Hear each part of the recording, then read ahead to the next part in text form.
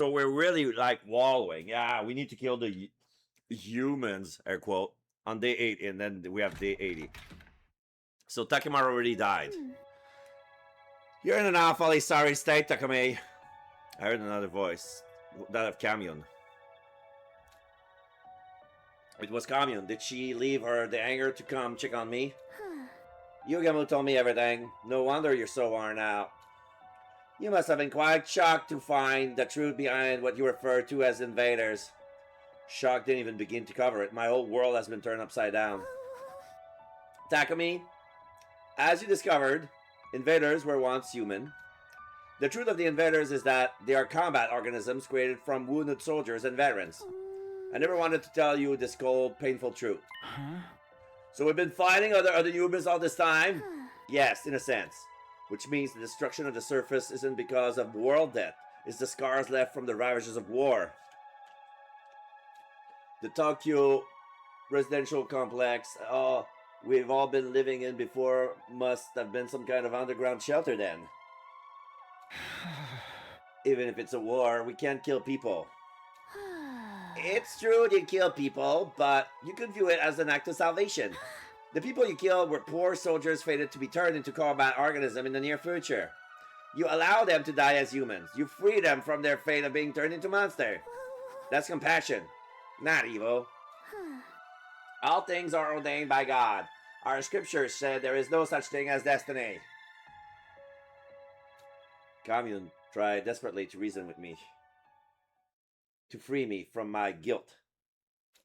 And while I appreciated the thought, I didn't want to be freed.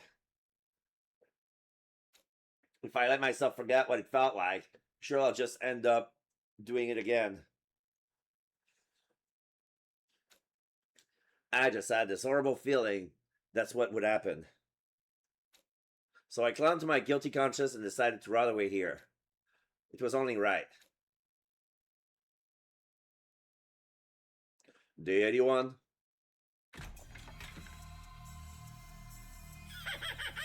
Oh, where did I put it? Okay. You're completely the best, aren't you, Takumi? I heard another voice. This time it was the sponsor. Fair enough, I mean you've been tainted by the act of murder. But it was splendid, though you killed him so mercilessly. The noble knight turning his hands to protect the one he loves. You really are quite romantic. It gives my life so much meaning to push romantics like you to commit mortal sins. You should see the look on your face. You look like a prisoner locked in a dungeon. A prisoner? Well, I'm a criminal, so I deserve to die a miserable death in the filthy cells. The knight awakes from this delusion of romance and confronts his crime to discover that he is no more than a mere murderer. He must find himself zealous. He must be repulsed with himself. It must make him wish he was dead.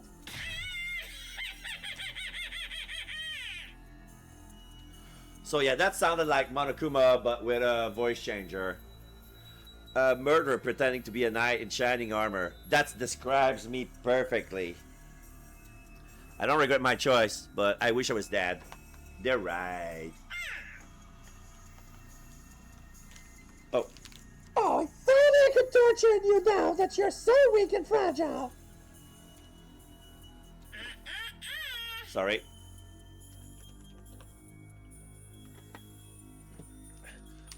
But I can't. It's against the rules for the sponsor to touch you unprovoked. So yeah, there you go. Unprovoked. Again.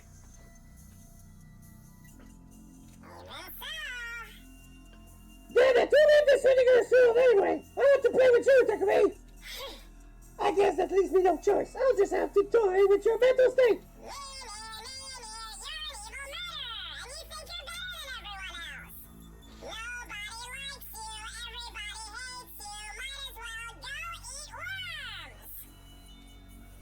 The sponsor kept childishly insulting me.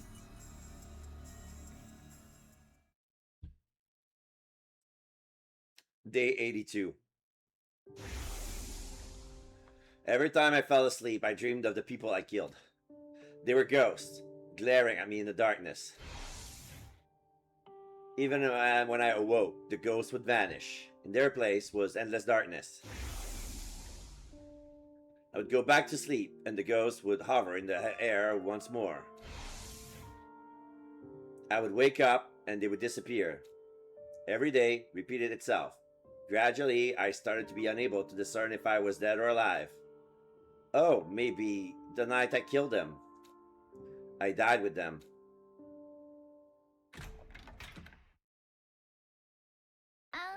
Takumi!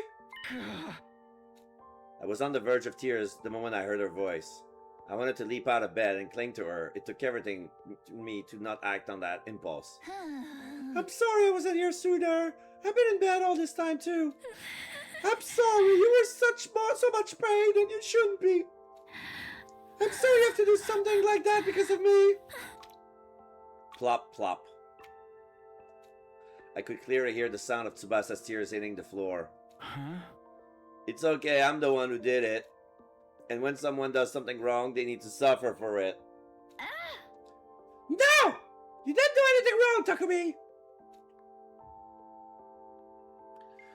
The ones we really should be blaming are the people who put us in this horrible situation to begin with. We just got dragged in all of a sudden and forced to fight these enemies we didn't know anything about. And then this killing game started. It's all so confusing. You didn't do anything wrong. 2 teardrops fell into my cheek. The girl I love is crying. I want to comfort her, but I can't touch her. My hands are too dirty. No, Tsubasa. There's no point trying to rationalize it. I cannot run away from what I did. My hands tells the story. They're covered in blood. Blood that will never wash away. It wasn't about words or reason. My hands give it away. They branded me as a criminal. Don't worry about me anymore. I'm evil. I don't belong with you guys. I wanted to get Tsubasa as far away from me as soon as possible. I didn't want to sully her with all the sin and debt I brought with me. But she never made any attempt to leave my side. Fine. If you think you're a criminal, so be it. Takumi the criminal. I'm fine with this new label of yours. So at least hear what I have to say about our future. Our future? I talked with Yugamu and Darumi earlier. We're never going to be able to go back to how it was before. Yugamu made Kyoshika drink poison. Darumi killed Hiriko. Even if we tried to live like normal in the complex, I think we'd suffer trying to readjust to peaceful lives. Readjust! Readjust! She's right. We strayed a long way from the lives we used to live. Couldn't face mom or dad. Couldn't go back to that life. Not that I even plan on trying. But Tsubasa, you're still clean. You can still go back. Listen to me, Takumi. We'll live together as roommates when we get to the artificial satellite. Roommates?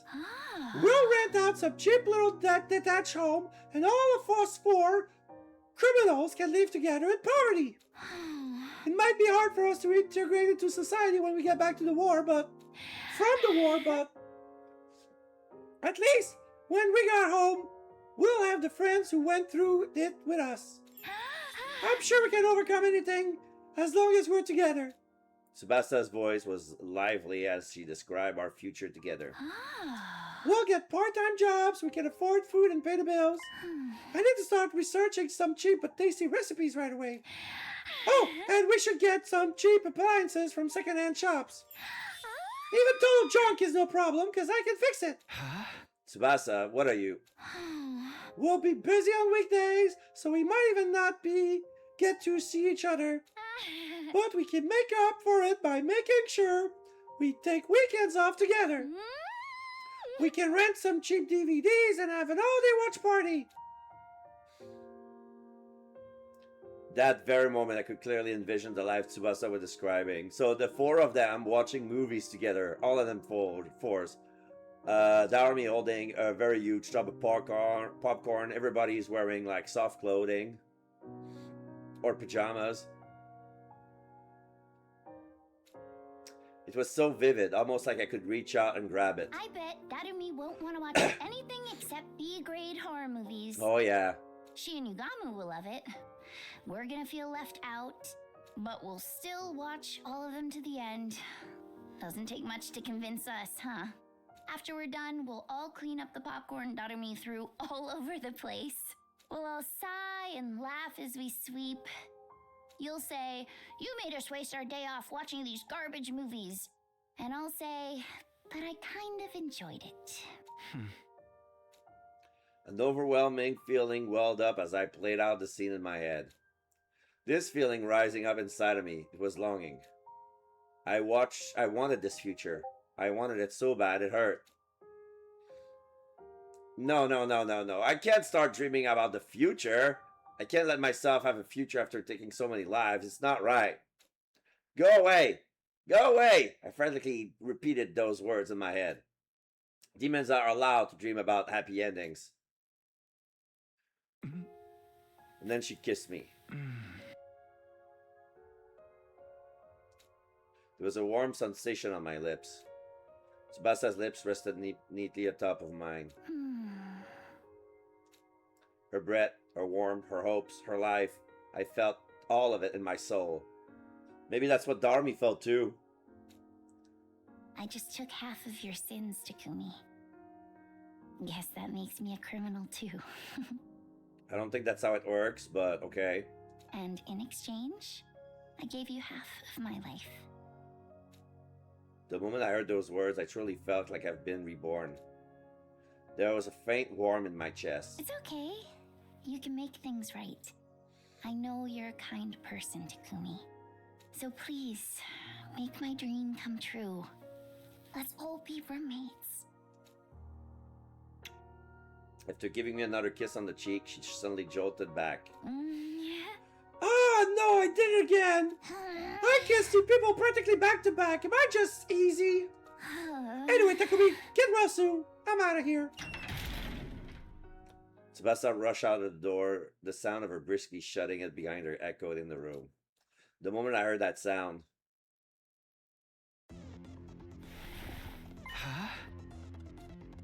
I had unconsciously risen to my feet. My body was moving. My heart was telling me it still wanted to live. It was as if I'd never lost the will to keep going in the first place. I felt almost as if I wasn't myself. Right. I guess I'm half Tsubasa now. Tsubasa had breathed half of her life into me, and she'd taken half of my sin, which meant... Okay, Tsubasa. Let's do this. I'm the most horrible person to ever exist, a complete villain who kills people. Scum that doesn't deserve to live, trash, the Grim Reaper, a demon. But that's exactly why I have to fight for my friends. I'll use these filthy hands to cradle Tsubasa's beautiful dream and keep it safe. And in order to do that... I'm gonna finish this invader hunt, once and for all.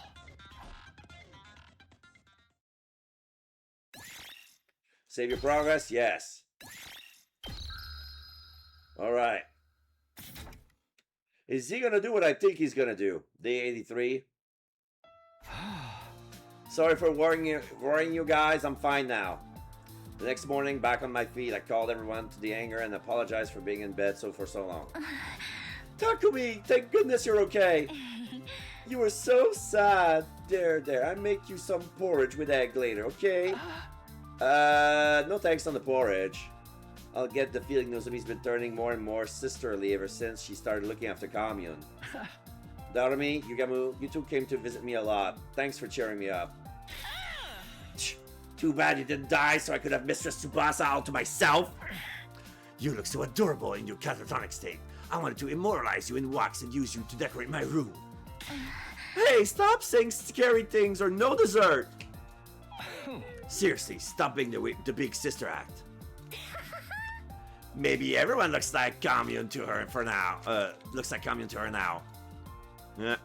I wanted to thank Kamyun too, but there was no sign of her. Maybe she was working on the escape pod. At last, but not least, Tsubasa. She awkwardly averted her eyes. I guess she must be feeling embarrassed about what happened. I decided I would talk to her until later, then look to Yugamo. He urged me to keep talking with his eyes. Takumi? Sorry to do this when you're just getting back, but we need to discuss what happened next right away. If we take too long, round 4 will start. Round 4 will last from day 86 until day 100. Right now, it's our break. There's no way we're going to do this a 4th time. Absolutely not. We're all in agreement then. We're not participating in this invader hunt again. But if we want to leave the game, we're going to need to procure fuel for the escape pod somehow. Fuel as in a large amount of cryptoglobin. Commune said before we need the cryptoglobin from the strongest class of commanders. Strongest class of commanders? That Dahlia surely fits the bill. If we can't beat him and take his cryptoglobin, we'll definitely be able to launch the escape pod. But he was insanely strong. Our attacks didn't do anything to him. I have PTSD from almost getting killed by him. Are you alright, Mr. Tsubasa? If you need somewhere to puke, aim for my face. I can relate to your nausea. Dahlia is beyond powerful. How is it fair that this defense is enough to nullify every attack? He's the only one we just cannot beat. Alone, that is. Alone? I wonder what he was implying, and just then... Please allow me to handle Dahlia. Oh yeah, like she did in the rebellion phase. She can use her emo anima to nullify the defense. Whoa, when did you get here? Oh my god! The jailbait Shrine Maiden! It's so cute when you just show up like that. My sister is the cutest girl in the cosmos. True enough, but more importantly, Commune, do you know anything about Dahlia? Dahlia is one of the most renowned warrior in all of history. Naturally, word of his abilities spread throughout the land. Dad, you know how we can get through it some of those impossible defense of his? Dahlia, he's permanently cloaked in the mist of divine blood, cryptoglobin. The blood he expels is a true form of his impenetrable defense. In order to damage him, you must first destroy his cloak of cryptoglobin. Destroy it? How do we do that? It's quite simple. Use poison. Pure divine blood is weak only to poison. Even more so when it's exposed like that. So we need poison that works on cryptoglobin. We better figure it out. Wait, hold on. I could swear we already... The cryptoglobin they absorb courses through their bodies. So I simply need to develop a poison that acts on cryptoglobin. Hey, Yugamu, you made a poison that works on cryptoglobin when you killed the previous sponsor, right? Could we use that to beat Dahlia? Yes, I was thinking the same thing. I've already given Commune the poison I made. Yugamu's poison is quite well made. After I made a few improvements to it, I'll be able to break through Dahlia's impenetrable defenses. Things were moving smoothly and quickly. If we keep this momentum going, we'll be able to take down Dahlia and get his cryptoglobin. But don't celebrate just yet. We have another foe who's a far bigger nuisance. Let me guess. The sponsor? I can't get a read on them at all. It's highly likely that they'll insert themselves in our battle with Dahlia. They might even have a more evil trick in store for us. Knowing them, they definitely do. Maybe we should take out the sponsor first? I would have killed Dahlia first. If we keep letting Grandpa wander around outside the old folks' home, it's not gonna be pretty. In short, we have two options right now. Target Dahlia or target the sponsor. And making that decision falls to me as team leader, I suppose. It so pains me to force you to make decisions while you're convalescing, but I would prefer it if our leader chose our course of action. Whatever you choose, we'll see it through to the end. Do we take care of Dahlia as soon as possible, or we take out the sponsor first? If we get Dahlia cryptoglobin, we can escape, but it's entirely possible the sponsor will throw something at us to stop us. Maybe we should start with the sponsor then. But I really would rather avoid a direct confrontation with them. We already know how to deal with Dahlia, but we don't even know who or what the sponsor really is. Dahlia or the sponsor? I have to make a choice. What am I going to do here? Alright, so decide your destiny moment. Decide your destiny! Yeah, the choice is so easy. I already know how to beat the sponsor, but the question is, do they know how to fight the sponsor? I'm gonna go with Dalja. This is clearly the wrong answer.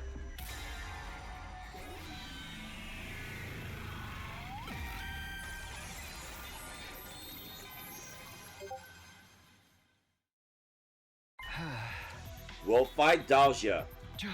It's way better if we can avoid fighting the sponsor. We have no idea what they might throw at us after all. Avoiding fighting an unknown entity sounds logical to me. Then our next opponent is Dalja. I'll give it all I got this time. That ogre popped me like a balloon. I need to get my revenge. Commune, please get to work on the poison for Dalja. Indeed, follow my divine footsteps toward your fated victory. Commune, I'll help you. I have a bit of medical knowledge. If I recall, Dalja said something after we fought him last time. He said he would come to the school. We will start anew. Next time it will be at your school. If he says he's gonna come to us, then we'll let him. We'll set up poison traps around the school grounds and be ready and waiting to engage. We'll intercept them. It was settled. We wouldn't participate in round 4 instead. We made steady preparation for whenever Dalja eventually showed up. Day 84. Day 85. Day 86. So now the killing game starts. Day 87. Day 87 was when Dalja finally showed up at the school. Oh! His entrance completely defied our expectations. In more ways than one.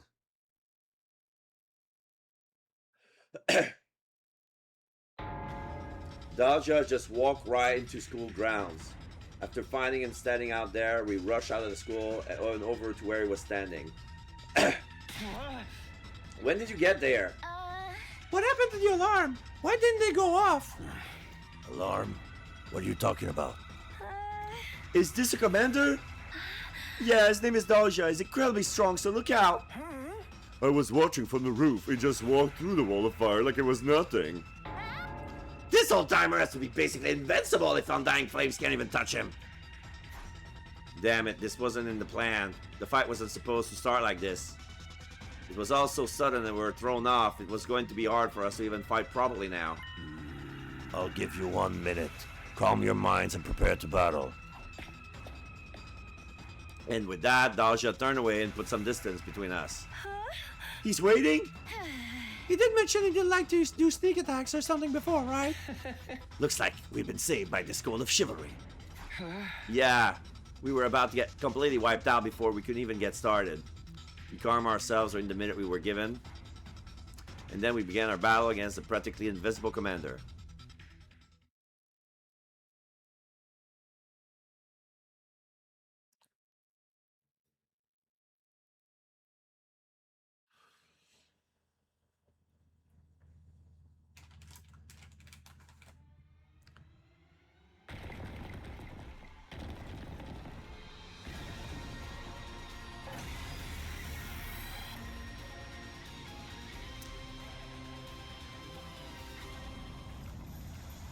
God.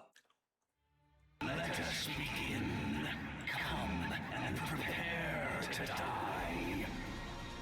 This is our last fight. Everybody, stick to the plan. What plan? Nobody told us anything. Because you're not part of the team.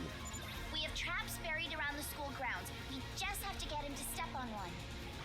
Reckless attacks will get you killed. We're going to need to use our wits for this fight.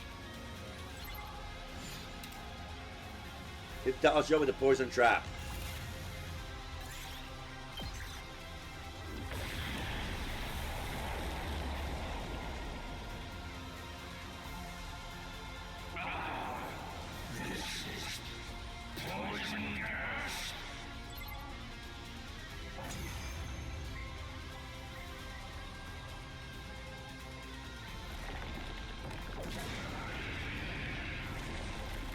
I never would have guessed there was a poison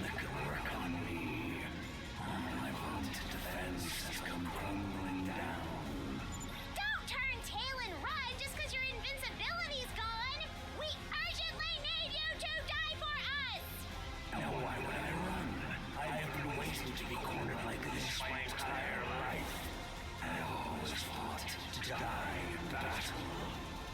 To die? To die on the battlefield is the fate of all true warriors. Do you not also long for the pleasure of an honorable death? Absolutely not. Because all we want is to live. Life and death are two sides of the same coin. For you to live, you must put your enemy to death. Now that the time has come, kill me to gain the life you so deeply desire.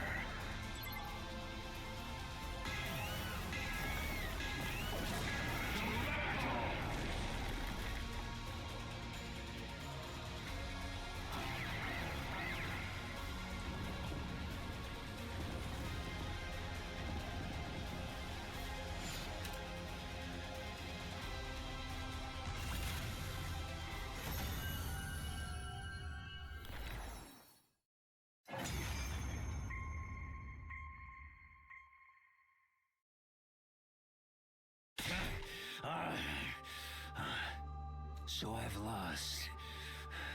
The time of my destruction is upon me. But I have no regrets. I die a warrior. I still don't get it. Deep down, doesn't everyone want to keep on living? In this world, sometimes death is more constructive than continuing to live. When I defied that woman, I was ousted from my position as a hero. Imprisoned. I despaired of dying in that emptiness. I am truly grateful you all appeared. Because now I can die on the battlefield as a warrior. Thank you for fighting honorably. You could have massacred us if you'd opted for a sneak attack instead. Yeah. I'm glad you were the last enemy we had to face. It was an honor to have you as my last opponents as well. You are all true warriors.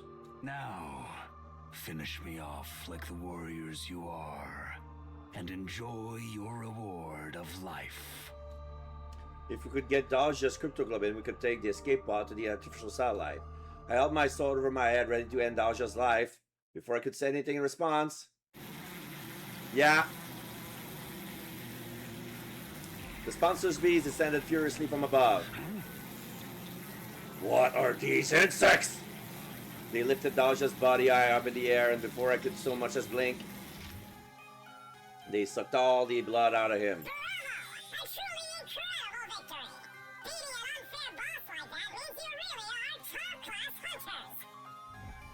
Suddenly appearing out of nowhere, the sponsor took control of the scene. Oh, great. You're always just in time to ruin things.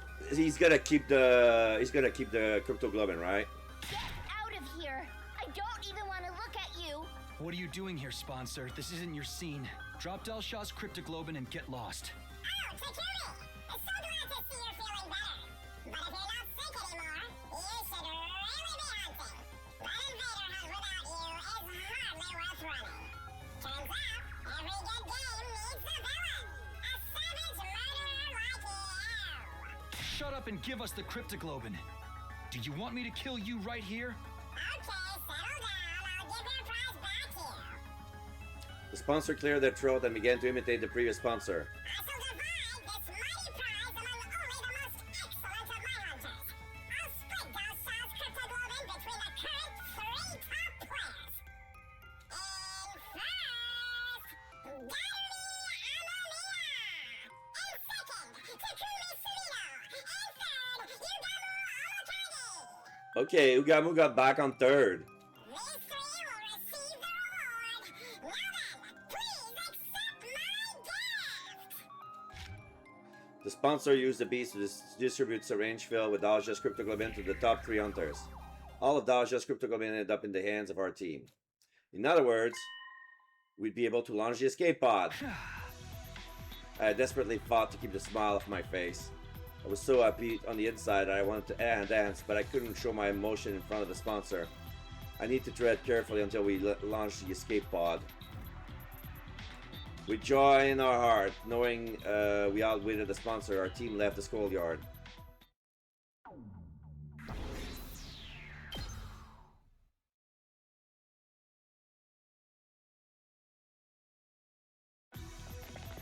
With Daja's Crypto Club in hand, we headed right for the hangar. We ran down the halls at full tilt.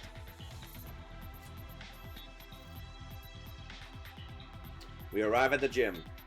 Then through the hole under the loose floorboard, he's gonna follow us. We went to the escape pod hangar. Commune, we got Daja's Crypto Club in. We finally did it. Commune, give me a high five. We held up our hard-won syringes of Crypto Club in and announced the good news to Commune, but... Commune? Maybe she's taking a nap. Hey, little shrine maiden girl, come on out already. We called out, but Commune didn't come. She must be focused on her work inside the pod. I checked inside, but there was no sign of her in the escape pod either. Why? Why isn't she here? I told her it was dangerous, so she needed to stay put. Maybe she noticed we were fighting Dalsha and went to see how it was going. She was really worried about whether we'd be able to win. Let's look for her. We can't let the twins find her. She's more than likely a target of the invader hunt. If the twins find her, they might go after her in hopes of getting her points. Like what happened with Eva. We sprinted out of the storeroom and looked all over the school.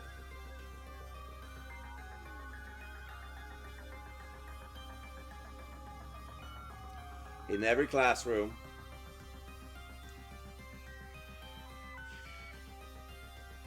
the infirmary, the war room, the rec room, but no matter where we looked, there was no sign of her.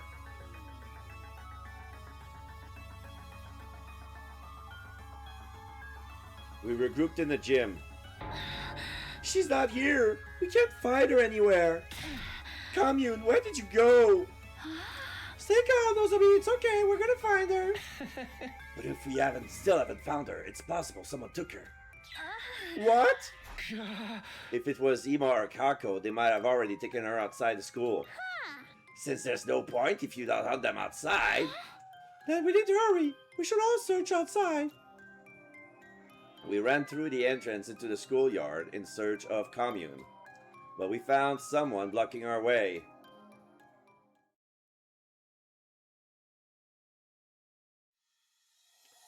The sponsor. What's the rush? Is it track and field, eh? Move! We don't have time for you right now.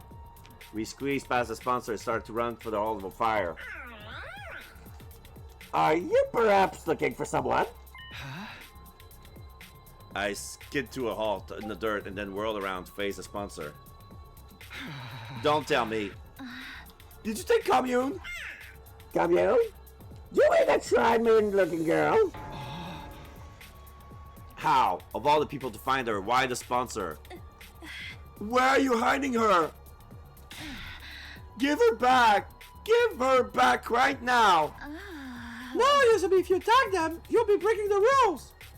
Tsubasa just barely managed to restrain Nozomi from grabbing the sponsor. Sponsor, you abducted her, didn't you? Oh my god, you snatched a little girl, you big freak. You better give her back.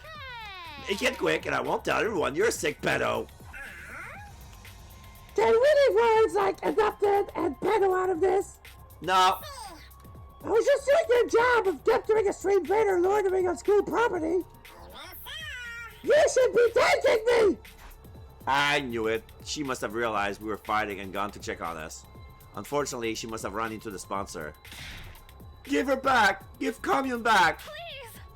Give me back my sister! The sponsor silently stares at Nozomi as she screamed. They must have found it amusing. They love throwing it with people's emotion. What do you want, sponsor? What do we have to do to get you to give her back? Tell us what you want right now. Can you stop accusing me of kidnapping? I swear, I did snatch that invader girl! Liar! Then where is she? What a strange question! She's been with you this whole time! Oh! Let me guess. The reward. It was not only just Dalja's cryptoglobin, but hers as well. With us? What are you even saying? I mean, they just handed her out to the top 2 players. Handed her out? You mean the syringes? What do these have to do with... Oh, and then it hit me. A vicious chill ran down my spine. Immediately pulled the syringe out of my back pocket. No way. That's Dalja's cryptoglobin is there. It has to be. It wasn't all that much, but that little girl had some cryptoglobin inside of her. I sucked it out of her and put in that syringe along with Dalja's. A special blood donation service for my hardest workers.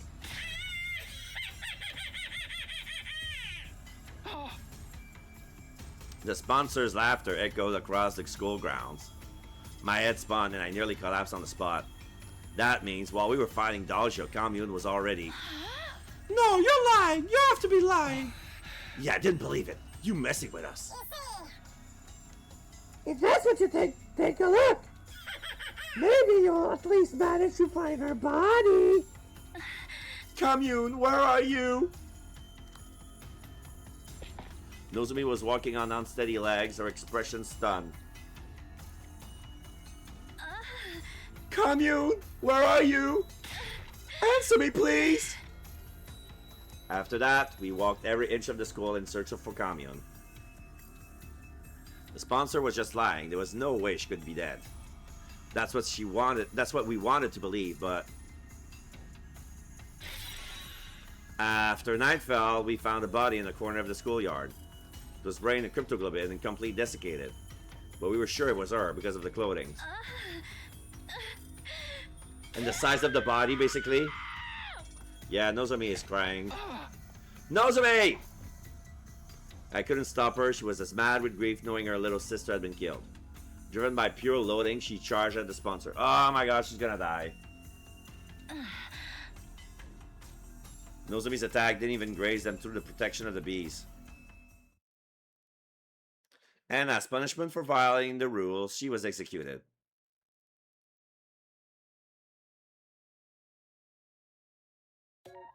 And it ends just like that.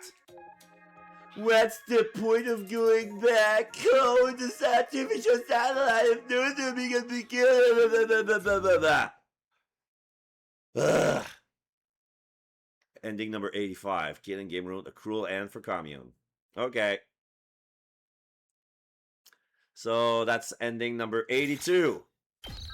Let's change the title again.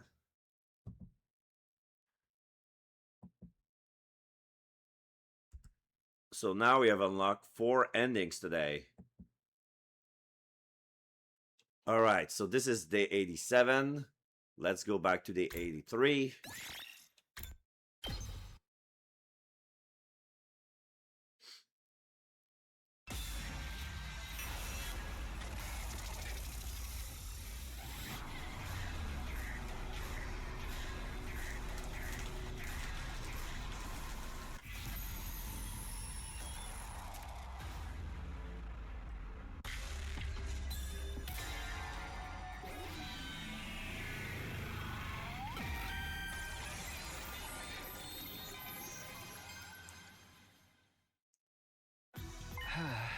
I still want to defeat the sponsor.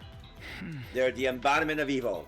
Unless we eradicate them from this world, they'll come back to haunt us again and again. I fell for their ruse and become a murderer. I can't let anyone else make the same mistake. I totally agree with Takumi. I'll never forgive the sponsor for touring with us and exploiting our kindness. Never! Nobody gets away with harming my dear Takumi. My dear Takumi, eh? Is there something we should know? That was a joke, just a joke. There's nothing going on between Takumi and me. Nothing at all, right? We totally didn't kiss. Right, Takumi? Oh yeah, we totally didn't kiss. Absolutely nothing. Nothing at all. They're blushing, both of them. They're shitty liars.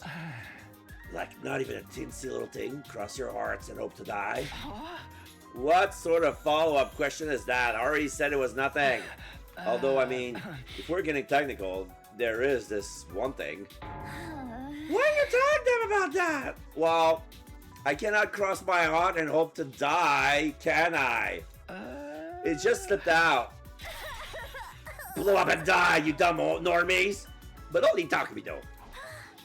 What is happening? Why are Tsubasa and Takumi fighting all of a sudden? We're talking about grown-up stuff. This is more of an expression of love. You understand when you're older. Stop it! We have better things to do than tease me right now. I think we should be talking about this even more. We want all to see you happy, Takumi. What? See me happy? You've been suffering all this time because you took on the toughest role among us. So when we see you happy, it gives us a sense of relief. Basically, we wish for your happiness as much as you wish for ours. Did you know? We were heartbroken for all those days because we were out of commission. We'll fight the sponsor for daring to inflict so much pain on you just for kicks. Because making you happy is the only reason we're even fighting. In that moment, I knew in my heart that we could beat the sponsor. With friends like these behind me, I could overcome any cunning or intrigue the sponsor threw at me. This time we'll succeed. The sponsor is going down! We all exchanged glances and nodded. I vowed to myself that we would defeat the sponsor. Okay, we need to firm up our strategy. If you'll kindly accompany me to the biolab. Why the biolab? There's something I need to show everyone. Something critical to our plan and to bidding the sponsor. Yugamu led us out to the biolab.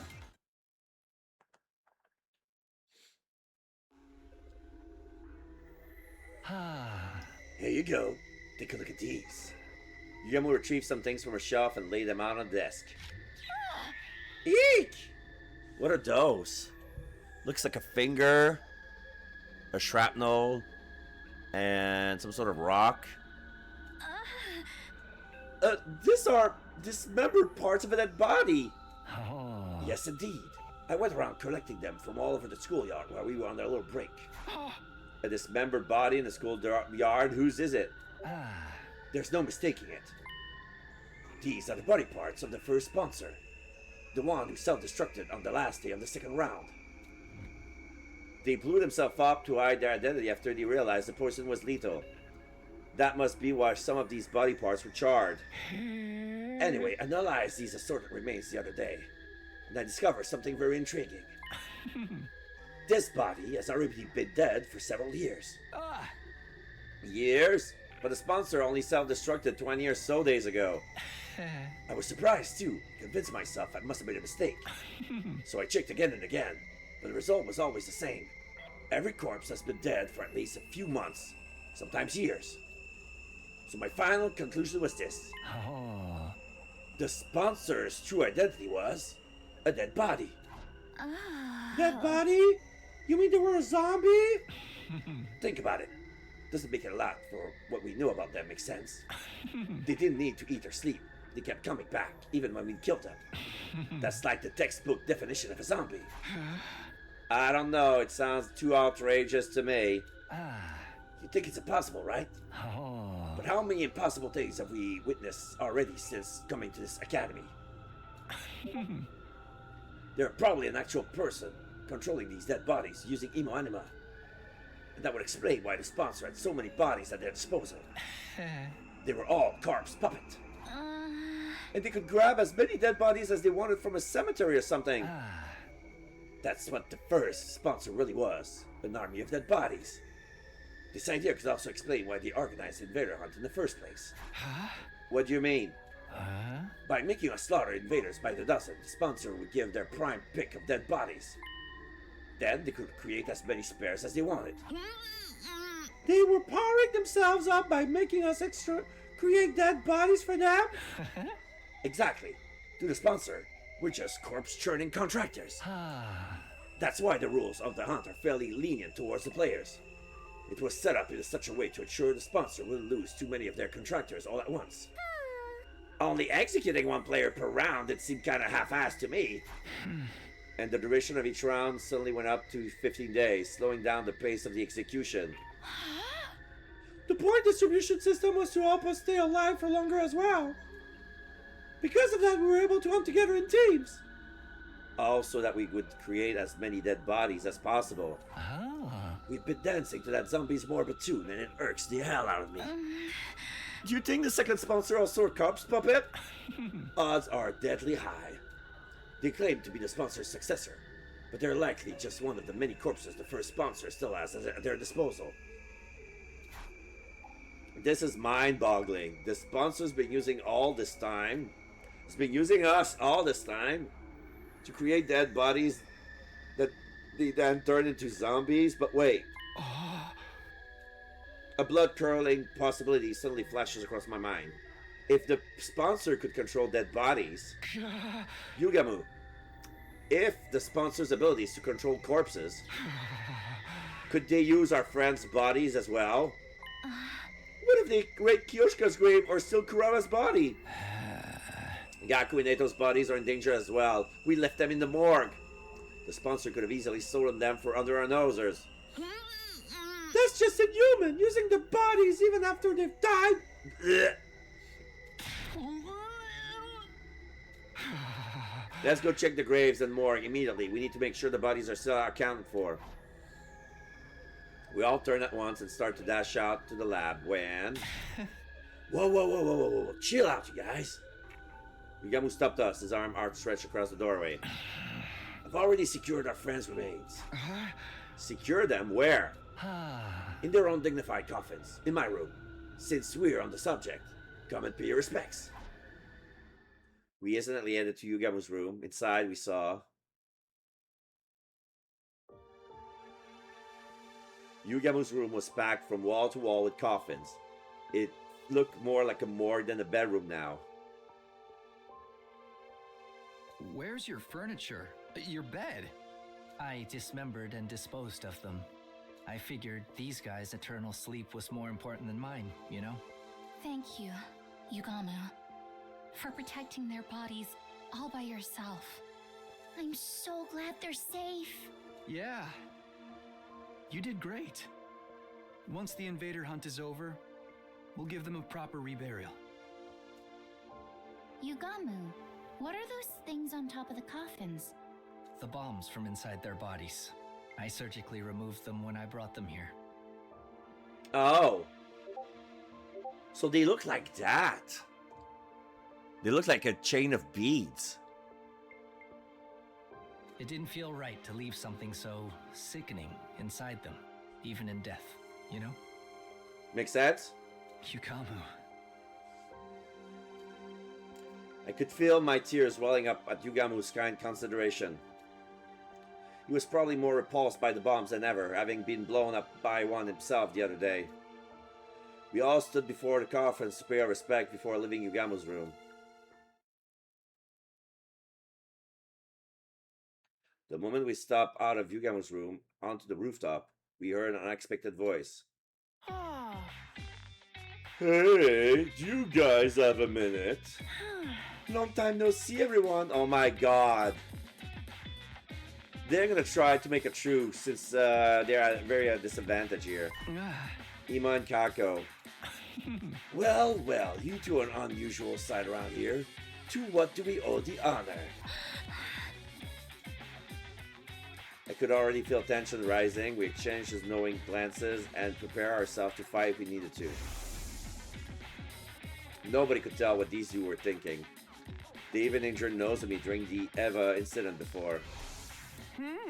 No need to be so wary. We're here to offer you our unconditional surrender. Right, like a white flag. Kako raised both hands as a sign of surrender. So you're not going to antagonize us anymore? I mean, it's not like we can beat you guys, right? And now Takimaru is dead. There's really no point competing against you the way things are right now. In fact, we were hoping we could join you. Sounds like a good deal for you. After all those terrible things you said to talk to me. I'm not expecting you to welcome us for free, of course. I've come bearing a gift. What kind of gifts? My life. I'll stay in last place all through the next round and die. In exchange, I ask you to keep my dear sister safe when I'm gone. What? Brother dearest, what are you talking about? I'll even let you lock me in that cage in the courtyard if you doubt my sincerity. Then I'll die in the same cage Eva once occupied. Poetic justice for my attempted murder of her, don't you think? Ima! Brother dearest, no! How could I live without you? Come now, sister dearest. This is the way it should be. It's an unspoken rule that an older brother takes the place of his sister when she faces certain death. Ima's word made me remember what Eva said just before she died. To earn my title as mother, there is something I must do. I must teach Nozomi the meaning of true love and the strength of a real parent who never sacrifices her children to benefit herself. A loving heart that moves someone to give their lives to protect another, completely contrary to what the Killing Game stood for. And that was why. It's fine. You can both join our team. Really? Yeah, Takemaru asked me to forgive you two anyway. I'm so grateful, Mr. Sumino. I will die as promised, so please take care of my dear... On one condition. Ima, you are prohibited from dying. You need to survive too. What? Hold on, Mr. Sumino. If I've survived, someone else has to die. No, nobody has to die. We're going to put an end to this game. Don't worry, as long as we remain united, the sponsor will be no match for us. Seems like someone's developed a killer new attitude since we saw him last. But that's how our leader should be. I feel like we're laying these two off too easy, but I'm good if Takumi is. Ima, Kako, let's put our past behind and work together for the future. Gross! I usually can't stand cringy stuff like this, but I'll let this one slide. It'll be a change from all that awkwardness at least. To be fair to the others, we all fell to the sponsor's ploy to divide and conquer. Now we're finally united as one again. The pride of the Special Defense Unit is at stake. Let's take down the sponsor. Our newfound unity made us all the more determined to fight against our enemy. We carry on the will to those who had passed before us and do what needed to be done. Day 84.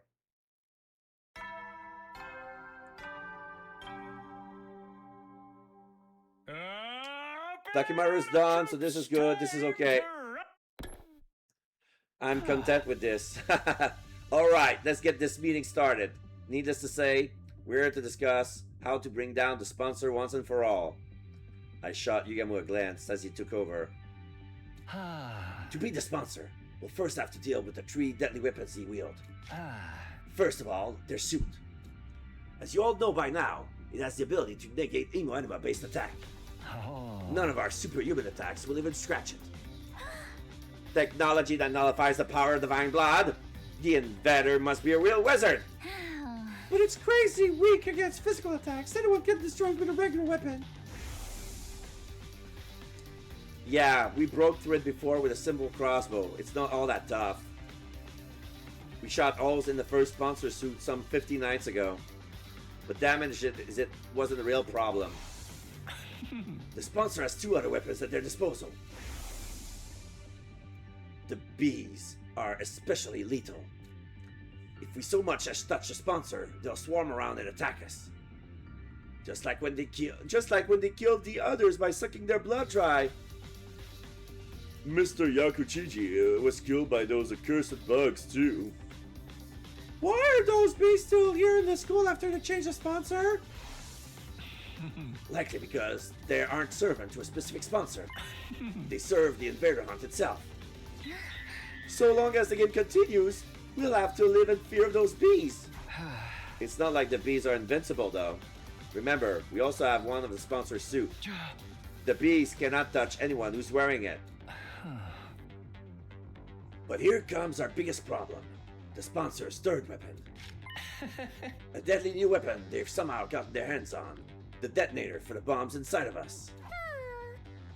Being held back by bombs in our body is such a killing game cliche at this point. I'm starting to feel like deja vu. I'm invading this place before, hiding on the street, and I'm not gonna get to go.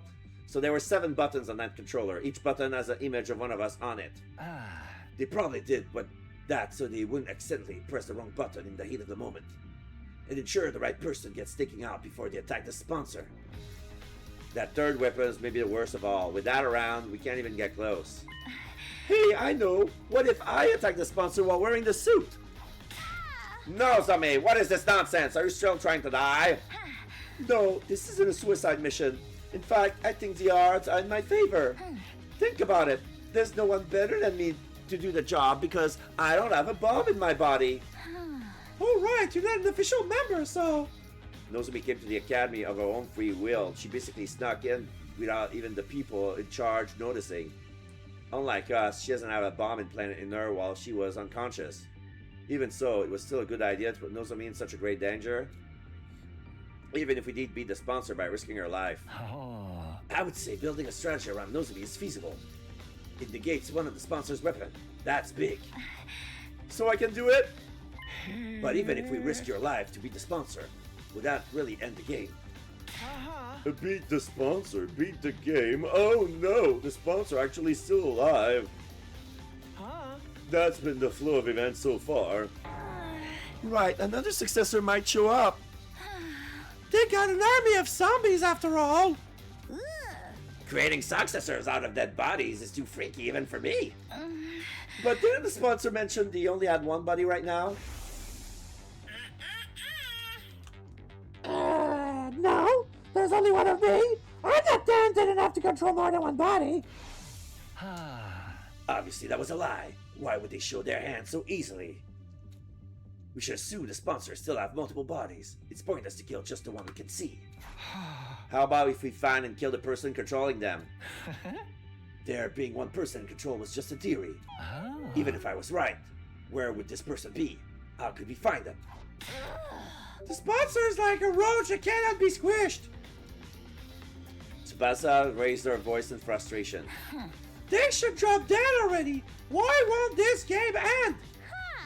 Don't be sad, Mr. Tsubasa. It's basically stylistic form from killing games to drag on and on. Stylistic form? Ever notice how killing games in movies or comics ever seem to end once they get started? The clever exploit a loophole and think they've won only to find themselves at the start of another game. They beat the masterminds and think it's finally over only for the true mastermind to show up. It sounds like you're describing the Invader Hunt.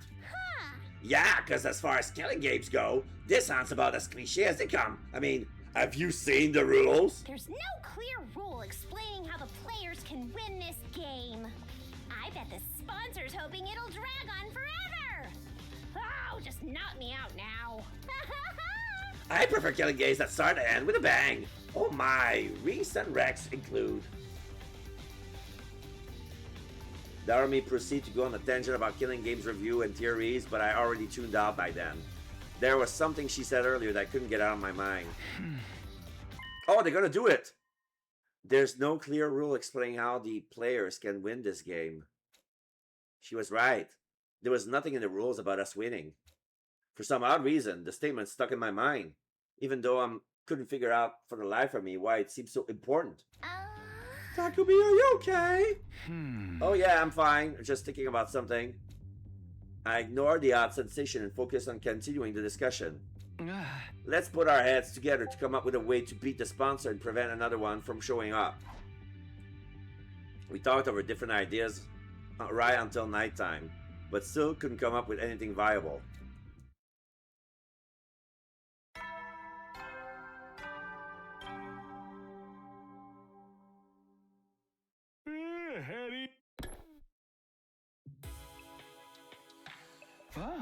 Our break time ends tomorrow. The 4th round would start in 2 days.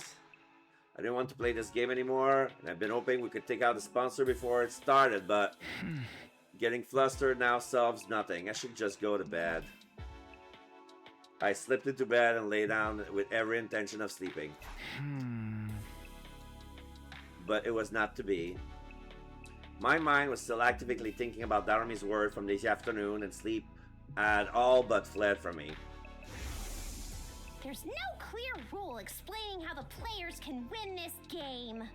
I bet the sponsor's hoping it'll drag on forever. Oh, just knock me out now.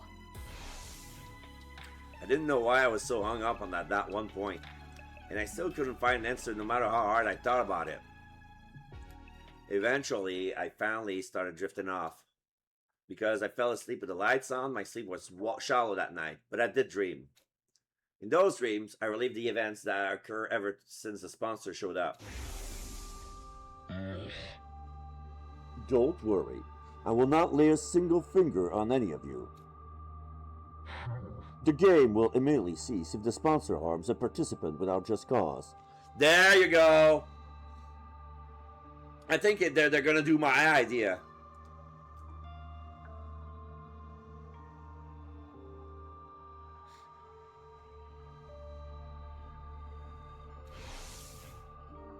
The game would immediately cease if the sponsor harms a participant without just cause.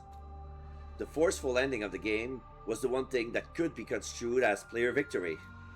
Maybe that's why I got so hung up on on what Darumi said, because a player victory condition actually did exist. The next scene to flash across my mind was Yugamu being blown up by the second sponsor. The invader hunt didn't end them, even though they'd murder a player, because it was just cause. That was because Yugamu attacked the sponsor first, so punishing him for that was considered just cause. The current sponsor carried a turbo remote control capable of blowing up everywhere they went. The scene changed and I saw the bodies of our friends that Yugamu has secured. The bombs on top of the coffins, Yugamu has surgically removed them post-mortem. He was blown up by one himself, so he must have abhorred their very existence. This terrifying weapon was tucked away in the bodies of all my friends. It's an unspoken rule that an older brother takes the place of his sister when she faces certain death. Oh!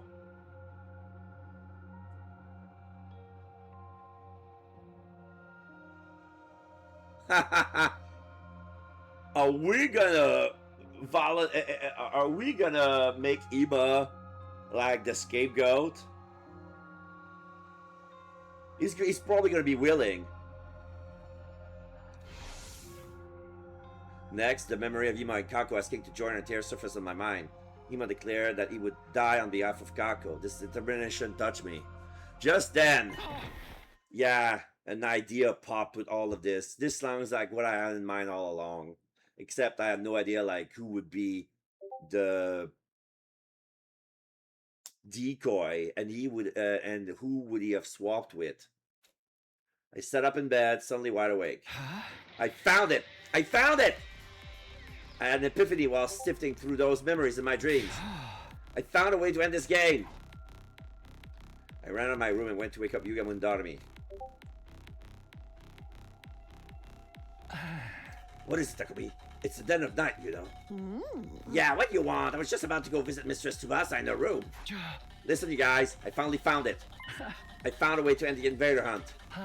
You mean you found a way to definitely kill the sponsor? No, we're not going to kill the sponsor. We're going to end the game. What now? Is there any difference? As different as chalk and cheese. Conflating the two was our first mistake. I shared my new strategy with my friends. Their reaction. That does sound like it could be worth a try. But it's Yugamu's handiwork will make or break the whole thing. You sure it's gonna work? I'm sure. He's already taken out six of those things. Can probably do it blindfolded by now, right? I've never done it on a living patient before, okay? Don't come crying to me if I end up killing him instead. It doesn't matter. We can keep coming back with the revival-matic if you get it right. Until you get it right. You're making this sound like some peaceful picnic. Well, I give it a try. It's the job of a leader's aide to pander to this very women fancy, after all. We don't have much time, so let's start right away. I need you two to come with me to the biolab. Oh, it's gonna be those two. Ah, it's gonna be those two. We quietly and steadily made our way to the biolab, taking care not to be discovered by the sponsor.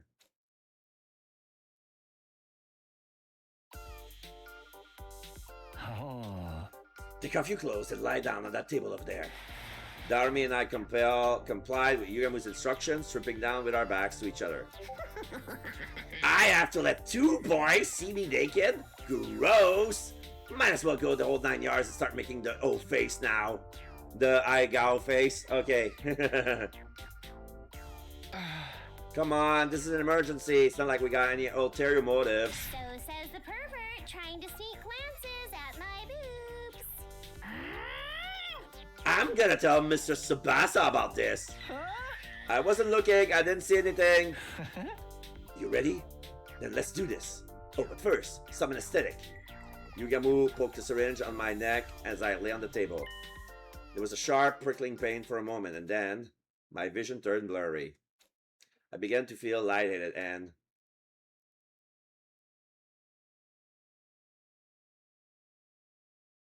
Day 85.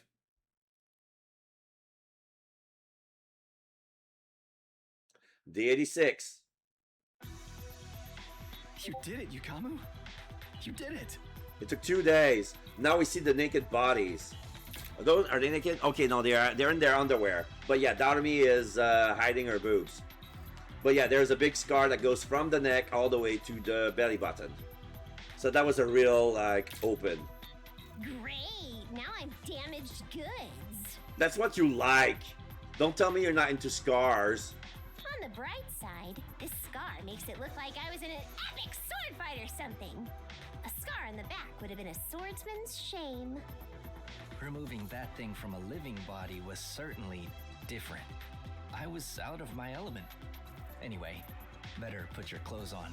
The opening ceremony for the 4th round is about to begin. We quickly got dressed, hiding the large scars on our chests under our clothes. And then... Good morning, people of Lost Defense Academy. The 4th round of the Invader Hunt will now begin! Gather in the Leisure Lounge so I can explain the rules! This is it. It's do or die time. Yugamu and I will go on ahead and tell the others about the plan. Come and join us when you're ready, Takumi. Technically we should see a scar, even though there's a choker with a safety pin. There should be a scar here, but we cannot, yeah, I'll be right there. Yeah, he's supposed to have a scar as well. Or maybe not. Like, Takumi is easier to hide with his hoodie.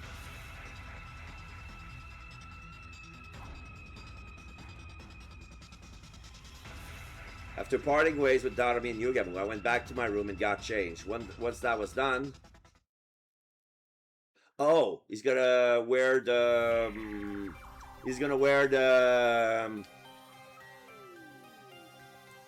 he's gonna wear the jumpsuit. We all dashed to the Leisure Lounge. It was time for our showdown. Finally! Although, what's with that get-up of yours? The sponsor is still a little confused by my appearance. It was only natural since I was wearing the same thing they were. I stood before them in the suit that Hiroko had retrieved at the cost of her life. Takumi, why are you dressed like that? What's going on, Takumi? Everyone else looked equally confused. That was the act they were supposed to be putting on. I smell a big fat rat! Is this your big shirt of a taunt? Coming here in that suit can only mean one thing, am I right? That depends on your response. I answered the sponsor in a calm, quiet voice. One question for you, sponsor. You've been hounding and pestering me ever since you showed up. Why? I thought I told you before! It's cause you're the most entertaining one here! You're such a little goody-goody, which also makes you capable of the cruelest decisions! A bird, goody two-shoes, would happily step into the most disgusting puddle of filth to protect someone if they could! I just knew you could provide top-class entertainment if I push you into a corner, and that's exactly what you did! Are your hands still stained with the blood of those people you murdered in cold blood? Serial killer Takumi?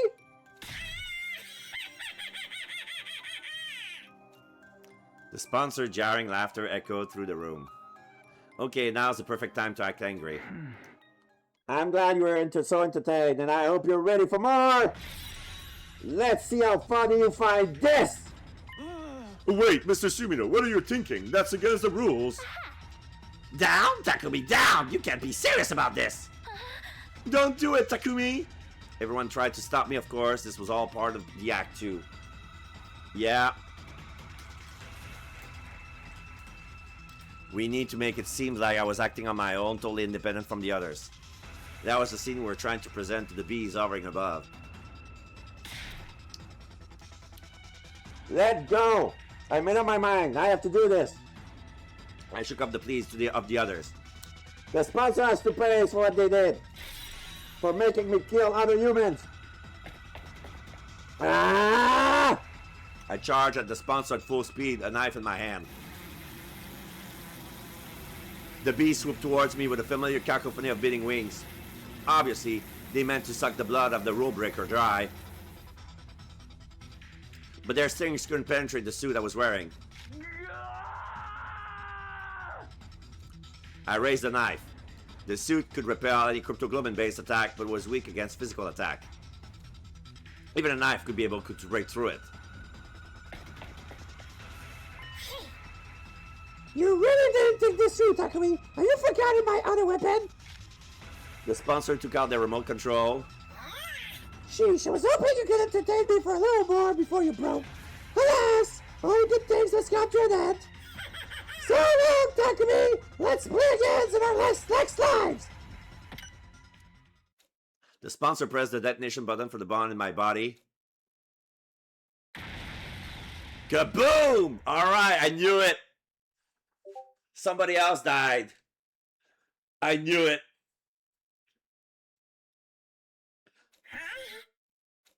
But I wasn't the one who got blown up. Darumi! Yeah, it was Darumi. Darumi got blown up.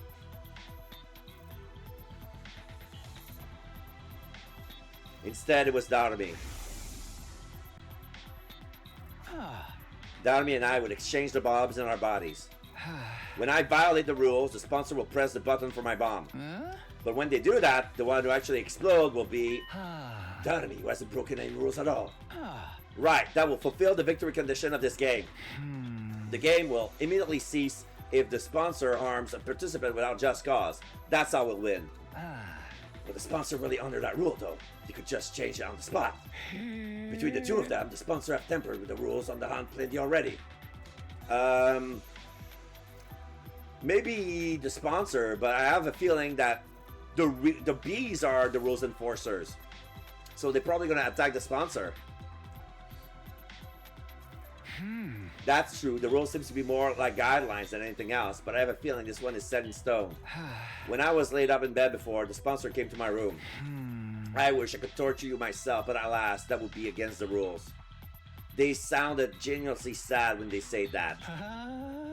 So this is the rules, not even the sponsor, with all their authority, can change. I think so. The moment they blow up Darumi instead of me, something will happen. I didn't know how, but the sponsor would be heavily punished. That would give us the opportunity we needed to beat them. Hold up! You're talking like it's a given that I'll get blown up in your place. Why has it gotta be me? It doesn't matter who does it, right?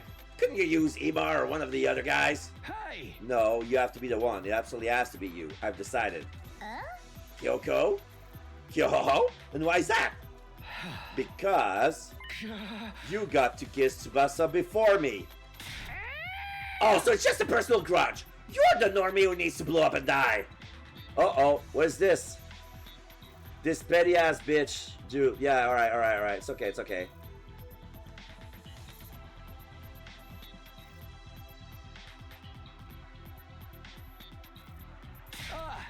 Why do you care? We'll bring you back with the revival medic right away. Of course I care! This mouth that kissed Lady Tsubasa's delicate lips will be destroyed! Good, you homewrecker. Those lips are mine. You're killing me, Takumi, but in a good way. That's the sort of high-handedness I expect from a successful leader. Tsubasa really got the riz this route. Yeah, but she needed a route when she would be better exposed. I think she was half-assed during the romance route. you know? Like, she had to share a spotlight with Kurara and Kyoshika. And they had a better, both of them had better, both Kurara and Kyoshika had better spotlight during the zombie route. One where Nozomi died and Takumi survived with Kyoshika, and the other where Takumi became a zombie and Kurara became final girl. Like, Tsubasa needed like her own timeline when she can shine, and they decided to be, okay, it's gonna be the serial killer route. These two fighting over Tsubasa, yeah. Once I ascertained the bomb has gone off, I took off the suit and stormed toward the sponsor. That was against the rule. You broke the rule, sponsor. Blowing up Darby when she didn't do anything at all, that's a grave violation. You killed Miss Amamiya. Yeah, give it back to us! What the? You're back already? For a while, the sponsor said nothing as we surrounded and hurled accusation at them. You really hit me, fool! Eventually, they allowed a subdued sigh. Darn it, that totally miscalculated! You switched the bombs in your body, huh? When I pressed the detonator, I ended up hurting Darby without just cause. You're right, I have broken the rules of the game. So you see, Therefore, I officially surrender. There you go. That's it? No more defiled denials, sloppy excuses, debt pleas, nothing at all? I thought you would bring out at least one last desperate gambit. what am I supposed to do? Have you seen the estate of my unbeatable weapons? We followed the sponsor glance to the ceiling. Huh? The bees are falling? The bees are falling. Are they dead? Those bees are like embodiments of the game itself. Since the game's over now, of course they're going to die too. Plop, plop, plop, plop, plop, plop, plop. One after another, the bees dropped to the ground. Finally, the last one fell and they were all dead. See? I have nothing to fight with now! Feel free to do whatever you want to me. You're definitely not getting off easily, but before that, show us your true face and tell us who you really are. They must be a zombie, right? Or a monster that looks even more hideous. I'm going to take your suit off now. Resist and you die, understand? What's the point of resisting now? Go ahead. Yukam will quickly and skillfully start removing the suit from the sponsor's body. Soon, you see the face of the person who'd been tormenting us for days on end. Open sesame! Yugamu tore the suit and helmet off from the sponsor in one breath.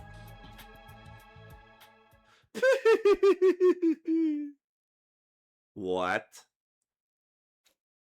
Everyone was dumbfounded by the face that had been hiding beneath the suit.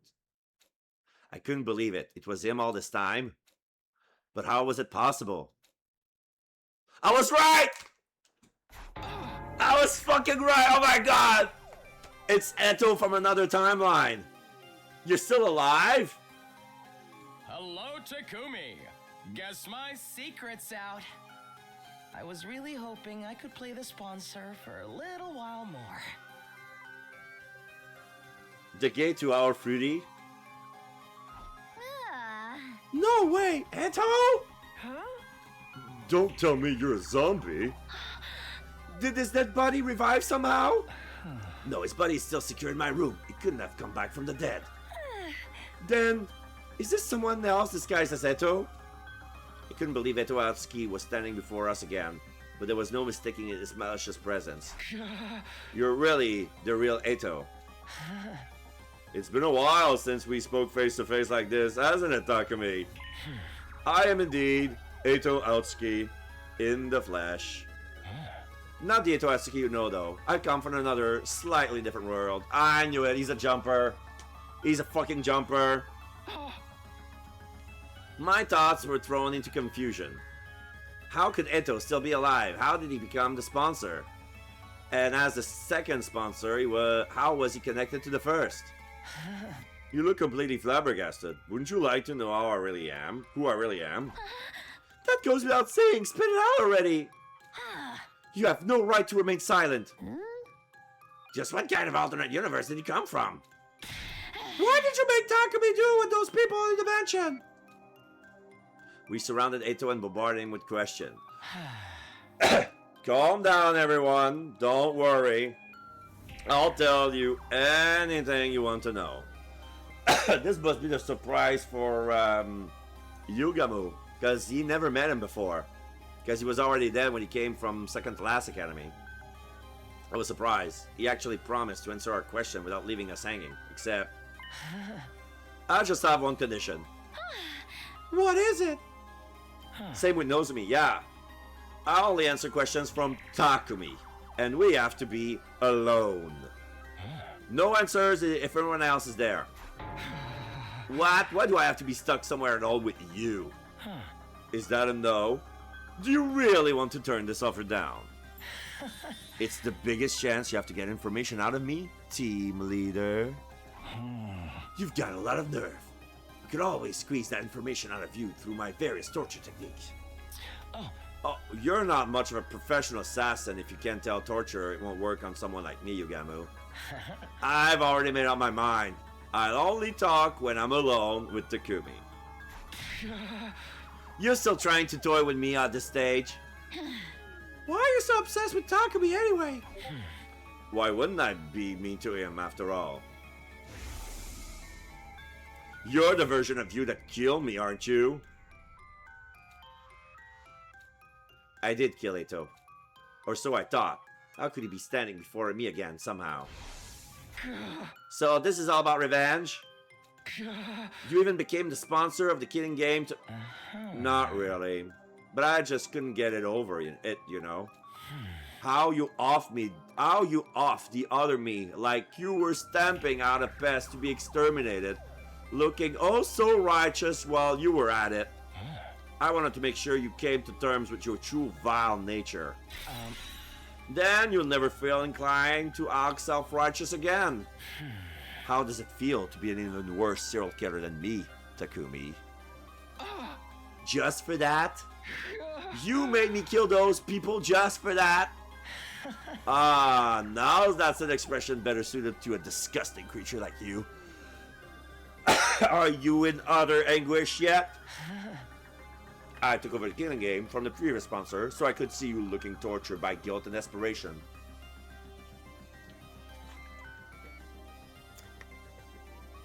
Okay. I can deduce from which timeline he came from if he tells us which day did he came on this world. Because I have the whole timeline where Eito was alive, was spared. So that's just compared to timelines where Eito vanished and never came back. I took over the killing game from the previous sponsor, so you can turn it back on the special rate. Okay, the game may be over, but my fun has already just begun. Because now it's your responsibility to interrogate me. I wanted to kill Eito again right here and then to avenge my friends who died in the game. But I knew I couldn't. We needed the information he had. It's starting to smell more and more like the multiverse theory is true. This Eito came from another timeline, right? Does that mean he knows how to travel between timelines? Can we see Takemaru alive again if we go to another timeline? If this Eito really did come from another timeline, the information he held was priceless. We could solve our most immediate problems by learning how to travel between timelines from him. We wouldn't have to fight Dalja or struggle to get the escape pod started up. Nobody else needed to die. But to get to that information... Shall we have a little chat, Takumi? You'll have to tell me what I want to know first. Like the sensation you felt when you killed those people. The feeling of bathing in the warm blood of your victims. That squelching sound was so nice and satisfying, wasn't it? In that moment, the faces of those people suddenly surfaced in my mind, clear as day. The concealed faces of those people. The face of the people I had killed. My breathing quickened and I broke out in cold sweat.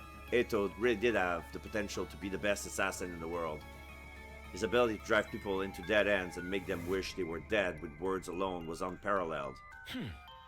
It's not so bad to be caught if I can't get to see you looking like that. But I'm nowhere near done yet. Don't think you can get away from that ugly soul of yours for even a moment. I'll be sure to remind you of your sin from now on, every single day. I could feel the strength leaving my body as Eto laughed at the top of his voice. And to think I thought I'd finally be able to relax after defeating the sponsor and ending the game. I was wrong. My real suffering was only just beginning. After killing Eto, he came back with a firm hand on my ankle, ready to drag me down into hell with him. My killing game wasn't over yet. And then Tsubasa decided to stab him. Dude.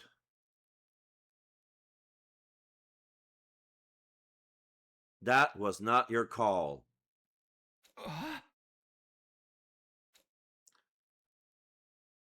Tsubasa wanted to be a criminal so much. She wanted to share the sins so much. She just stabbed Eto without a second thought. There, I'm a killer too. Again, why Tsubasa got the riz this episode? Getting the guys, the girls, and the kills. Why? It happened so quickly I barely knew what was going on. Tsubasa picked up the knife I dropped, launched forward, and slit Eto's throat with it. Wait.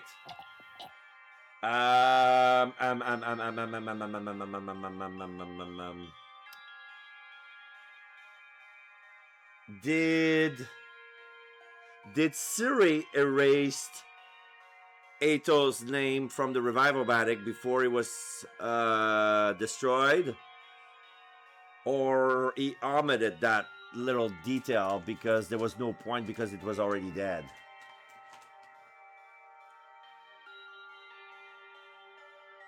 Tsubasa! Don't you dare bully Takumi. Yeah, he did. He did that before the big decision to kill or not. Oh, yeah. Okay, yeah. That's right. Thank you for the refresher. My sweet Takumi. Tsubasa. Anyone who dares to hurt him is going to have to answer to me. No matter what he chose, his record would have been erased. Okay.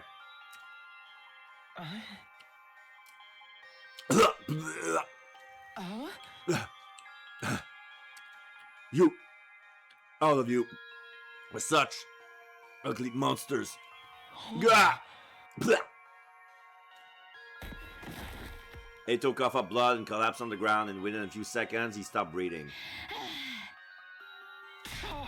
Tsubasa! I ran over and held her in the tight embrace. I'm sorry, we're supposed to ask him for more information. But I couldn't take it anymore. I couldn't bear to see you in so much pain. No need to apologize, Tsubasa. If you hadn't jumped in, I would have done the same thing. Bro! 3 cheers for Miss Kawana. The sponsor got what was coming to him and it feels so good. Vengeance for Takemaru! Someone like that doesn't deserve to live. I approve of anything Mr. Tsubasa does. Besides, this is the perfect end of a killing game. The perfect end? The sponsor being killed by the players, yeah. Killing games just love to drag out the story for as long as possible, and then suddenly drop the ending on you with zero fanfare. You know, without answering any of the subplot it was alluding to the whole time. It's not a killing game these days if it doesn't end super abruptly. That's why this is the perfect end to our killing game. I'm here all day for it.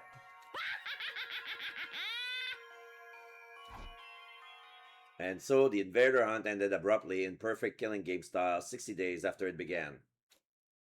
As relieved as I was, I'd be lying if I said I wasn't bothered by the many unanswered questions it left behind. but there was no time for us to run around trying to solve those mysteries now. The game was over, and that meant we had more important matters to deal with. Alright, now we get to fight Dalja, get the fuel, and get the fuck out of there. With our eyes keenly focused on the prize of a true happy ending, we quickly move forward to our next objective. Yeah, it's day 87 now. Unfortunately, Aotsukie's cryptoglobin is not strong enough to power the pod.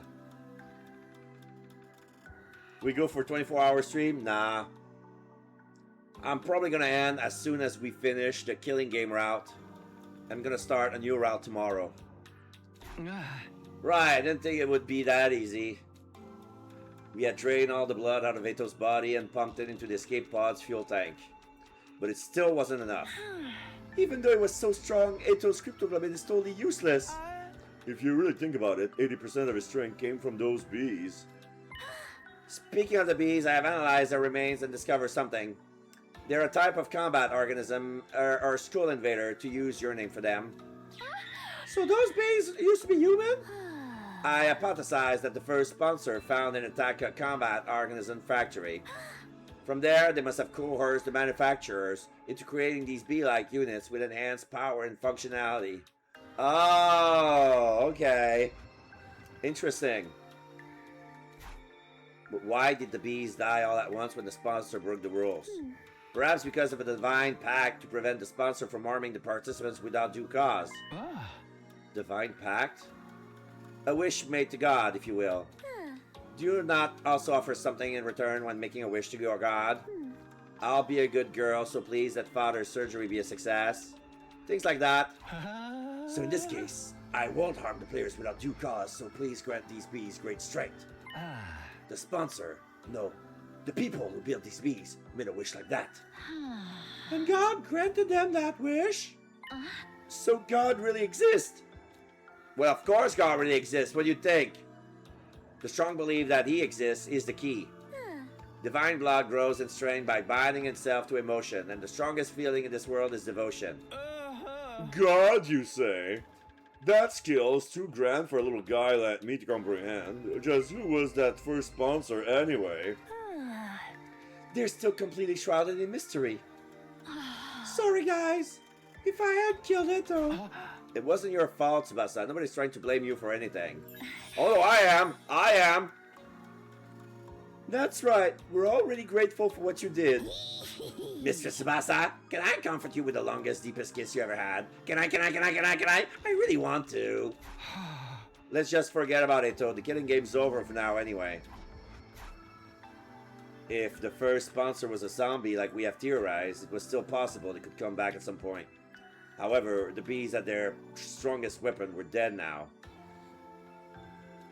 Without those bees, we could definitely take out the sponsor by ourselves. There was nothing to be afraid of anymore. What we need right now is more cryptoglobin to fully power the escape pod. And we have a perfect candidate for who can provide us with that. Right. The Squad Zero commander, Dalja. We have to find a way to beat him and take his cryptoglobin. Commune, have you finished developing the poison that can help with that? Who do you think I am? I was already done and dusted a while ago. So we can beat Dalja now? Indeed, so long as you proceed with caution. Yeah, I don't need the mask anymore. But where did he fall?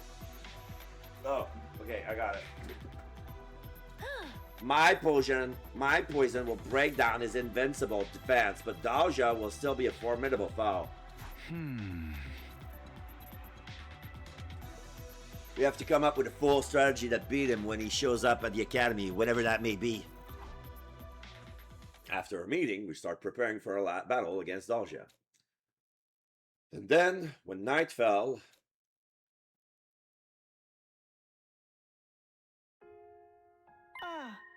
Oh, they're making the party. And there, I finally got the fire started, everyone.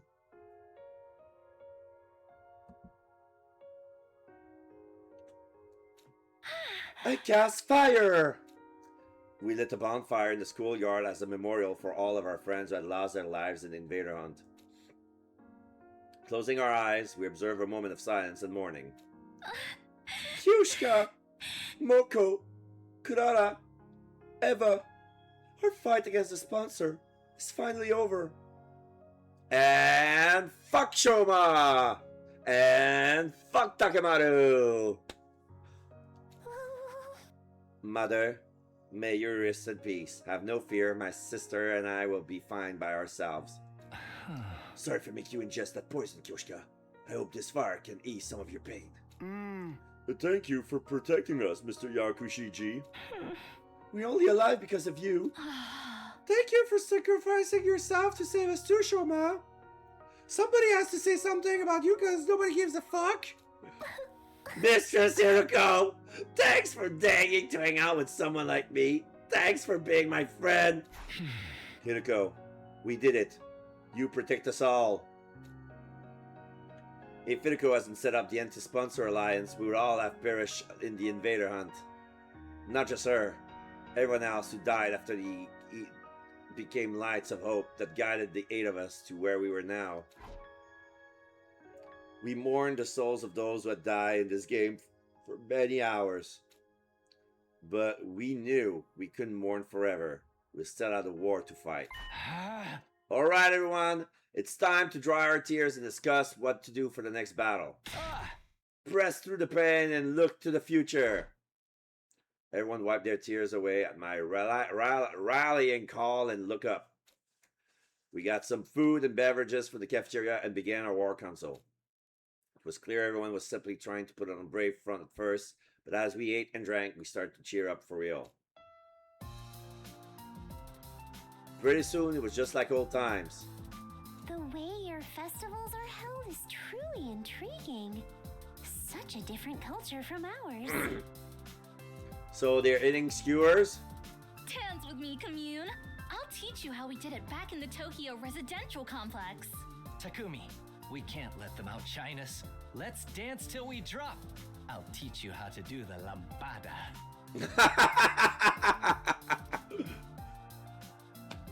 The lambada?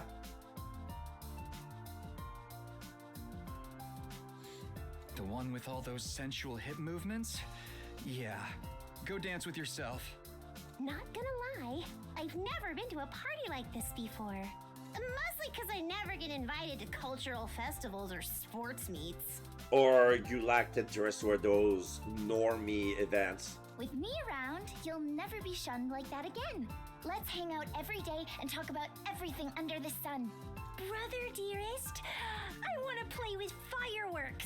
Can we use the Giftomatic to make some? That's my brilliant little sister for you. We'll make the biggest and brightest firework display anyone's ever seen. Except Kurara, because she's fucking rich.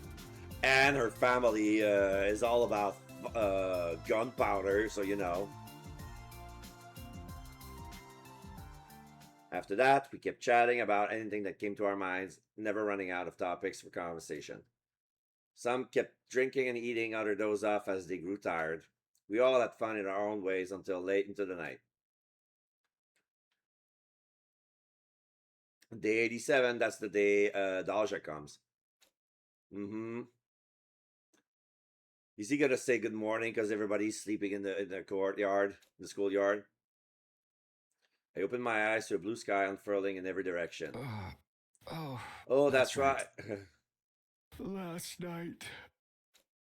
We talked until it was almost dawn and decided we wanted to see the sunrise together. It was so nice I decided to lie down and apparently ended up dozing off. My foggy brain turned idle thoughts over in my head, and as I got up, I felt a strange presence behind me. That's Dalja. Hello! Quickly whirl around only to see something that made dot my eyes. What the? Yeah, classic. Dalsha! Falling asleep all sprawled out in the open like this in the midst of a war. Not the most sensible idea. How did Dalja get into the school? What happened to the alarm? What's going on? It was completely overwhelmed with confusion.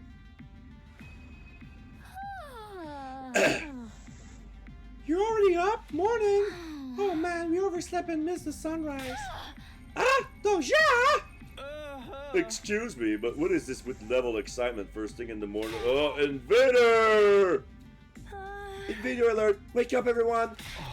What's going on? How did you get through without tripping the alarm? Alarm? What are you talking about? As we were debating, the others showed up one by one. How did Dalsha get into the school? Is the alarm down? It is likely he simply walked through the wall of fire. He's invincible by this very nature.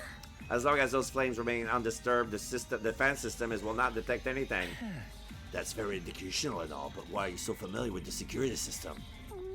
Before defecting, I was the head of the intelligence department in charge of analyzing the school defenses. I'm shook. Little Lolly Shrine Maiden over here was a former enemy. You must be the Maiden Sage Commune. You have fallen far from the light of God. I suppose you have your reason, but now that I show no mercy to anyone who makes an enemy of me, you shall perish alongside these invaders. Damn it, I was expecting to have to fight him like this. All that prep work was for nothing. Now we are going to be wiped out. Just as that thought went through my mind. 1 minute. This is all you get. Go and get yourself ready for battle. Do not disappoint me. And with that, Dalsha turned away from and put some distance between us.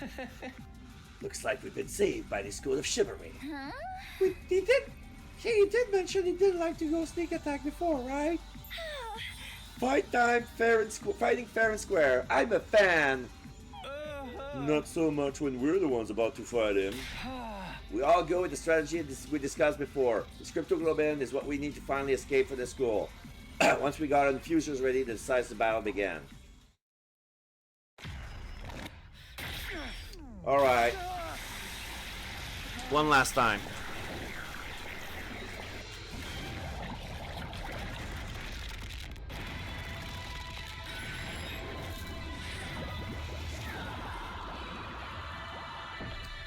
There are only 7 left, right?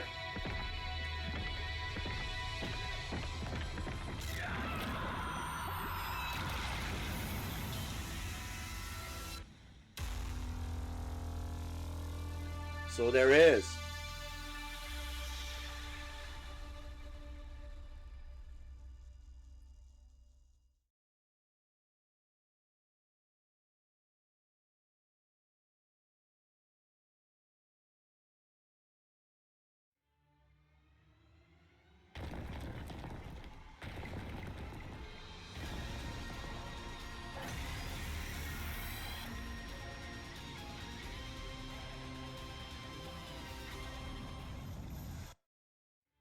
Let us begin. Come and prepare to die. I will take care of his invincible defense. The rest of you stick to the plan. Consider it done. I'll protect my little sister. Our strategy is to make him step on that thing we rigged up yesterday, right? This is a battle of wits, so kill your impulses and stay calm, everyone.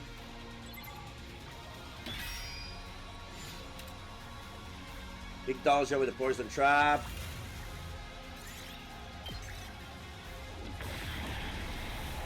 So yeah, all eyes on the outpost and trust are destroyed. Barrier generator is destroyed.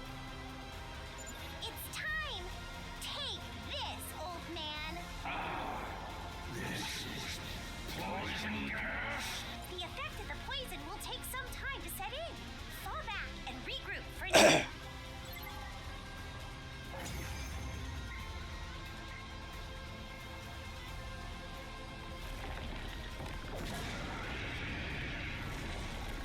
I never would have guessed there was a poison that could work on me.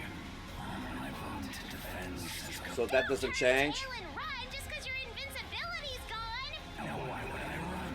I have been waiting. I always fought to die. To die? To die on the battlefield of the fate of all true warriors. Absolutely not. Life and death are two sides of the same. Now, kill me to gain the right. It's the same dialogue we went through.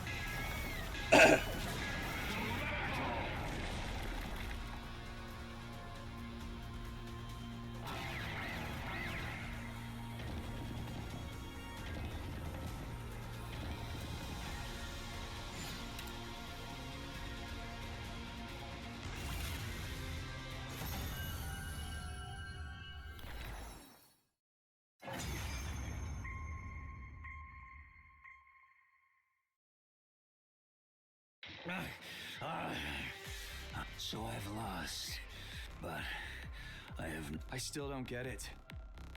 Deep down, doesn't everyone want to keep on living? In this world, sometimes death is more constructive than continuing to live. When I defied that woman, I was ousted from my position as a hero. Imprisoned, I despaired of dying in that emptiness. I am truly grateful you all appeared. Because now I can die on the battlefield as a warrior. Thank you for fighting honorably.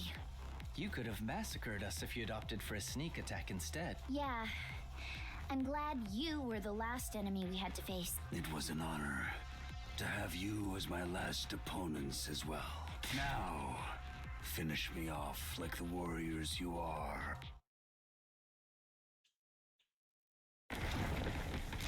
Veshness! Forgot about me, did you? Foolish old man. Why would you think to let these invaders live? Veshness! You're still alive! I thought we blew you up with that bomb. You really presumed I could be killed by your paltry weaponry? Certainly, I was a little scratched up, but I have since made a full recovery, thanks to the blood of this old bag of bones. Veshness spits her word angrily and Crocodile's judge remain underfoot. Are you crazy?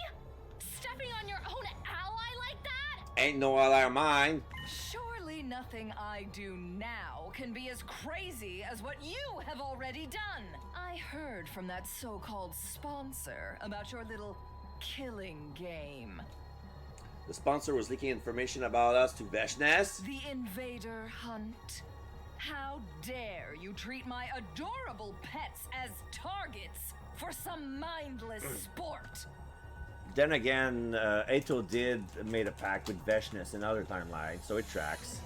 Nevertheless, your indiscriminate killing spree has also given me some unexpected benefits. Like what? Solidarity, fostered by hate. You have angered so many people that my army has grown larger and more unified than before. Oh! The rebellion! They made a coalition. We are the strongest we've ever been. All of us fueled by an intense hatred for you vile invaders. All thanks to Ato. You, on the other hand, are dwindling in numbers. Our next attack will certainly end in your untimely demise. So they're stuck here until day 99, where they're gonna have to use Veshness as fuel to, but she's gonna blow up. Usually she blows up at the end too. Just wait. The day will soon come when my army levels this school to the ground. And all of you with it. With that declaration, Veshness turned her back on us. With no regard for us standing there dumbfounded, she calmly left.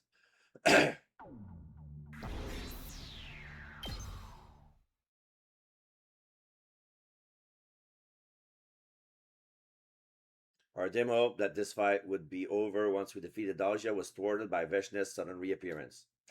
She would be leading her massive army in an all-out attack against the Academy soon. That fact plunged our heart and minds into deep despair. Save your progress. Yes, indeedy. I wonder if there's going to be another choice at the end of the... I still can't believe Veshness survived. Or that her army's grown even stronger. They become serious about talking us out because they were so aggressive during the hunt. Perhaps this was the sponsor's ultimate objective all along. Why would you say that? They organized a game that made us hunt down every single school invaders we saw, knowing all the time that it would foster hatred among the invaders, eventually boiling over and exploding into an all-out war. That kind of full-scale fighting is sure to create an astounding number of dead bodies. Aha! So the sponsor gets tons of dead bodies by making both sides take each other out, It's sounding more and more like the first sponsor really was a zombie. We're still playing out the sponsor script even after they're gone. How big do you think Vecna's final attack will be? If that side is truly unified, the number of combat organisms will be the likes of which we've never seen before. We can't even defend. How can we even defend against that? And Vecna is even stronger than Daja, right? She did just absorb his cryptoglobin. Gah, what an impossible game to try and win. Everyone started looking gloomy. Who could blame us? We were all filled with dread. We thought our fight would be over once Daja was defeated. But that hope had been turned to utter despair.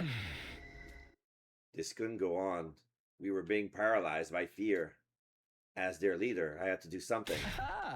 Let's talk about our bright future ahead. Whoa, what's got into you all of a sudden? Dwelling on gloomy stuff is only going to make us gloomier. So let's talk about what our dreams for the futures are. This is an order from your leader. I'll even start us off. I ignore everybody's confusion and start talking about my dreams. Once we're back on the artificial satellite, I'm going to become roommates with Tsubasa, Yugamu, and Darumi. We're going to rent a cheap but big house and live together in abject poverty, becoming penniless roommates with my friends. That's my current dream. Wait a second, Takumi. That was my dream. You can't just bullshit like that. It just means you and I have the same dream, Tsubasa. Just like we should. You and I are united in mind and body. In more ways than one. No, not in front of all those people. Really not appreciating the sudden unsolicited info dump, guys. Wow, united in mind and body. So suggestive. Brother dearest, they're talking about adult stuff. Cover your ears, sister dearest. It's not for you. What? What is it? What is being united in mind and body suggestive of? Close your ears, Commune. You're too young for this. Yugamu, you're next. What are you gonna do when we get back? Any future plans? Dream jobs? Dream job, you say? Ideally, I would like to do something medicine related. I think I've taken enough lives, so now I want to use my knowledge about the human body to save life instead. I'm gonna be Dr. Blackjack from now on. I think you made a great doctor. You already saved my life plenty of times. How about you, Darumi? What are you going to do? What a stupid question. Infiltrating an aerogate company, of course. I'll start as a janitor and work my way up to become director of my own project. Then I'll flood the spineless adventure game industry with my erotic fantasies. Wow, when did you become so optimistic, Darumi? You call this being optimistic? Yeah, coming from her? Yeah. What about you two? What do you want to do on the artificial satellite? Just leave my life out peacefully with Commune, I guess. Take daily walks, go shopping, enjoy life like an ordinary person. I do not expect a life of ease as a refugee, but I will use my skills and abilities to overcome any obstacle. I'll support you however I can too. That's what I promise Eva. Your turn, Imankako. If you have any dreams, we would love to hear them. I just so happened Brother Diaz and I were discussing this matter the other day. Once we make it to the satellite, we'll volunteer to distribute food to any children in need. We really should balance out all the bad things we did here with some good stuff. And what could be better than helping children who were just like us in the past? That's an awesome dream to have. I'll help out too. I'll build a powerful cooking stove for you. You'll likely need medical assistance as well. That's where I come in. I can help with that. As we spoke about our plans and dreams, our faces became brighter and brighter. Painting a vivid mental picture of a bright future is a great way to shake yourself out of the paralysis of despair. That was what I learned about that night. Not to mention, being around Tsubasa infused me with even more life. Let's all beat Vecna together! Her cryptoglobin will definitely be strong enough to activate the escape pod. And then we'll be able to make our dreams come true. Thus, energized and looking forward for the true future again, everyone started preparing for the final attack with renewed determination. We need to get as strong as possible before Rednesh launches our final attack. Slap my cheeks to get into gear and start training. Free time! I forgot about this. When was the last time we had free time? But I'm already full. So we're gonna do exploring until we drop.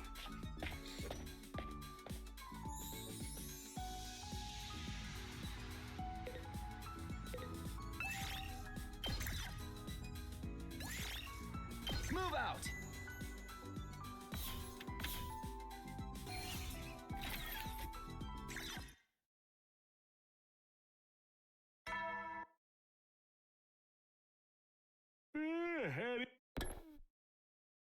Oh, what's this? Kaya Anime K-pop with a rate of 9. Hello there.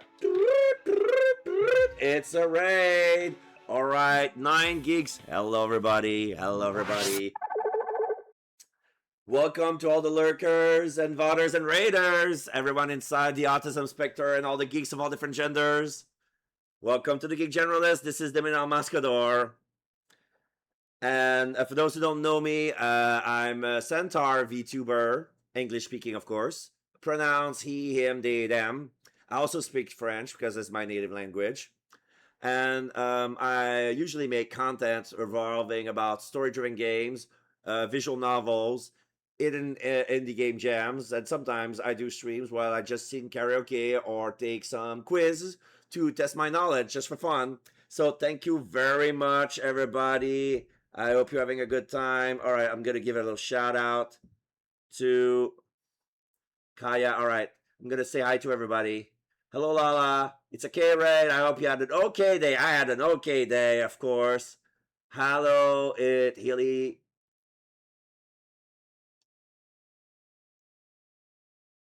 I laughed so hard at that intro. Oh, I didn't realize you were Quebecois like my buddy. Yes, I am from Quebec. I am Quebecois. And unlike most of people from Quebec, I don't promote the culture that says, you know, the stereotype that the only way to differentiate a Quebecois from French, from European countries because of our swears. Like the guy who was behind, you know, Panache Cardis. That's the thing. Call me anything you want. All right. I'm gonna give I need to find my keyboard because I put it away for a while. So a little shout out to, let me get the name right. Kayanime K-pop. Gotta make sure I got the name right. K-anime K-pop. So you were playing, writing and reading. Hello, Ghostville Torn. Hello there. K's my darling. I'm late, my bad. Oh, it's okay, you were probably lurking as well. I appreciate everybody who lurks on my channel. You do your own thing. If you need to go do so your post-stream routine, be well to do so. Thank you so much for trusting your community with me. I'll take really good care of them. So yeah, we're playing Last Defense Academy. I'm really advanced, as you can see from the number of endings I've unlocked. The number is wrong. I realized that there are not 100 endings, but 101, just like the Dalmatians. So, by the way, Darling's community is called the Kitsunes. The Kitsunes. Yeah, I wasn't voiced with K, then went to do stuff in Final Fantasy 14, but that changed. Oh, yeah. You play Final 14 online, right? There's always... It's amazing how a game that's been around for so long has managed to get so many updates and still being irrelevant. Like, I feel like this is the new World of Warcraft, Final Fantasy 14 Online. Like, yeah, come August, I might be doing that on Switch. Oh, you mean that game, the 100 Line? All right. So I'm probably gonna enter some spoiler territory. So if you don't mind that, I'll be mindful about because I started the game. I had 78 endings clear, and as I played for the 8 hours of me streaming, I unlock 4 more endings, and I'm close for of my 5th endings of the night. So I understand if you want to clear out, if you don't mind being a spoiler territory, because this is an amazing game, but it's a very long game. I haven't counted how much time I've put on this game. I've been playing this game since March. And if all goes well, by mid-July, I'll be done with this game. Because, yeah, I'm like 18 endings left. Then you go for a long time. Yeah. Like I've been meaning to play that game for a while now. It's so sad that this game didn't have the attention it deserved, because it's basically the passion project of the guy behind, the Danganronpa series, and he teamed up with the guy who made the Zero Escape trilogies, AI, the Somnium Files, all that jazz, and the another team of writers, because usually the guy who makes the Danganronpa games is always like the only one writers, but this game is so big, he had to work with a team of 8 writers, and there was different branches. It was separated in groups of 3. They have to share info, all of that. It's like, this is very convoluted, and yeah, I'm all down for it. Like, this is the kind of game where you can just start playing and end whenever you feel like it. Like, if you okay, this is good enough for me, you end, but the creator says, okay, if you can 100% the game, if you can, I would have really appreciated it, and this is what I'm going for. Basically. Oh, I'm not referring to the 100 Live on Switch. I meant, Final Fantasy. Okay. You meant Final Fantasy 14. Okay. Really, I gotta go back and finish the AI Somnium File games I got. Yeah. But there's not really a lot of reference to AI the Somnium Files. There's a lot of reference to Danganronpa, because there's a character who's into killing games, and he's very self-aware. She's like a specialist of all the killing games, and she would bring out some tropes, and there's a lot of self-awareness and reference to Danganronpa. And the girl is basically a mix between Harley Quinn and Jinx from League of Legends. So... And also, I made a lot of voice acting. I voice everybody. So every time I play a Danganronpa game, I have to voice 16 different voices. But right now, it's fine, because in this timeline, there's like 6 player remaining. Or 7. I forgot. Anyway. But yeah, our team has been decimated, that's for sure. I love how each Danganronpa game, they reference the game before. Yeah, it's true. They do be doing that. And I'm pretty sure it's gonna be no exception for Danganronpa 2x2, which they haven't announced a release date yet, but I'm all for it. Like, I'm not sure if I wishlisted it or not. I need to check out the Nintendo eShop. With the latest update, it's easy to check the games that have been wishlisted in the past, because it was a mess. That update was very needed. Like, you can wish list, but you cannot class or sort games by, like, all the games that have been wish list. It was impossible back then with the previous way the app was there, because it was basically made for Switch, basically, because that thing is 8 years old, and when they do some updates, only for patch, but they didn't change the overlay and everything. But now it's been changed to be compatible for the Switch 2 as well, and stuff like that. So yeah, I want to play the Danganronpa fan game too. You mean Eva's Garden, something like that? Like, I watched the first chapter, and I'm still waiting for the second chapter to come out, and I have no idea when they're gonna do it. So I kind of gave up on that. But yeah, my brother told me about it. Yeah, like I like what they're trying to do, but it's really interesting. But I have no idea where they're gonna go from now on. We're skipping the ad lib stream tomorrow. I'm so excited for 2x2. Yeah. Oh. Gabe says we're skipping the ad lib. Okay. Okay. I guess that's fair. Like, I have no idea who cannot go, but at the same time, when I'm at my mom's place, I cannot really speak or yell and do so much. And sometimes I'm just in my bed, and when I have nothing to do, maybe I will just doze off. This is why there are moments where I like, okay, Damien, it's your turn. Oh, he fall asleep. And sometimes I would wake up just by the sound of me being kicked out of the voice chat. But sometimes like, that was funny.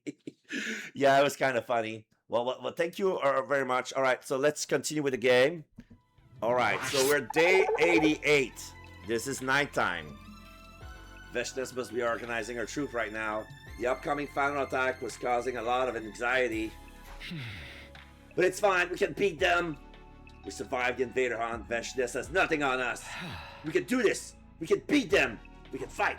I choose to believe in our ultimate victory. After all, we had nothing else to fall back on. Day 89. Okay, I'll let you play this for you. So this is the mascot.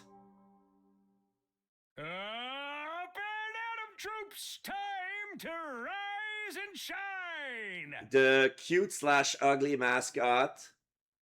It's another giving, but this is an automatic recording because that thing has already been destroyed. Get ready for your 89th day of active service here at Last Defense Academy. Prepare to spend another day enduring the Not as cool as Monokuma. and suffering the insufferable to pave the way for humanity's future greatness. Be ready to give your lives to protect our beloved school from the vile and barbaric enemy. Yeah, but at the same time, it's not the same kind of game that we have. Because right now, the object of the game that those students have been taken apart, it's basically defensive battles. So they have to protect the school for 100 days from invaders. And basically that's why, like...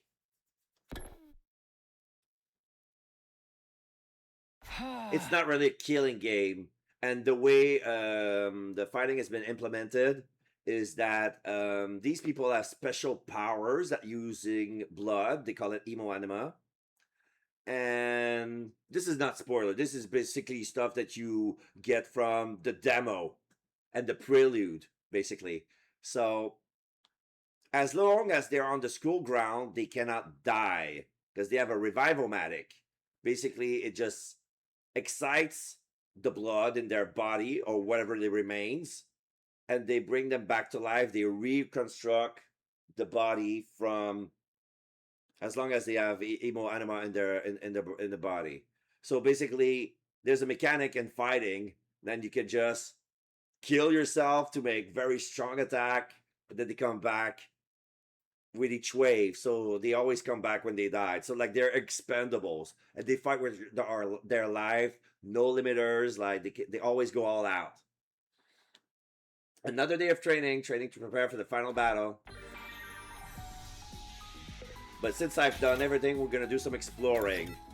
Very quick, so I'm gonna pass the day really quickly. So those 11 remaining days will pass really, really quickly.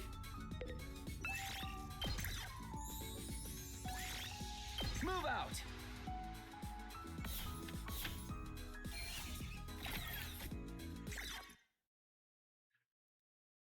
And yeah, the purple fire basically burns anything organic, and that's the defense. Howdy, soldiers. It's time to hit the hay. You never know when the invaders might attack, so rest up while you still can. Well then, good night. Oyasumi nasai. Vecnes didn't show up today either. Perhaps it's taking her longer than expected to get her troops in order. Well, that's good news for us. The later she and her army show up, the more time we have to prepare. It's okay. It's going to be all right. We can do this. We can beat them. Ooh, hype, hype. I repeated my mantra to myself over and over as I got into bed. It was all I could do to live each day clinging to the belief that we will be victorious in the end. Day 90. So there's probably going to be a special message because in the countdown, it's like this. No? Wowee! It's your 90th day of active service here at Last Defense Academy! Again, automated message. The time humanity has longed for is almost upon us. We're really in the home stretch now. It's been a long and arduous road. But since you've made it this far, I just know you're gonna be fine. In 10 days, you'll have your happy ending. And all of you will become the heroes who saved humanity. Well then, everyone work hard together and keep those spirits up.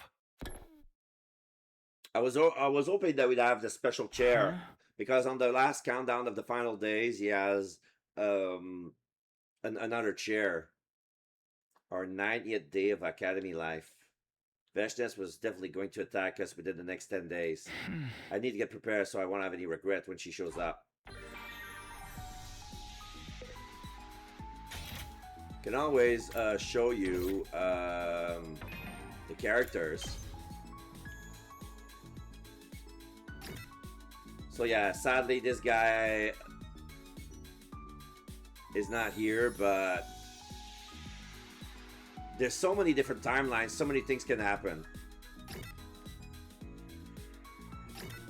So yeah, this is the girl I was talking about.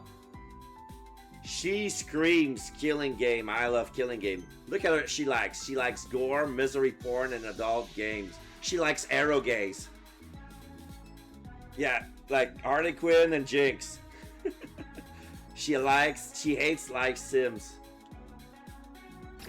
Oh yeah, her preferred item. This is the gifts we can give her. Depressing arrow gaze, happy powder, don't ask, earrings, bomb collar, splatter movies, sweet snacks. She likes eat snacks. A noose, next gen game console. Yeah, so that's the thing to make her happy. So there's this guy, this girl. She's the engineer. She's the mechanics. Yeah, Gaku, Ima, the twins.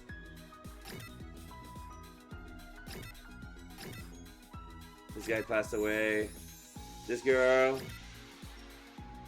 Yeah, she's wearing a tomato mask. Bomb collar seems like a ref to Harley Quinn. Yeah, of course, Suicide Squad, you know? Kyoshika, Yugamu.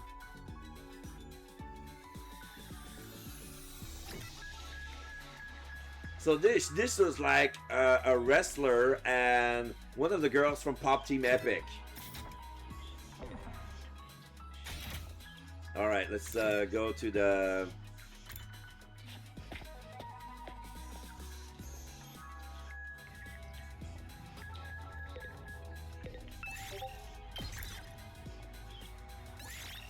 Move out.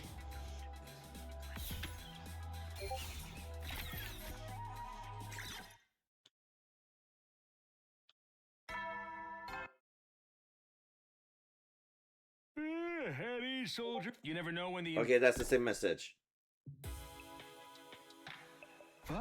Another day with no attack. This must be what the calm before the storm is like. Still doesn't feel like the cusp of a final showdown. Just come on and try it already, Vecnes. You're going to lose. You're going to lose. You're going to lose. Is she gonna attack on day 91?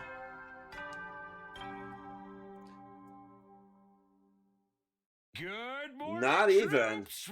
It's day 91 of your service here at Last Defense Academy. 9 days remain until the time humanity has longed for is upon us. I hate to keep reminding you, but the fate of all of humanity rests on the shoulders of the Special Defense Unit. This feels new. So work well and work together for the sake of all of mankind.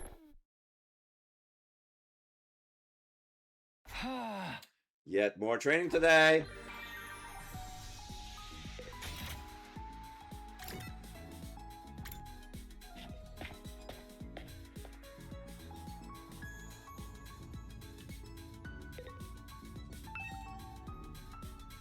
can go out of the schoolyard for him. There's no need for that right now. Oh, something's gonna happen in the afternoon.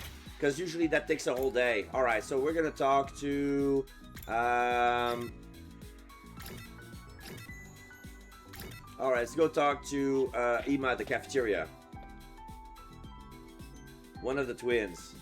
So what does he have for us? Here for some food, Mr. Sumino? Talking to him will spend some time. Hungry? Try this. Grilled tuna belly with strawberry sauce dressed with soft serve ice cream. So yeah, they always make some weird combination of food.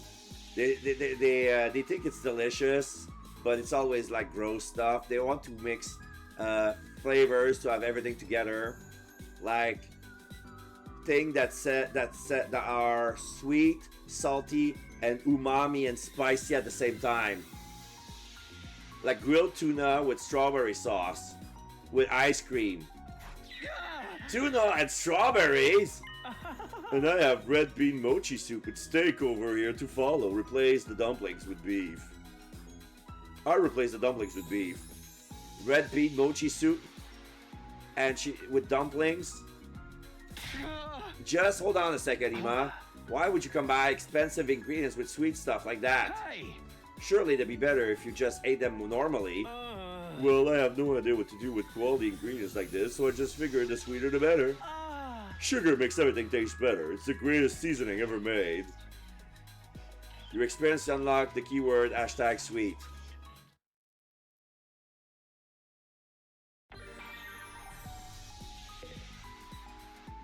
Oh. Oh, probably I pressed the wrong thing. Anyway. We're gonna go hang out with Darumi. Let's see if she's gonna say something funny. Oh. Hey, Takumi! Come watch a movie with me! I want to show you one of my favorite super gruesome horror movies! Darumi showed me a terrifying gore fest of a movie. After spending some time together, you understand Darumi better now. Okay, no hashtag. Okay. So that was a regular day. You never know. Well then.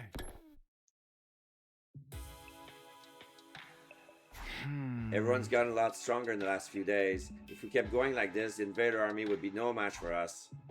And with that thought in mind, I started getting ready for bed. And just then... Who could be at this hour? I opened the doors and at least standing on the other side was... Commune? It's pretty late. Did you need something? Commune's face was twisted in agony. What is it? I intercepted the wireless comms just now and ascertained the size of Veshna's army. Really? How big is it? Much bigger than I anticipated! The Supreme Commander's claim about having the strongest army in history was no idle boast. So what are you saying? If she comes out at you with the full force of that army, your chances of victory are 0! 0? That's an exaggeration, right? We won't know for sure unless we try.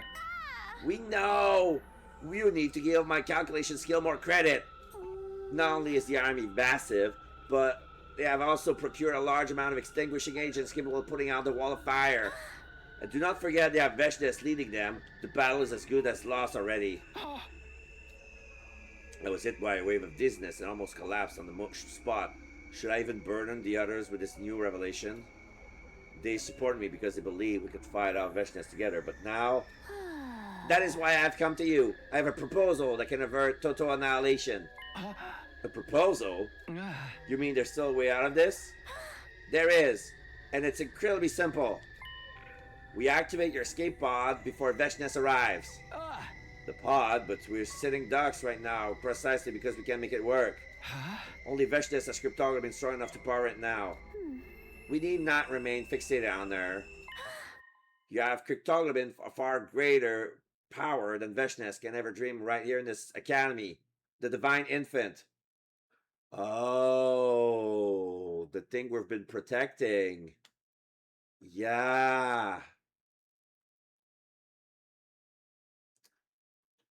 Commune wants us to kill the baby. I never heard of him calling it by that name before, but I knew who she was talking about. His face immediately surfaced in my mind. You mean the baby in the defense room? In the defense room on the 3rd floor of the academy, there was a baby in a capsule. The undying flames being produced by the baby's body around the clock were also being stored in missiles. It would take 100 days for all the missiles to be filled with undying flames. That was the reason we were here defending the academy. How'd you know about him? Have I not already mentioned I once headed the intelligence department of the other side? I am more familiar with your secret weapons power than anyone else. In fact, I would venture to say I know more than you and your friends. You have not even been told the half of it. Powering up the escape pod will be trivial with the cryptoglobin of the Divine Infant. Nevertheless, there are risks involved. Once the baby is dead, the protective wall of fire around the academy will disappear. Veshnes is likely to seize the opportunity to launch her final assault. However, given the current size of the scale of her army, it may not be so nimble as it once was. Veshnes and her army don't factor into this. We're not killing the baby. Your anger is warranted. This is undoubtedly an illogical measure. But Takumi, even if you do not kill him for this purpose, did you know he'll be dead in another week anyway? The missiles he's creating in that defense room are a ruthless weapon designed to raise all life on this planet, including himself. If the baby was going to die on day 100 anyway, maybe it wouldn't be a crime to kill him just a few days before? No! Absolutely not! You can't ask me to kill a friend! So this is an avatar he's making for himself, but that's the baby. Even if he hasn't seen him in a while, he was still our friend.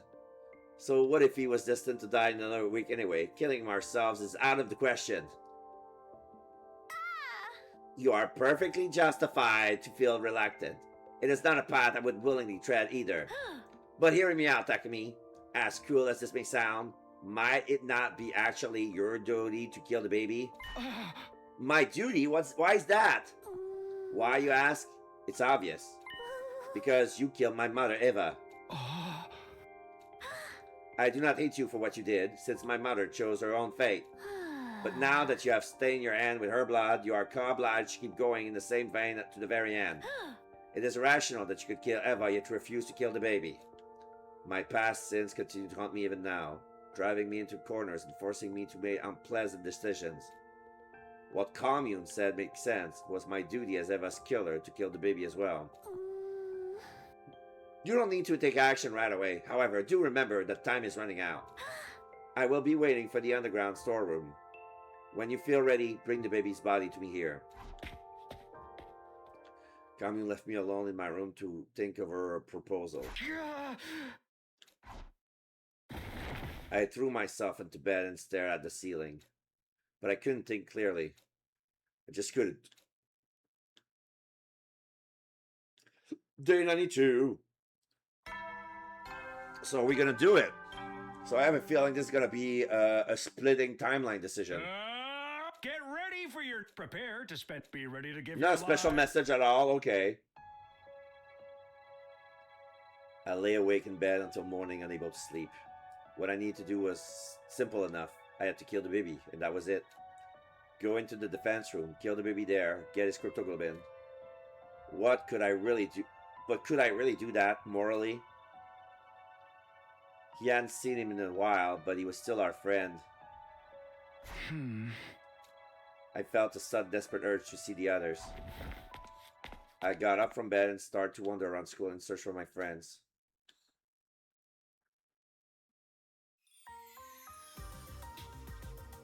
Oh, the twins are at the cafeteria. Good morning, Takumi. Mr. Sumino, you came right on time. Ima and Kaku bounced over to greet the moment I step inside the cafeteria. Please try this. But what is it? A special kids lunch with my dear sister and I came up with. I want to make something like this for the street kids once we get to the artificial satellite. She's the kind of gal who puts mayo on everything. Feeding hungry kids on the streets is going to be our way of atoning for what we've done. This is actually delicious. I'm sure the kids will love it. Considering how adventurous the twins have always been with their cuisine, I was surprised at this attempt of a more conventional dish. They were serious about what they said, and were already working toward it. Once we make it to the satellite, we volunteer to distribute food to any children in need. We really should balance all of the bad things we did here with some good stuff. And what could be better than helping children who were just like us in the past? I finished the kids' lunch Ima and Kako had made, then left the cafeteria. Library? Yugen was here. I peeked into the library to find Yugen poring over a stack of books on the table. Takumi, drop by for some morning reading too? Yeah, I thought it would be nice for a change. What are you reading? Medical books related to biology. I'm going to relearn everything from the basics. How else can I become a good doctor, right? You weren't joking about the doctor dream, huh? Dream job, you say? Ideally, I would like to do something medicine related. I think I've taken enough lives, so now I want to use my knowledge about the human body to save lives instead.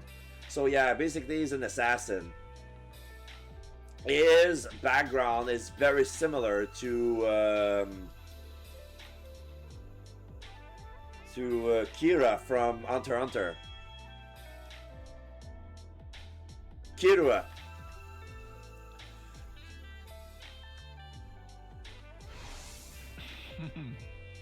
Yeah, I'm retiring from the assassin business. I've already resolved to do it the day I made Kyoshika take that poison. Next time, I'll be on the life-saving side. It's the only way I can atone for what I've done. He turned back to the medical books solemnly. Yugamo was already making plans for the future. I didn't plan on to distract him and headed out of the library.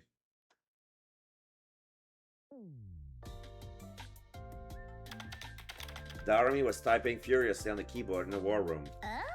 What? Oh, it's just you, Takumi. I'm busy writing. Talk later. Writing what? A novel? A scenario, you silly goose. Remember I said I'll make the best eroge in the world? That's what a stupid question. Infiltrating an eroge company, of course. I'll start as a janitor and work my way up to become director of my own project. Then I'll flood the spineless adventure game industry with erotic fantasy. I'll start working on it after getting back to the artificial satellite, but I can't stop this momentum now. I've been so caught up, I've already pulled in 2 all-nighters in a row. Yo! Darumi's eyes were shining with life. I could hardly believe this was the same girl who was frequently talking about killing herself only a few days ago. I'm glad to see you so passionate about it, but why the sudden urge to start now? Because this is really the only thing I can do. My whole life I've been a steaming pile of crap. Crappier than crap. Then one day it dawned on me. Maybe I can write something that touches the heart of those whose lives are just as crappy as mine. Maybe my story can even be something that brings comfort to others. Then I'd be just like Mistress Hirako. Darumi was trying her best to carry on Hirako's legacy in her own way.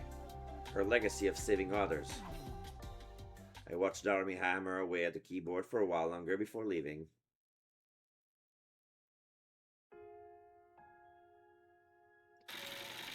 Okay, Nozomi is in the metal shop. I hear sounds coming from the metal shop and decided to peek inside, where I saw Nozomi. She was on the sewing machine, working on a piece of clothing. Morning, Takumi! Morning. Are you making clothes? Yeah, I was thinking of making Commune some street clothes. That priestess dress doesn't look very comfortable. You're really stepping into your big sister role, huh? Nozomi was already so tense before, but now she seems completely at peace with herself. I intend to do for Commune everything my mom couldn't do for me. I'll cook for her every day, dress her up in pretty clothes, go out together, and also, oh, so many things. I just can't wait to get to the artificial satellite. To Nozomi, living a peaceful life with family was what happiness meant. I watched her work on the dress for a little while before taking my leave.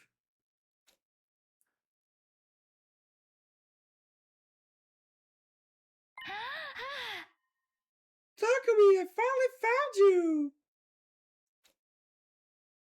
Tsubasa ran up to me when she spotted me walking down the hallway. What's wrong? What's the emergency?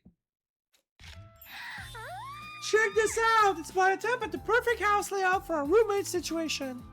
Oh my god, she draw the whole thing. So there's Amamiya, Omokage. Sumino has a big room.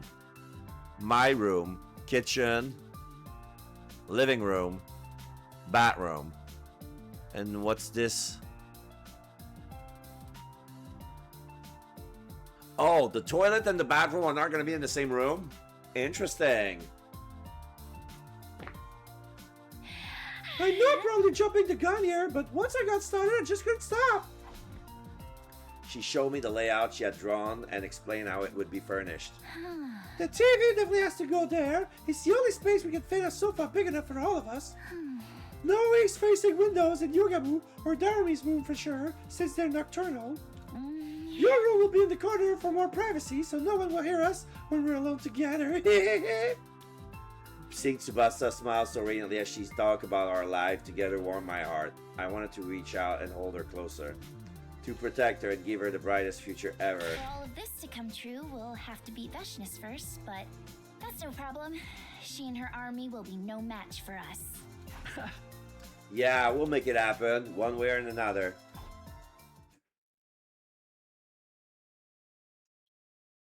Back to my room. Everyone's already taking firm step towards the future. I want to make sure they all get to the artificial satellite and start living those lives, but to do that, is killing the baby and taking his cryptoglobbing really the only way? If Veshness and her army really were impossible to defeat, it was our only options. But does that make it right? I knew the answer. Of course it didn't. Should I send everyone to the artificial satellite, even if it means doing something terrible by killing the baby? Or should I take my chances and rally everyone to face Veshness' final attack? I have to make a choice. What am I going to do here? Ah, here's the decision. Final decisions of the day.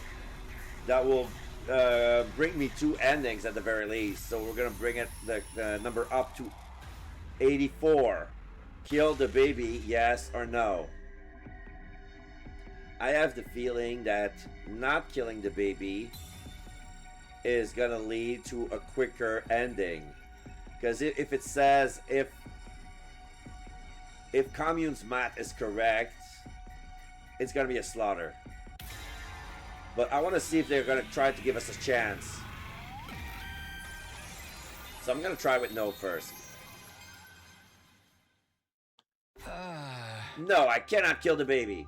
Killing him wouldn't lead to anyone's happiness. That was the art lesson I learned during my last 100 days here. I didn't want to make that mistake again. I have to let Commune know my decision. I headed up to the underground hangar where Commune was waiting. You want to face Veshness head on? You do not know what you are talking about. I have told you your chance of victory is practically nil. Hey! I know it's going to be ridiculously tough, but I'm still doing it. If it has to end here, I want to at least do it on my terms.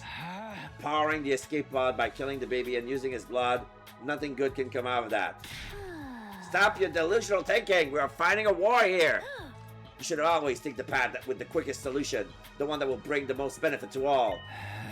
The quickest solution? That's exactly why it should be avoided, I think. Yeah, that's right. Pardon? What are you mumbling about to yourself over there? Huh? Listen, Commune.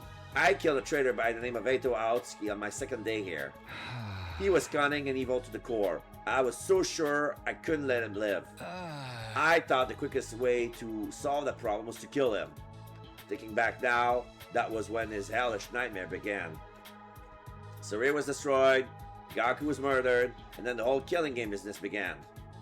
Eito even reappeared when he should be dead, also he could take revenge on me.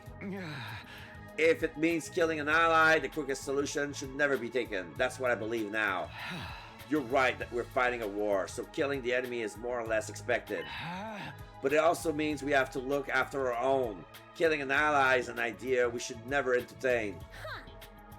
You're picking a fight to spout foolish sophistry. The bottom line is that you're reluctant to take a life, yes? I ask that you recall our conversation last night. Even if you let the baby live now, he will die in another week anyway, burned up by his own flame. He does not have long to live either way. We have to burn the last embers of his life in a way that means something. Yeah, I actually have an idea about that. Can't we bring the baby with us when we leave? I don't understand. The baby's being kept alive in a capsule inside the defense room right now. Do you think we could transfer that capsule to the escape pod? I'm hoping to bring him along with us to the artificial satellite. If anyone can make that happen, it's you, Commune. Veshness is gearing up to attack and you want me to think of a way to keep a baby alive? This is lunacy! Your priority should be keeping your allies alive! That's exactly what I'm doing, and the baby is one of my allies. I didn't want to kill anyone anymore of our own, or stand by and watch them die. Those were my honest and true feelings. Have you been brainwashed by some strange cult, Takumi? I have enough of you. I can no longer count on your assistance. I have no choice but to carry out the deed myself. Before I could say anything in response. There he is. Ghost baby. A hazy flame appear along with a ghost boy, the spectral manifestation of the person we've been talking about. Who are you? Where'd you come from? Did Veshna send you? It's okay, Commune is one of us. This is an avatar of the baby in the defense room. I placed myself between Commune and the ghost boy before speaking to him. I haven't seen you in a while. I thought you were too sick to manifest yourself. To inform you about something, I will keep it short. I'm not faring very well right now. Not feeling well? In what sense? Right, you can't tell because I'm in this form. Basically, I'm sick. How did that happen? There is a particular space known as the blood space in this world. It is a distinct space filled with cryptoglobin energy. However, a malicious aura from the future has been seeping into a certain part of that space. My true form, the baby, is being badly affected by that aura. This may sound strange, but the blood space corruption was purified a little while ago, and I suddenly recovered. I'm not exactly sure what happened. Was it Ato? His recovery was probably related to the end of the Invader Hunt somehow. Maybe the corruption was purified after the malicious entities had all died out. For the last few days, I've been going around school every night to gather information and figure out the reason for my sudden recovery. Imagine my surprise when I saw you discussing my assassination with this girl last night. I've been following you since yesterday to see what decisions you would end up making. That's creepy! Stop that! I was honestly surprised by your decision that you would let me live. You, of all people. Of course! What sort of person did you think I was? A serial killer, what else? You killed Eto in cold blood before he even did anything on day 2. I didn't say anything at the time, but I held the deepest contempt for you after that. Now I'm starting to think I got it wrong, though. Have I misunderstood you this whole time? If I have, then I would like to apologize for my mistake. There's no need for that. I don't blame anyone for despising someone like me. But I think I've grown for a reason. I've become more human-like in the last 100 days. Growth. Growth. Something a perpetual baby like me will never get to experience. Not yet, maybe, but there's always time for that in the days to come. You can do all the growing you want on the artificial satellite. What?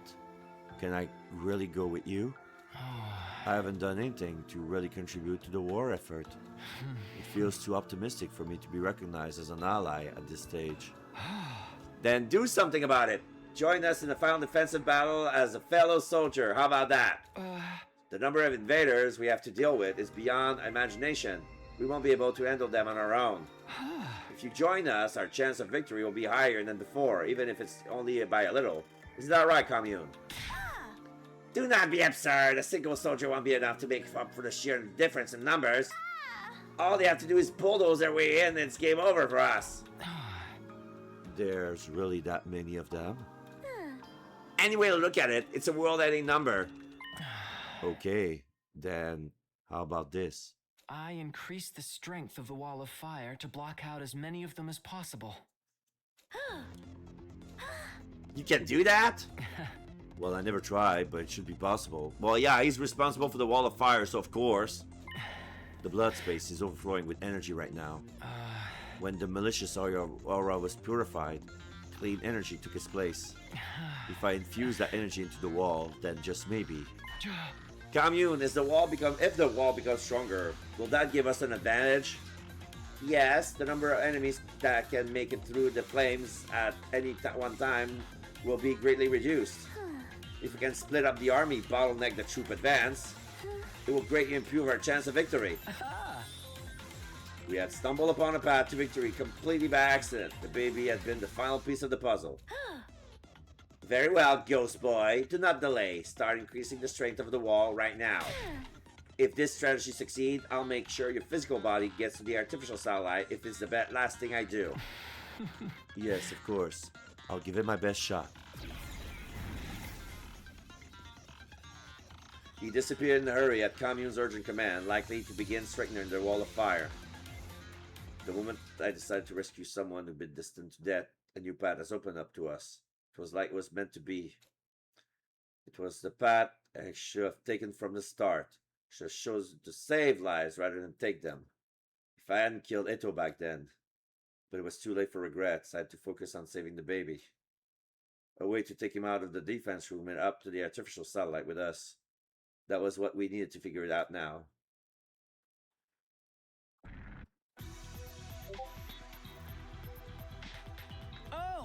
Let me see if I got this straight. Basically, you want us to break down this door and get into the defense room, right? Well, the flames in front of the defense room I've lowered. So we can save the baby that's inside?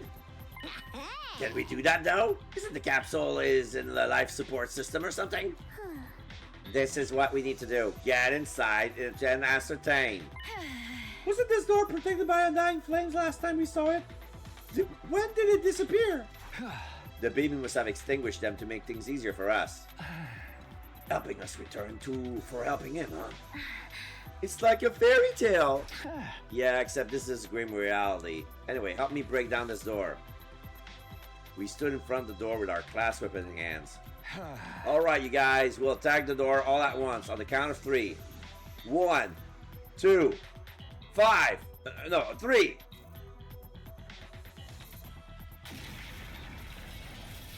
Without the undying flames to protect it, the door was no longer impervious. Slowly but steadily, the door began to crumble under our attacks. The damage grew heavier and heavier.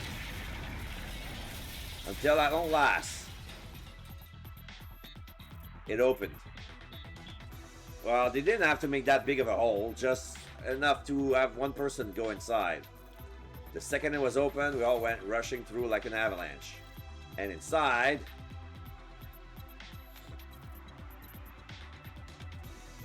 yeah, the defense room. The baby's capsule was in the deepest part of the room.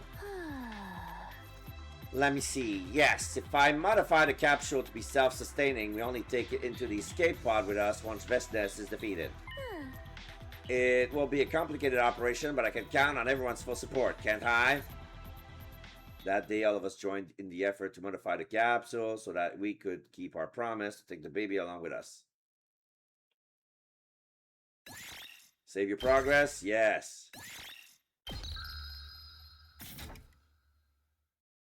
Day 93. So we're going to have a fight. Day 94. Day 95.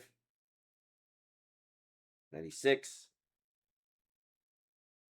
So we're going to fast forward toward all the way to day 99. Yeah, day 99.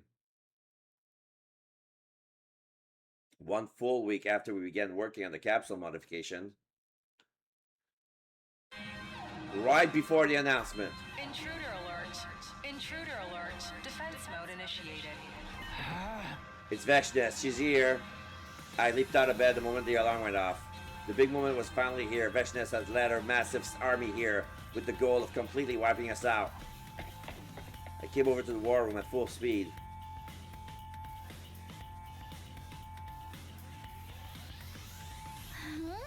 It's finally here!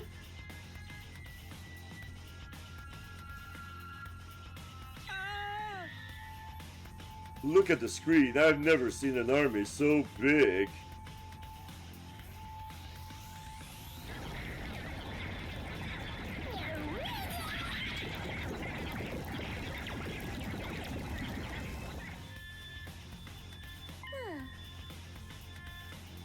Even so, this is not as large as I had anticipated. Strengthening the wall of fire worked. The BBS kept his promise to us.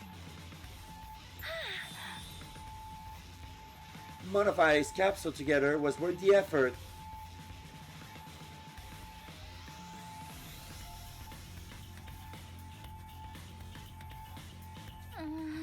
I don't see Vechness yet, though.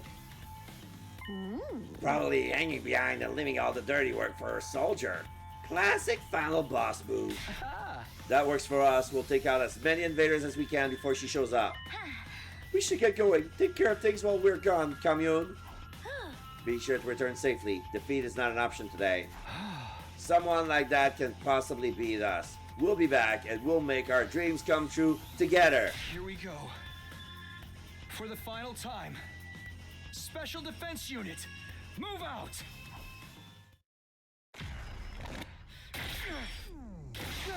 So it's the same thing as before.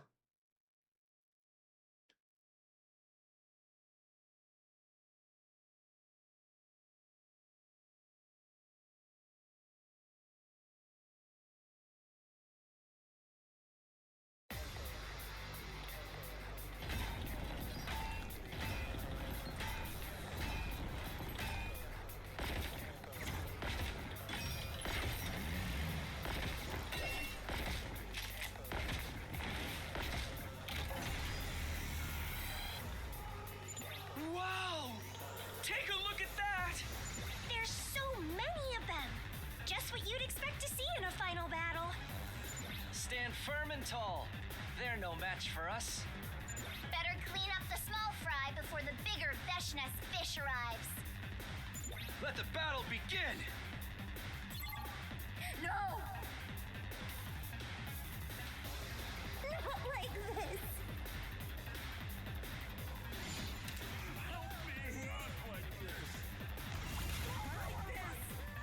Oh! We're flying! Alright, so this is not a skippable. Alright. Let's see. So we have on the south Takumi, Nozomi, and Tsubasa.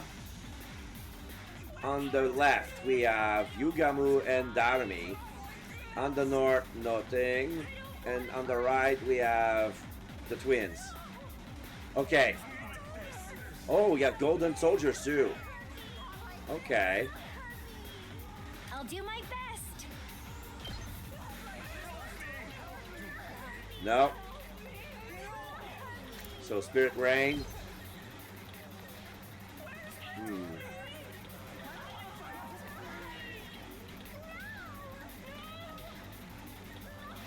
This one or this one? Try and dodge this. I'm feeling weaker. Okay.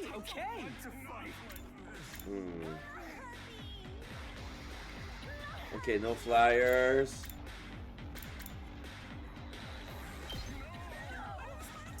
There's no flyers here.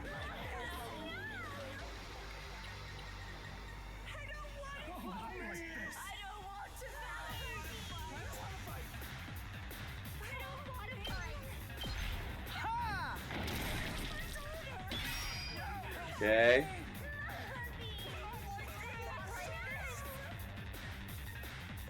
Okay, there's a flyer here. I've got this.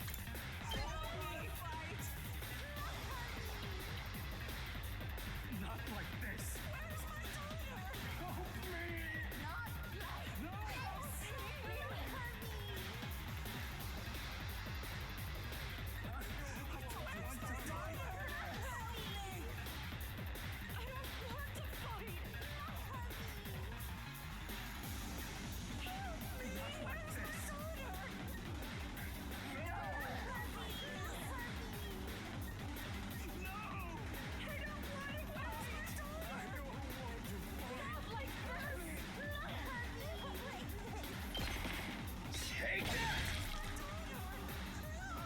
Okay.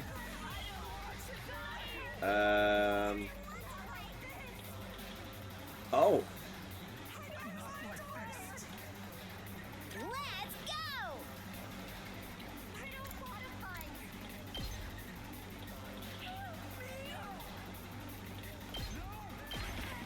Stabby, stab, stab!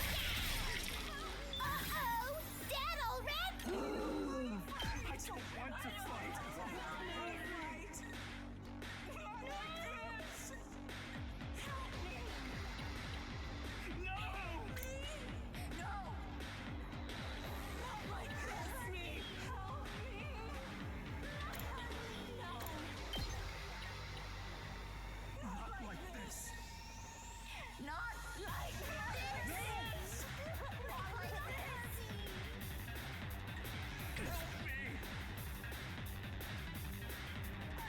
Let's get to the killing. So if I can slow them down. Let's see how they like this. Okay. Locked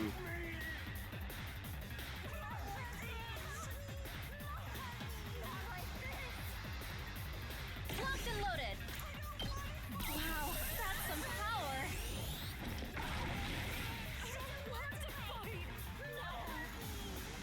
Ready when you are.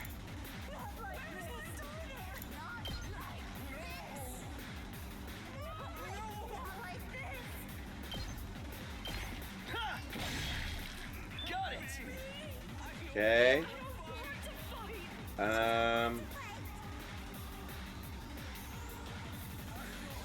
Ready when you are.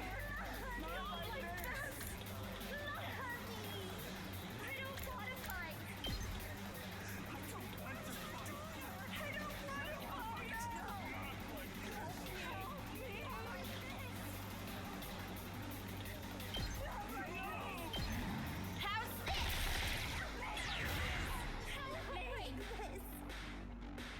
I'm taking the wheel. This should slow them down.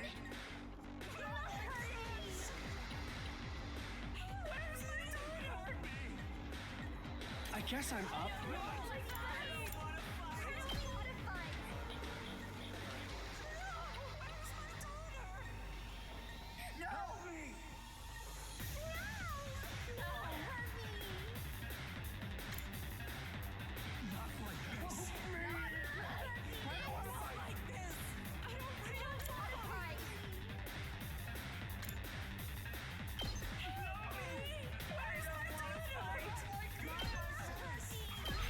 This should slow it down.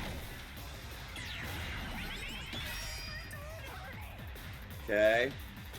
Okay.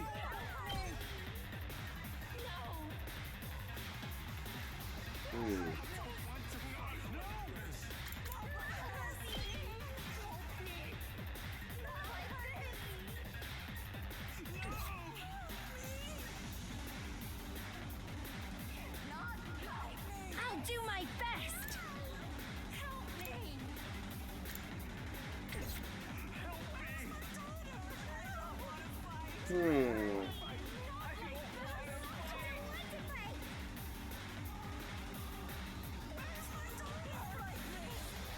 Let's try something. Ready.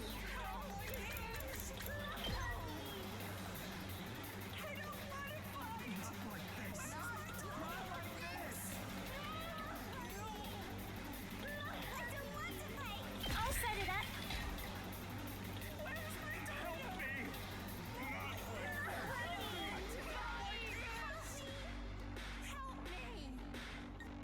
I'm good to go.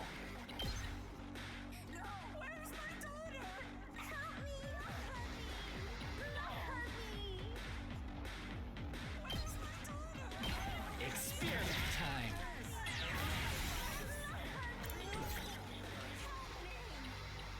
Let's get to the killing.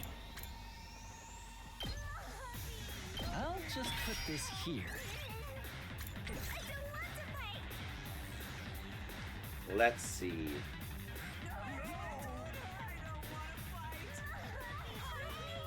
I'll do my best.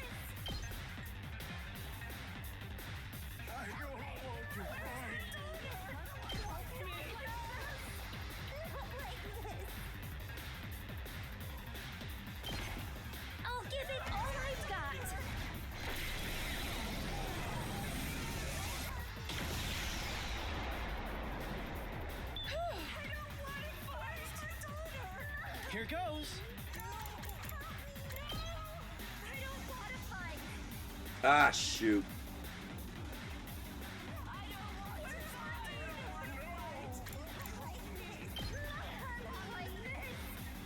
I'll leave them a little something.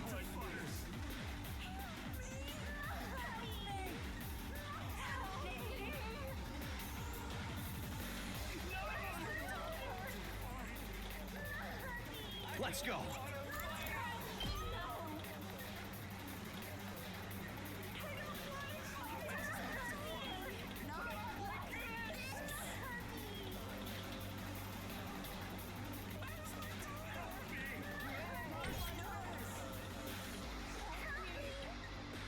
I'm good to go.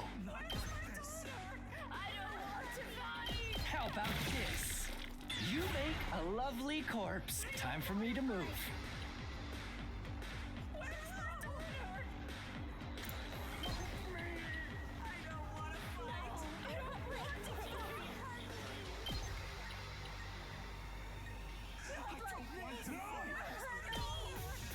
Experiment time.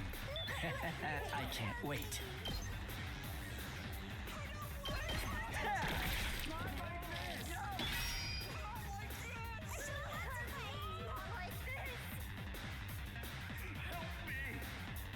Okay, okay.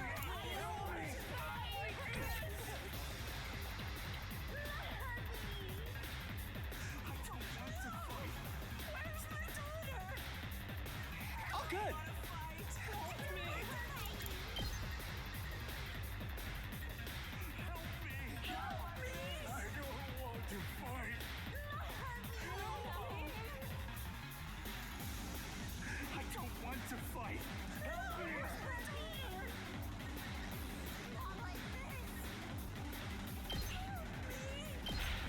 Out of the way, Cat.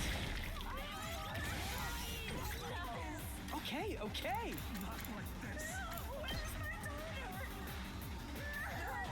Yep. Okay, so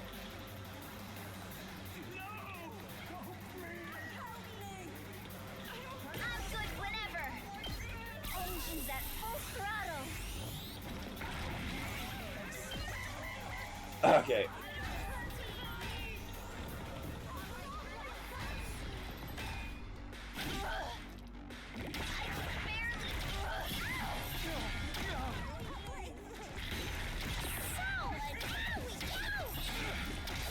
This could be trouble.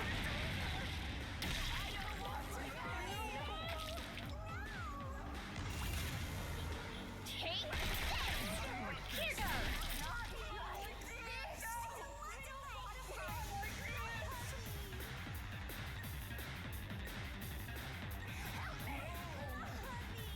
Here goes. Here we go.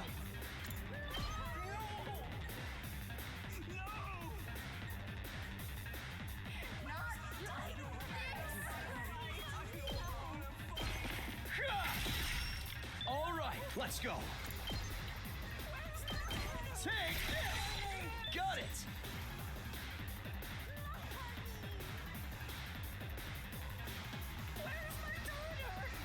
Leave it to me.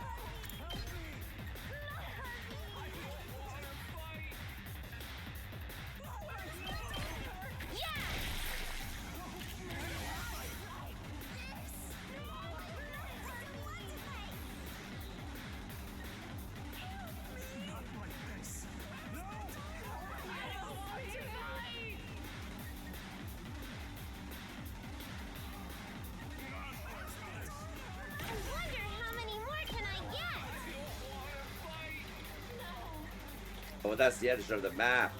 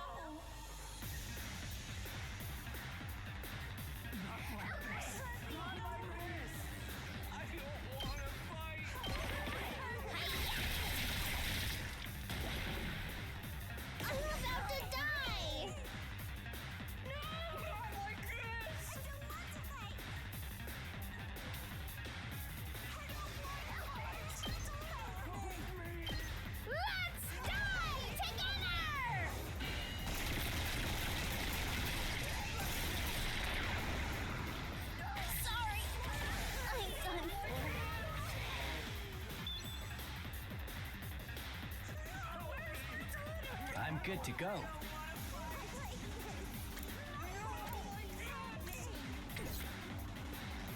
I can't wait. Quite the feeling.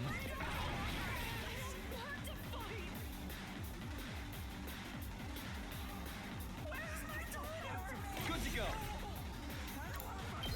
Harder.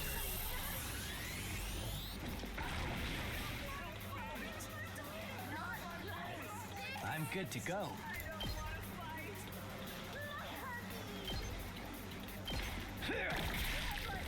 You make a time for me to move.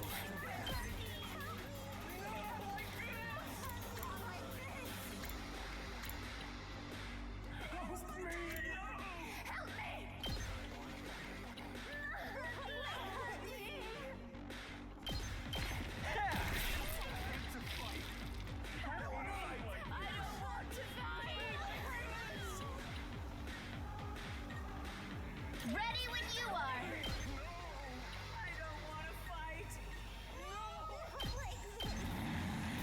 Hi-ya! We did!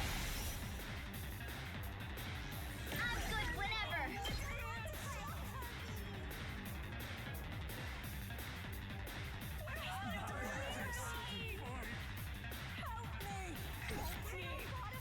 I'm taking the wheel. Just a quick drop out. I'm good whenever. They're gonna hear this engine roar.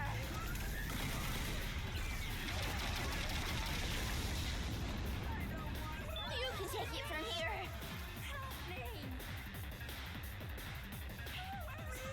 Locked and loaded.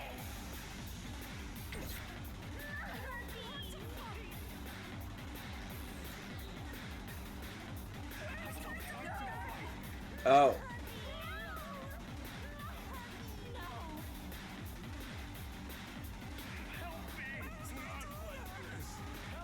Let's get to the killing.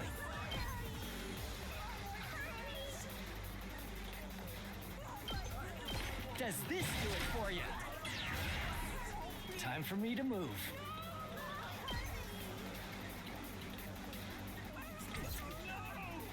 I'm good to go. This'll do. I can't wait.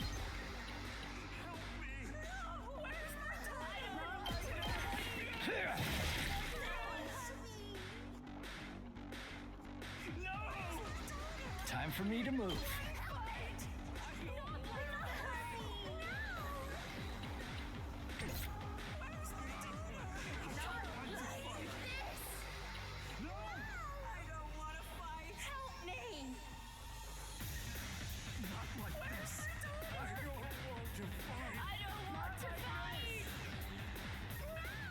Ready as I'll ever be.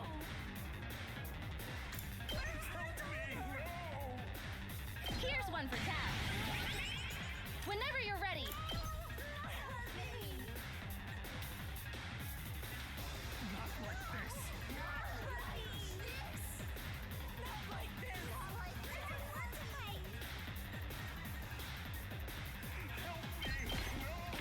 Stay back! I'm prepped and ready. Here goes!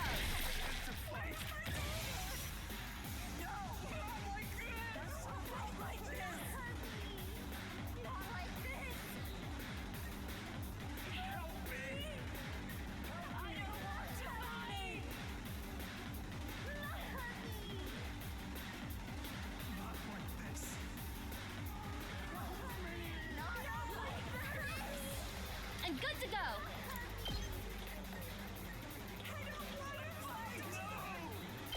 Gotcha! I got this! I don't want to fight. Let's go.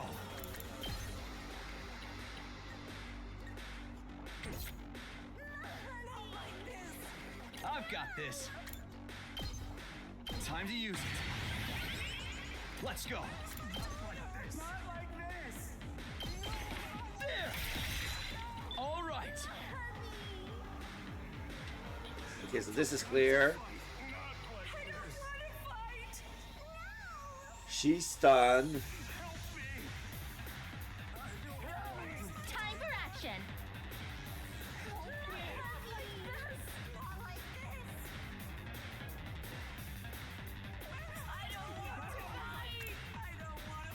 Man, we don't even have enough fighters for a full row. This is just sad. Yeah, that's fine. Close terrain. Okay.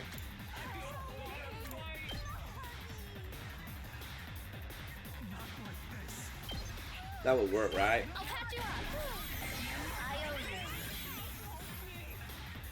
you. Ready when you are. Yeah.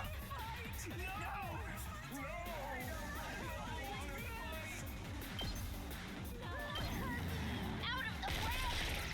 We did it. I'm good whenever.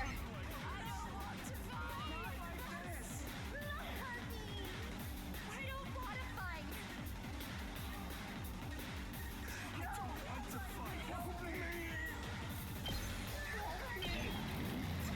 Take this. I'm good whenever.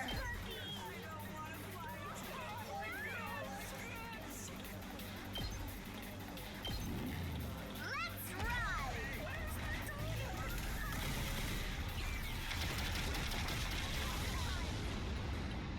Let's keep it up. Okay. So this is clear. This is clear. So all that's left is that little fellow over there. Okay. I can't wait. Oh man. You know what? Time for me to move.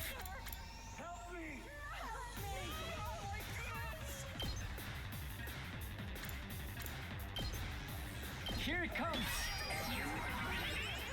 Let's get to the killing. This hurts. Such a beautiful You have death. defeated all enemies in this area. End your turn now? Yes.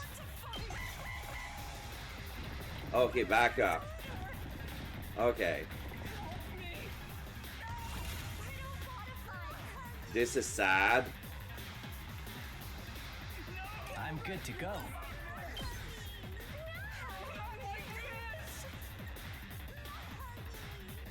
You for real?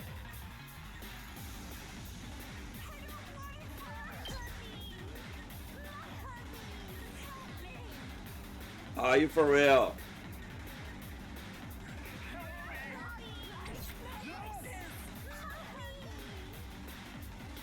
Time for me to move.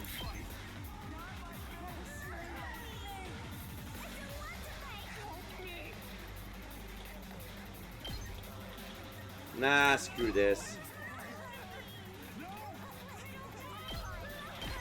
How about this?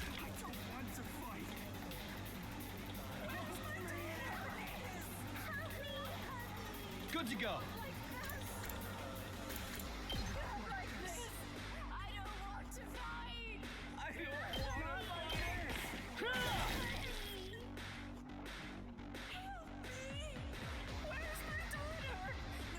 Only those two, eh? I guess I'm up. For space.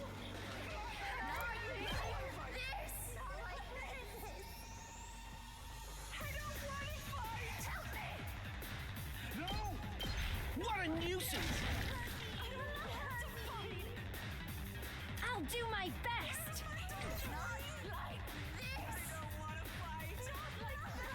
Leave it to me.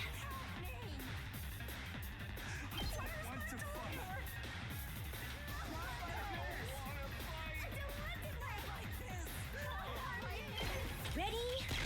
Aim. I'm ready. Ah man, I should have gone with the other attack instead.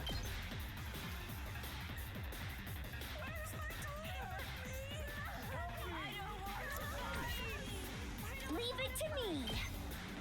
Here goes. I'm all set. Try and dodge this. The Daddy Xia fight or the Mega Hottie fight?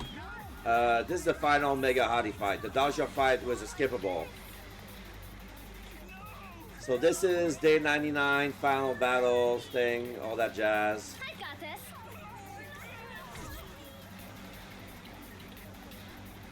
Okay, so no wait. I've got this. Not bad.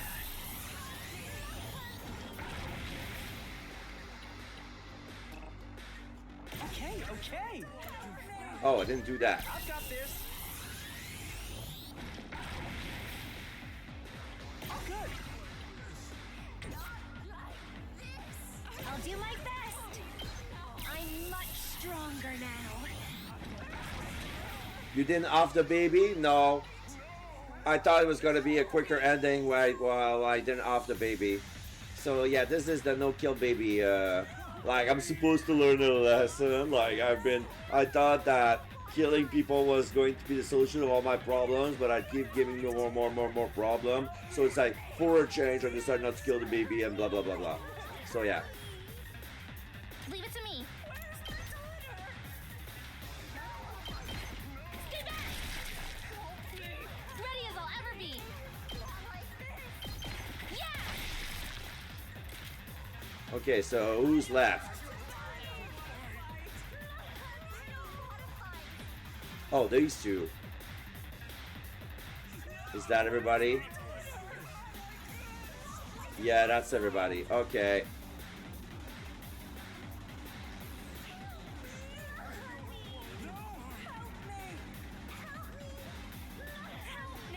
Let's get to the killing.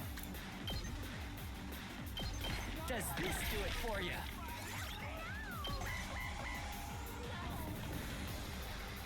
Really?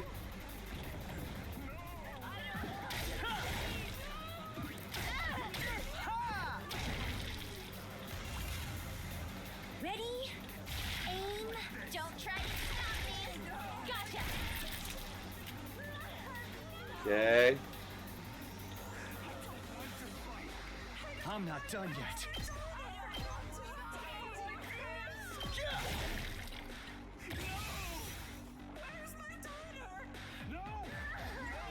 I can't wait.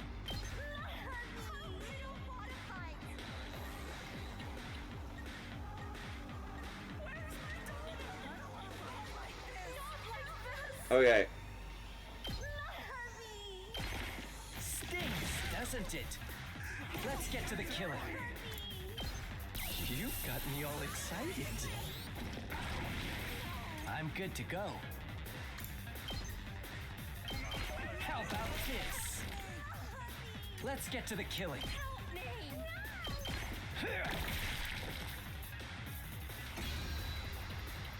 Back to the killing game!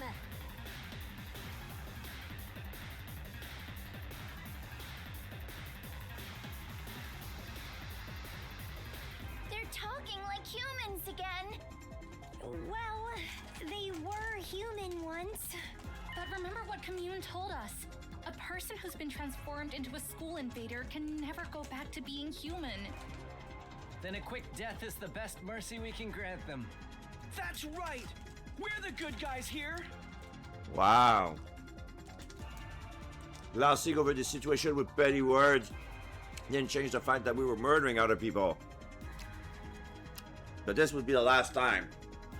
Once this was over, we'd flee to a place where no one could kill or be killed. We're just one step away from the artificial satellite. Let's break out of this hellscape together. Get ready for the second wave. This battalion will be on the same scale as the one you just fought. Okay. How many more of them are there? Oh, is it just me, or are they starting to look like a swarm of locusts? No, we need more help. Focus on the battle, guys. Don't lose heart. Hold strong, everyone! Let's do this!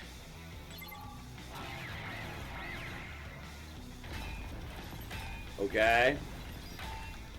Not like this! I don't want to fight!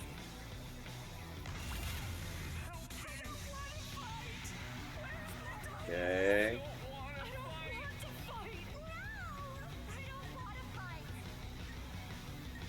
can't wait.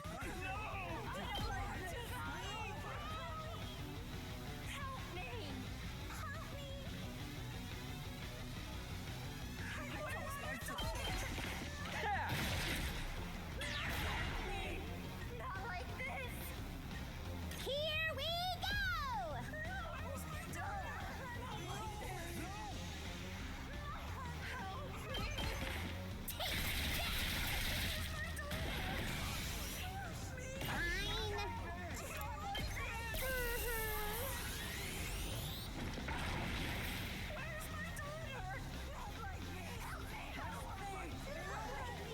Okay, okay! Not like this! Yep, right there!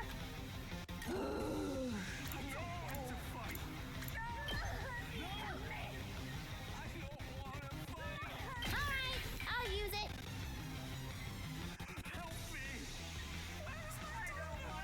Not like this! Help me!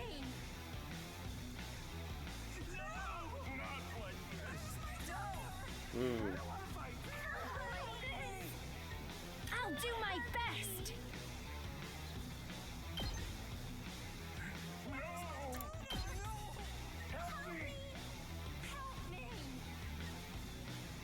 Not like this! Where's my daughter? Not like this! I don't want to fight! I don't want to fight! Taking the shot. I'm all set. Try and dodge this.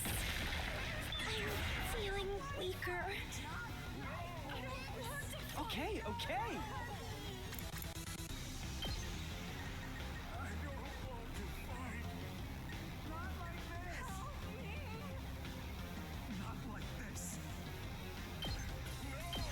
Out of the way, Tess. All too easy. All good. Not like this! This is more like it.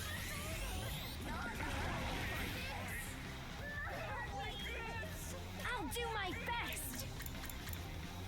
Hmm.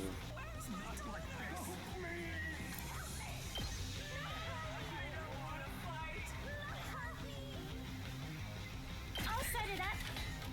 I'm ready. Here goes.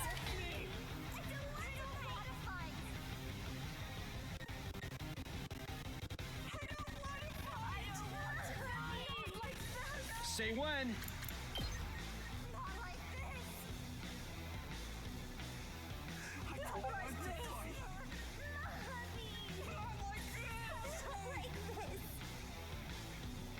Not like this.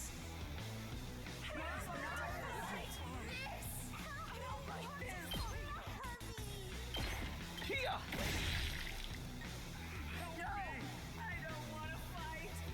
I'm taking the wheel.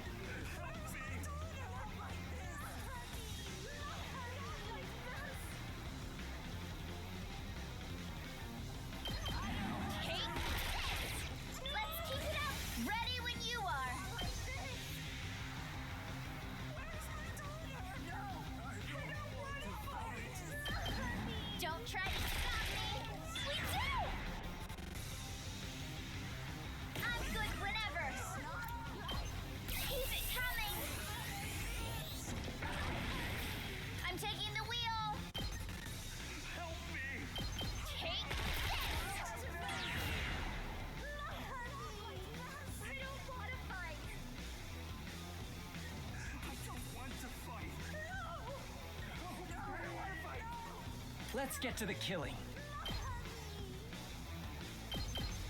Keep at it, champ.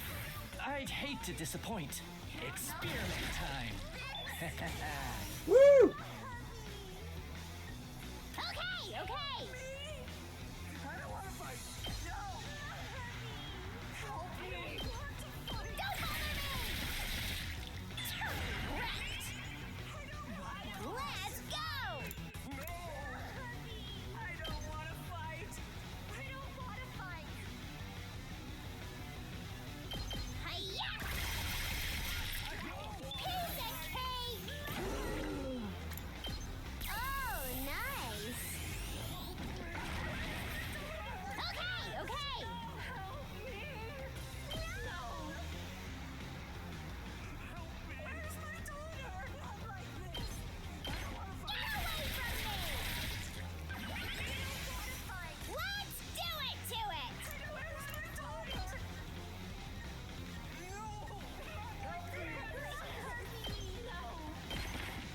Yeah, keep at it, champ.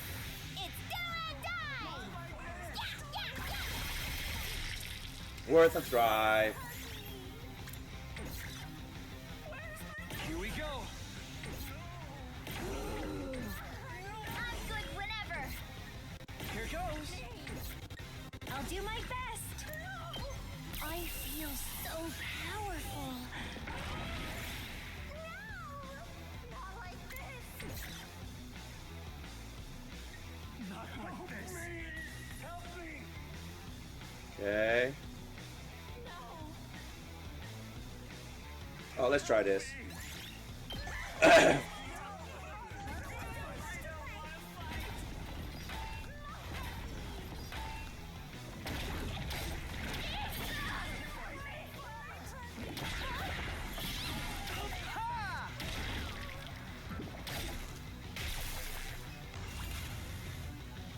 Stabby, stab, stab!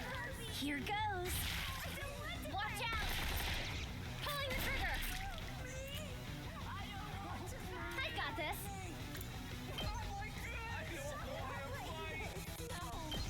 Taking the shot! Got it!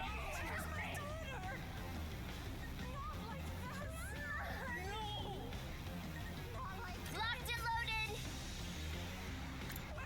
I don't want to die. Not like this. Not like this. Let's roll! Let's keep it up! I'm good whenever! I don't want to fight. Not like this. Not like this. Where's my daughter? Watch out! Let's do this. I don't want to fight. There. Got it. Ready when you are. All right. Okay. Where's my daughter? I'm taking the wheel! Help me. Help me. No, okay. I don't want to fight. Let's roll! Not like this. Not like this. I'm prepped and ready! I'll do my part too! Time for me to move.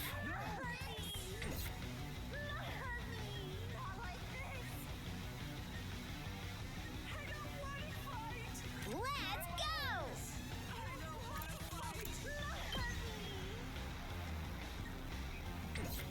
Let's do it to it! Power up!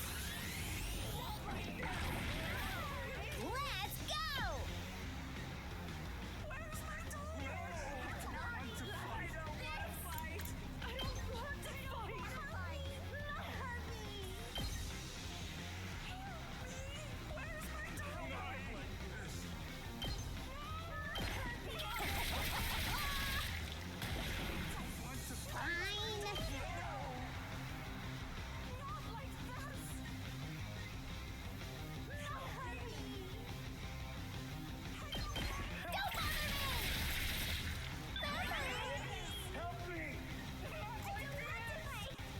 I can't wait.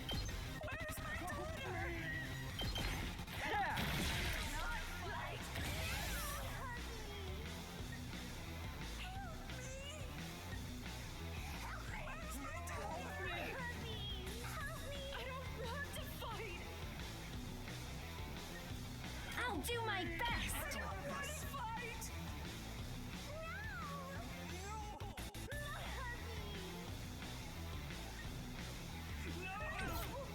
Leave it to me.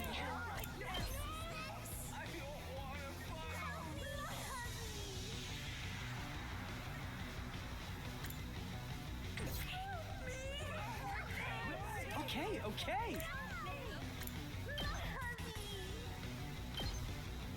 Try this on the sides. I'm ready. Oh! Okay, I'll give it my best. Ready? Aim. I'll do my best. Do that, champ. Okay, I'll give it my best. Taking the shot. I'm feeling weaker. Okay, so... Leave it to me. I'm much stronger now. Time for me to move. Whenever you're ready. This is for all of you.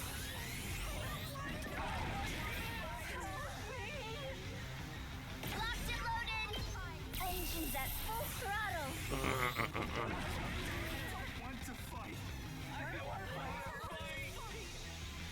I'll do my best.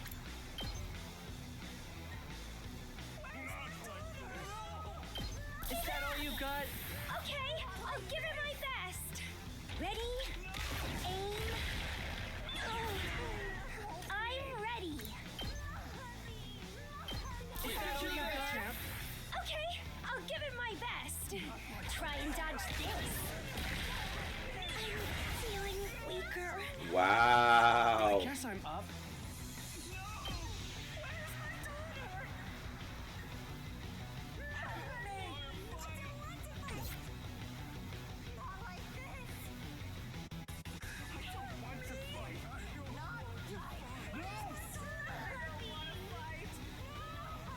So we ran out of big ones. Alright, let's try Leave it to me. this one. Finger crossed. I'm on it. Hi-ya! 7. Ah, that was a good shot. I'm good to go.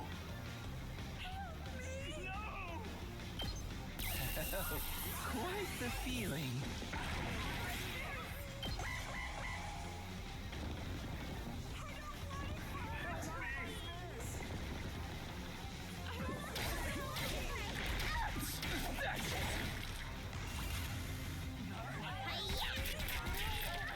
Try and dodge this.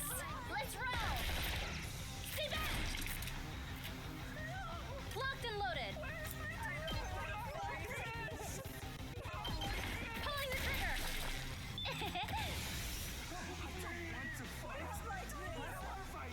Say when.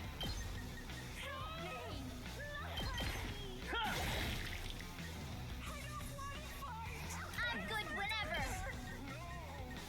Okay, so this is clear.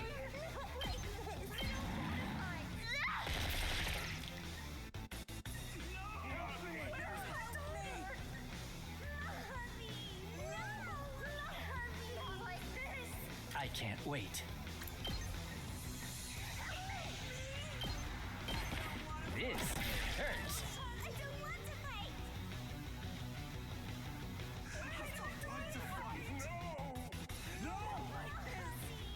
I'm ready. I don't want to fight.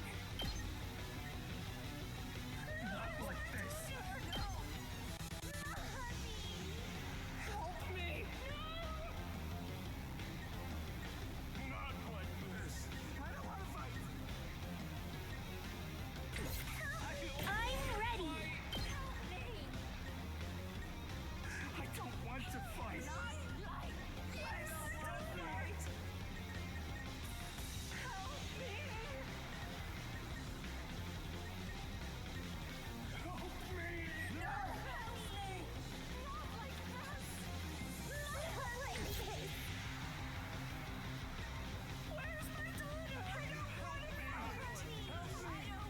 Okay, okay. Not like this.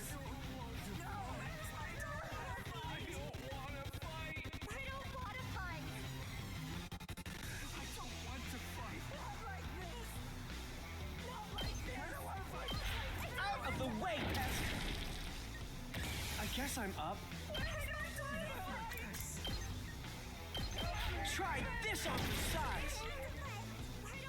Here goes. I've got this. I'm all set. Whenever you're ready. Time for me to move. Locked and loaded. It's killing game time. Here we go. Let's do this. Gotta push it.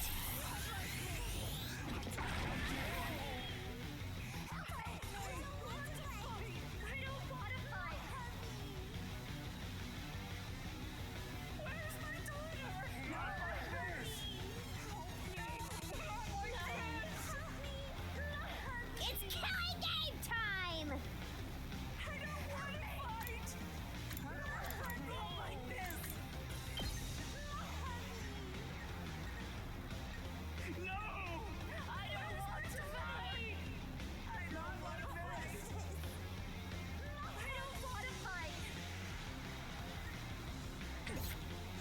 So this is the last one. I'm out of big ones, eh? Yeah, I'm out of big ones. I'm ready. Is that all you got? Okay, I'll give it my best. Taking the shot. I can't move.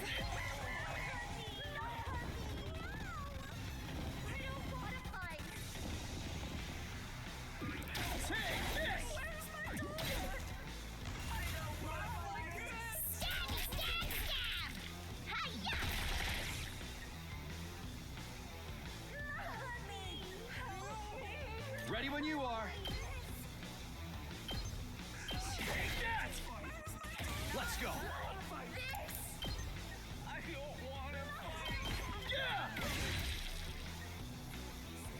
Not like this.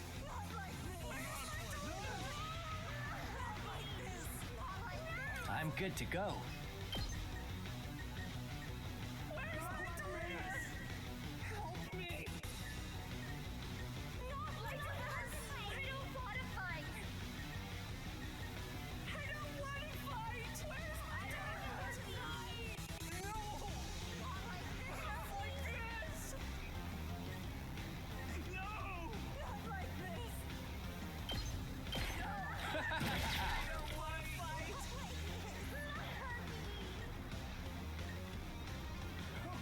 I guess I'm up.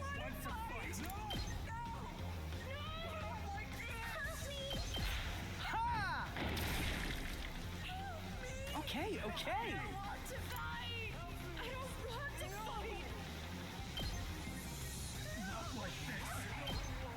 I've got them pinned down.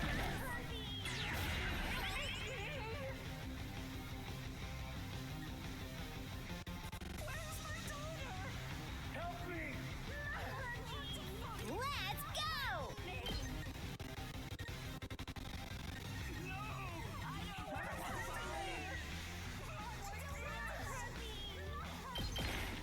Is that all you got?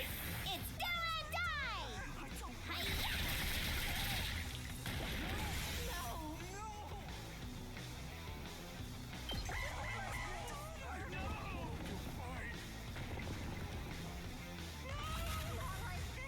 Take that. It's killing game time.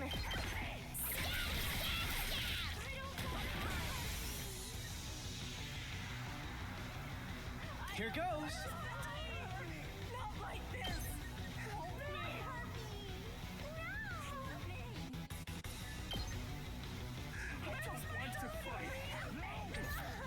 Okay, okay. Shoot. I'll do my best. I'll give it all I've got.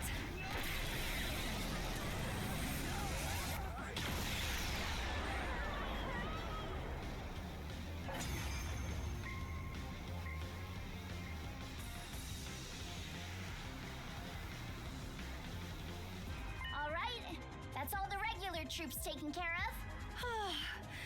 I'm dead tired. Keep your spirits high, sister dearest. That was just the preview. The main event is yet to come. I sense a strong presence approaching. It has to be her. She's finally here. There she is! Vashnis herself! Darmy was right. The Supreme Commander appeared and slowly started making their way towards us. At last, she stood in place, looking us up and down before speaking. I'll admit, I did not foresee you lasting this long. Or destroying all of my battle pets. You thought we'd be pushovers, huh? Well, that's too bad. We're not losing to you today. Yeah! We're the elite few survivors of that brutal killing game! Look at what's become of your strongest army in history and tell us. Do you feel like surrendering yet? Surrender? Surely you jest. You have not even seen my real army yet. Watch and despair. You shall now witness the worst nightmare of your lives. Come forth, my elite slaves!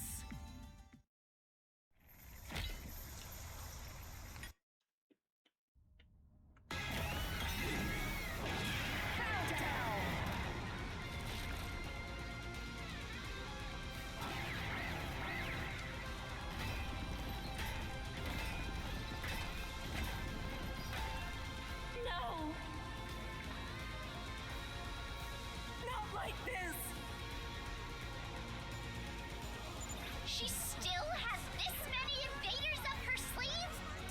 She wasn't bluffing when she said her army was bigger than ever. These troops must be her trump card. If she is desperate enough to pull them out now, she can't be having a good time. This is our chance to take down Vashnis and her goons all at once. This is the real final showdown.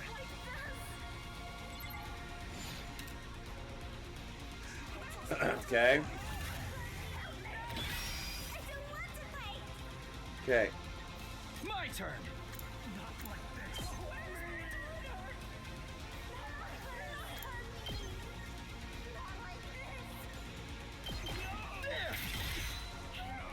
Let's do this. Got it.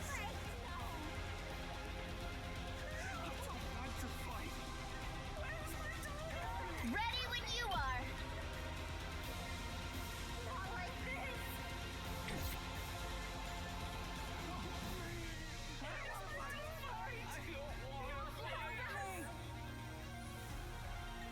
Let's go!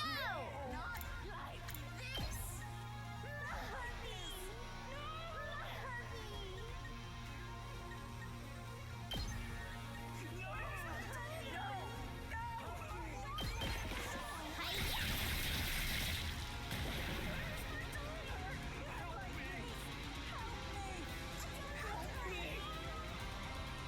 Okay, okay!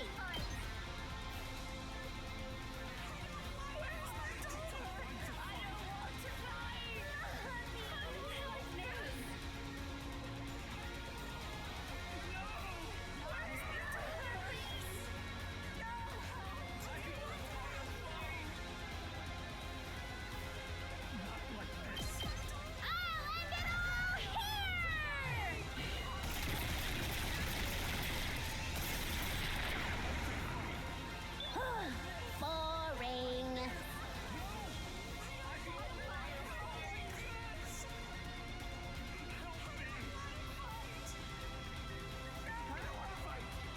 I guess I'm up.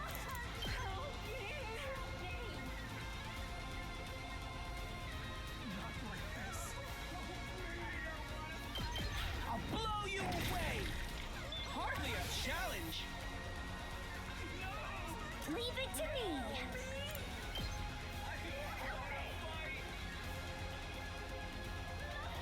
Try and dodge this. So tired.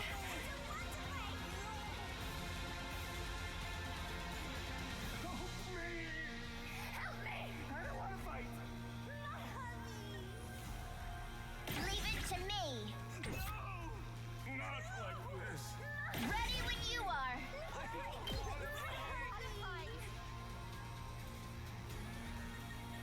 I don't want to fight.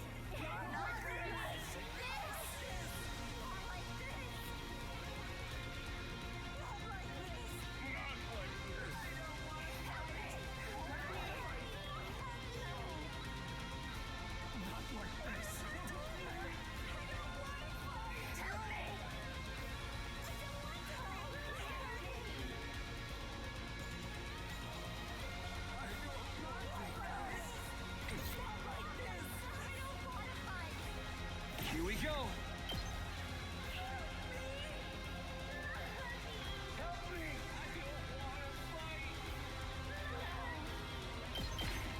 One last strike.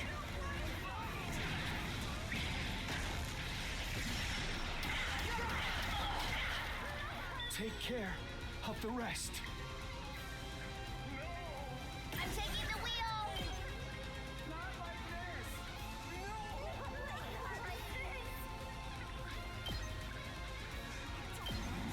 They're gonna hear this engine roar.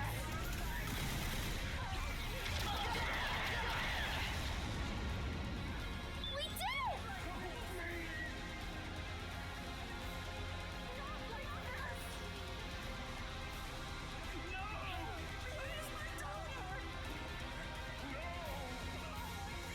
I can't wait.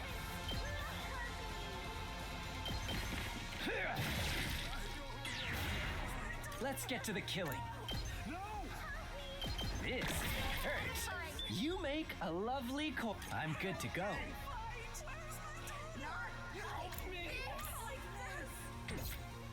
Let's get to the killing.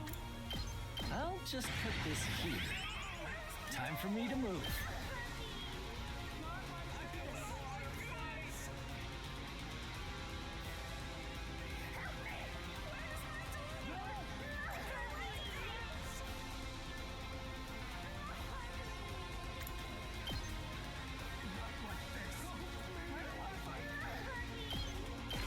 Experiment time.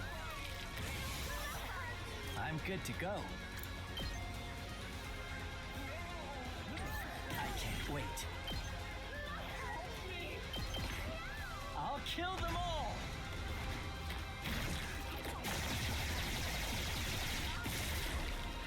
Kill the rest for me.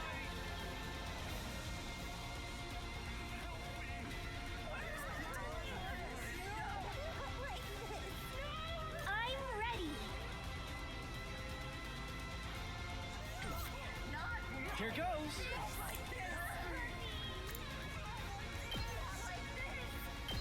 Out of the way, Pest. I guess I'm up. Ha! All too easy.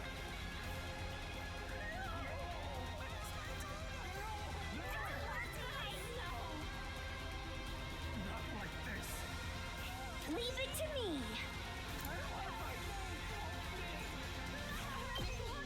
I'll set it up. I'll do my best. Here goes.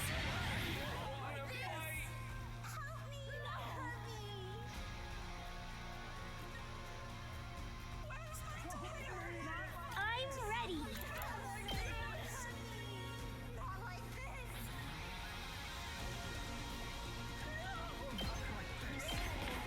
Taking the shot. You'll have to take it from here.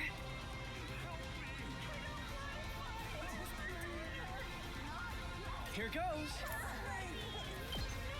I'll leave them a little something. I guess I'm up.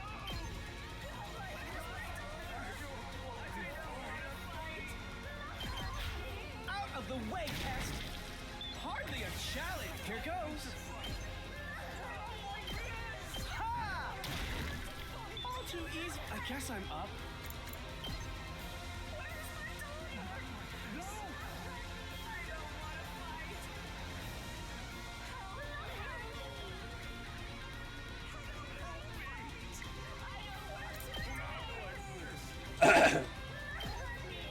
Pardon me.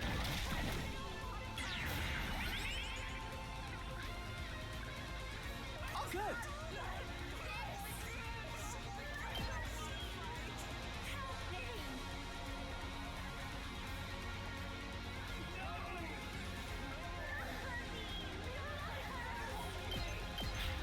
I'll blow you away. Okay. Try this on your size. Hardly a challenge. All good.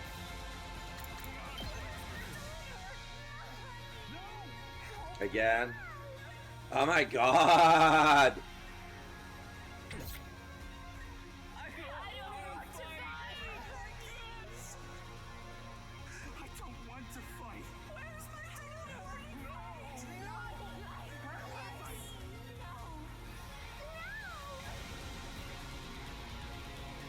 I'm good to go.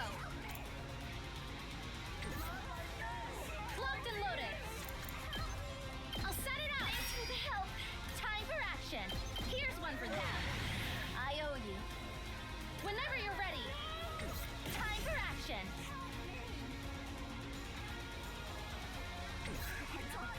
I got this. Gotcha. Whenever you're ready. Taking the sound. Ready as I'll ever be. Gotcha. Leave it to me. Here goes. I got this.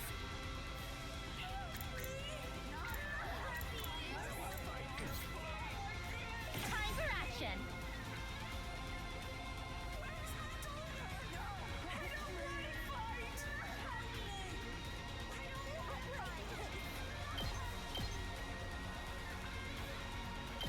One final push, guys! Thanks for the help. Finish them up for me. Ready when you are.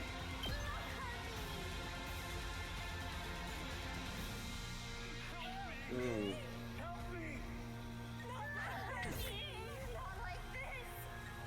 I've got this.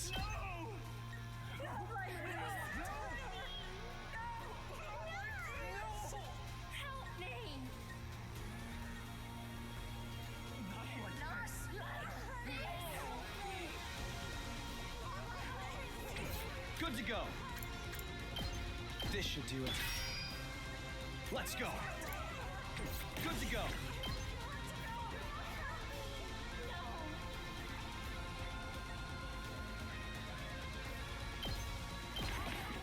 One last strike.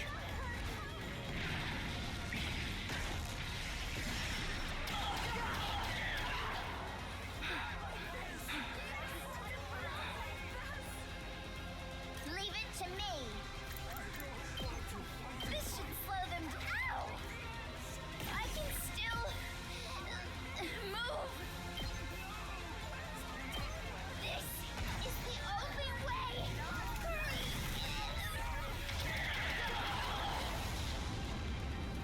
The rest is up to you.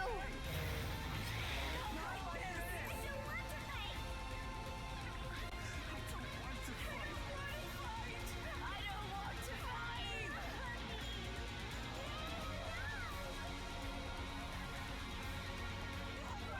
Okay, this guy's good as dead.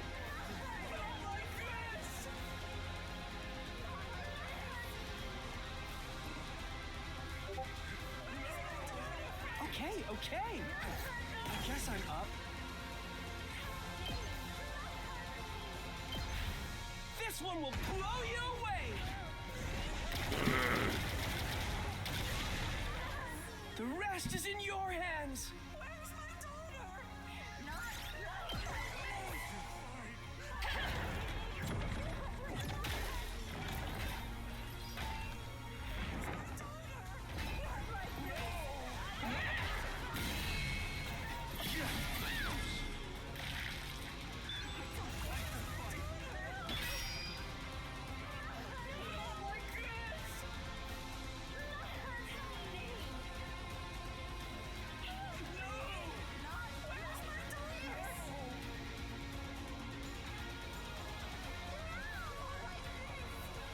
Is everybody stunned? Oh my god, everybody is stunned. Okay.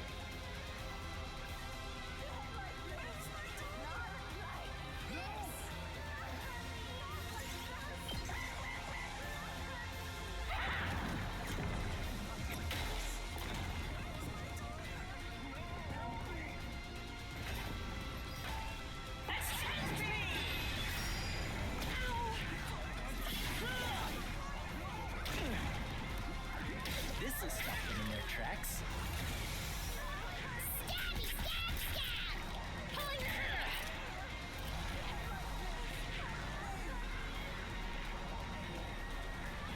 I've got this.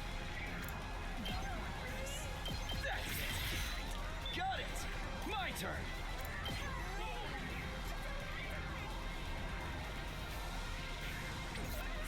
Here we go.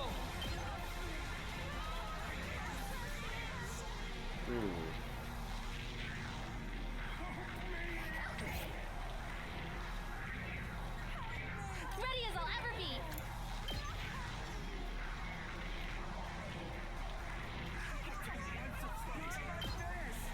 Here goes. Whenever you're ready. Pulling the trigger. Got it. Leave it to me.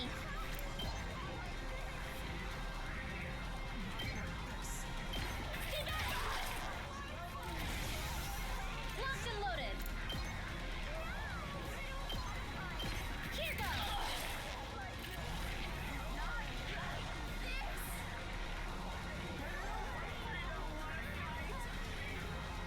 Leave it to me.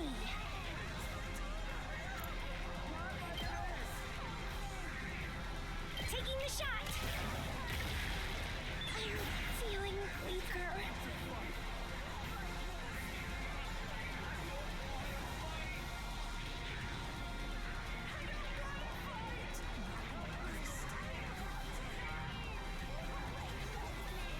Here we go!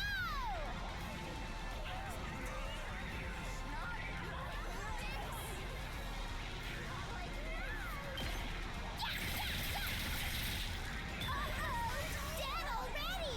Seriously depressing.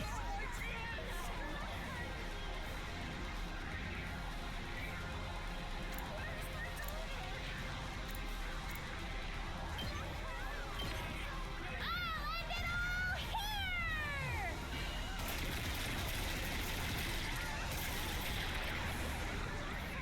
Okay, your turn now.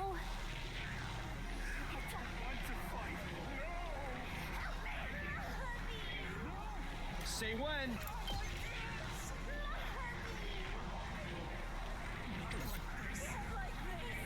I'm good to go. Oh, boo.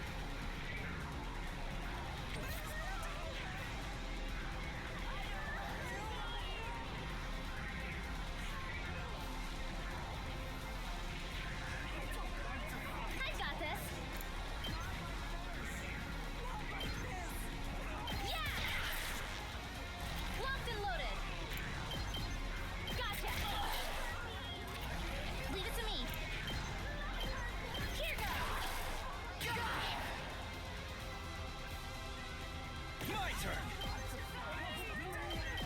One last strike.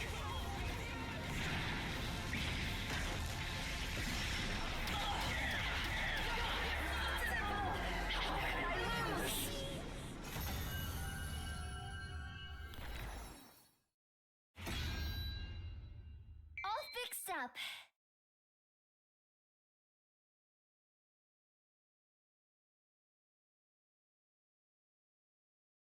Why? Why? An army led by a living god should have trampled over mere mortals like you. Veshness, you transformed every single soldier of yours into a combat organism. Honestly, they would have fared better as humans. In the end, your own tyranny was your downfall. Is that why I didn't see a single human in that large army? Cammy's right. We would have had a harder time making ourselves fight Rego humans. You have no regard for any human life other than your own. That arrogant refusal to believe in anyone was the reason for your defeat, Veshness. Arrogance befits my station as God! It is only right I should decide what my people become! This old hag is irredeemable. She truly believes she's a god now. Veshness, if you really want to get closer to God, I'll help you by sending your soul to the heavens. Your cryptoglobin will come all the way to the artificial satellite with us. That's where we will live in undisturbed peace, never needing to kill another person again. I grip my sword and walk towards Veshness. The final murder should be carried out by the leader, by me. Step away! What are you doing?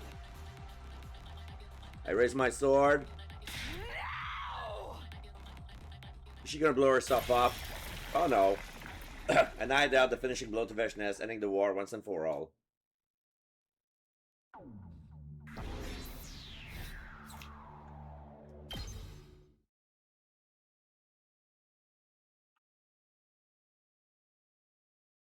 Day 100.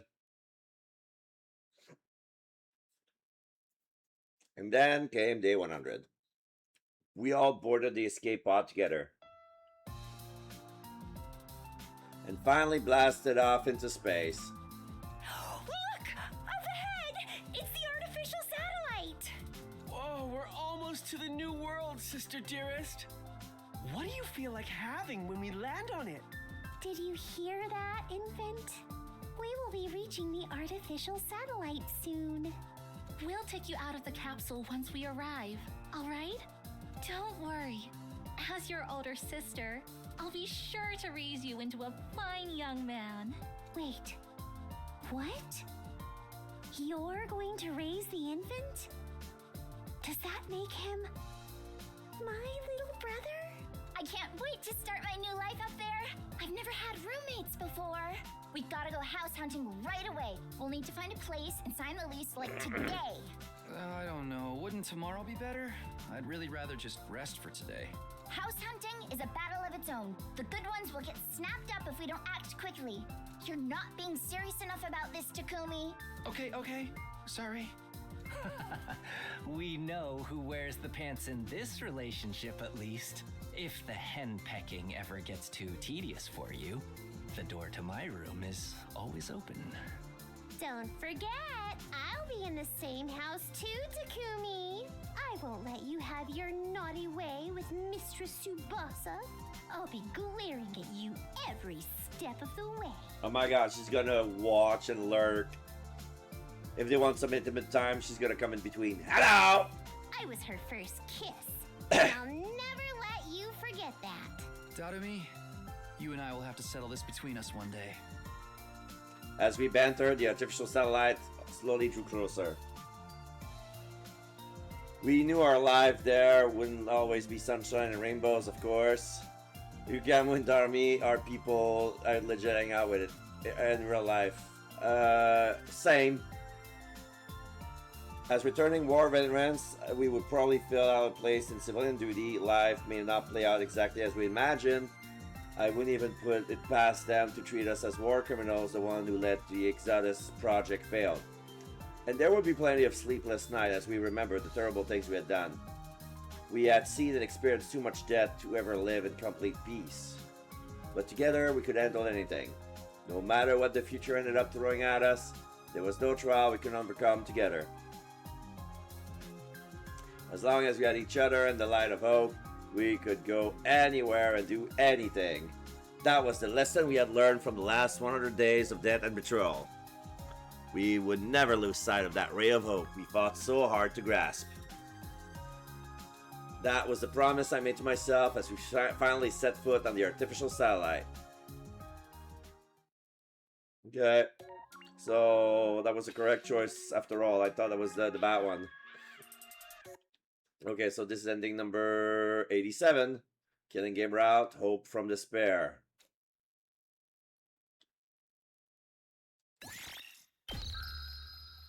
And now we're gonna go for the ending number 84. So this would, okay, all the way here.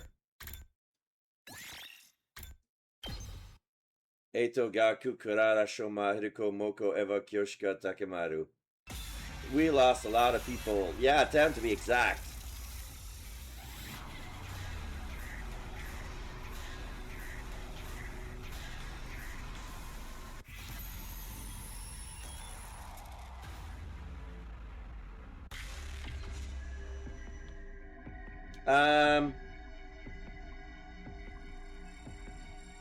Now it's 10.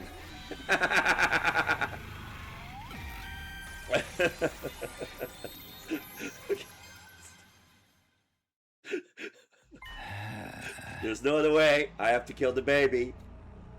That was my responsibility as leader to ensure everyone was made to the artificial satellite safely. For that to happen, I have to stain my hands with blood one last time. But I can't do it now. Somehow I was about to notice me walking into the defense room in broad daylight. I don't want anyone to see me doing this. I decided I would do this secretly in the middle of the night, away from the watchful eyes of others.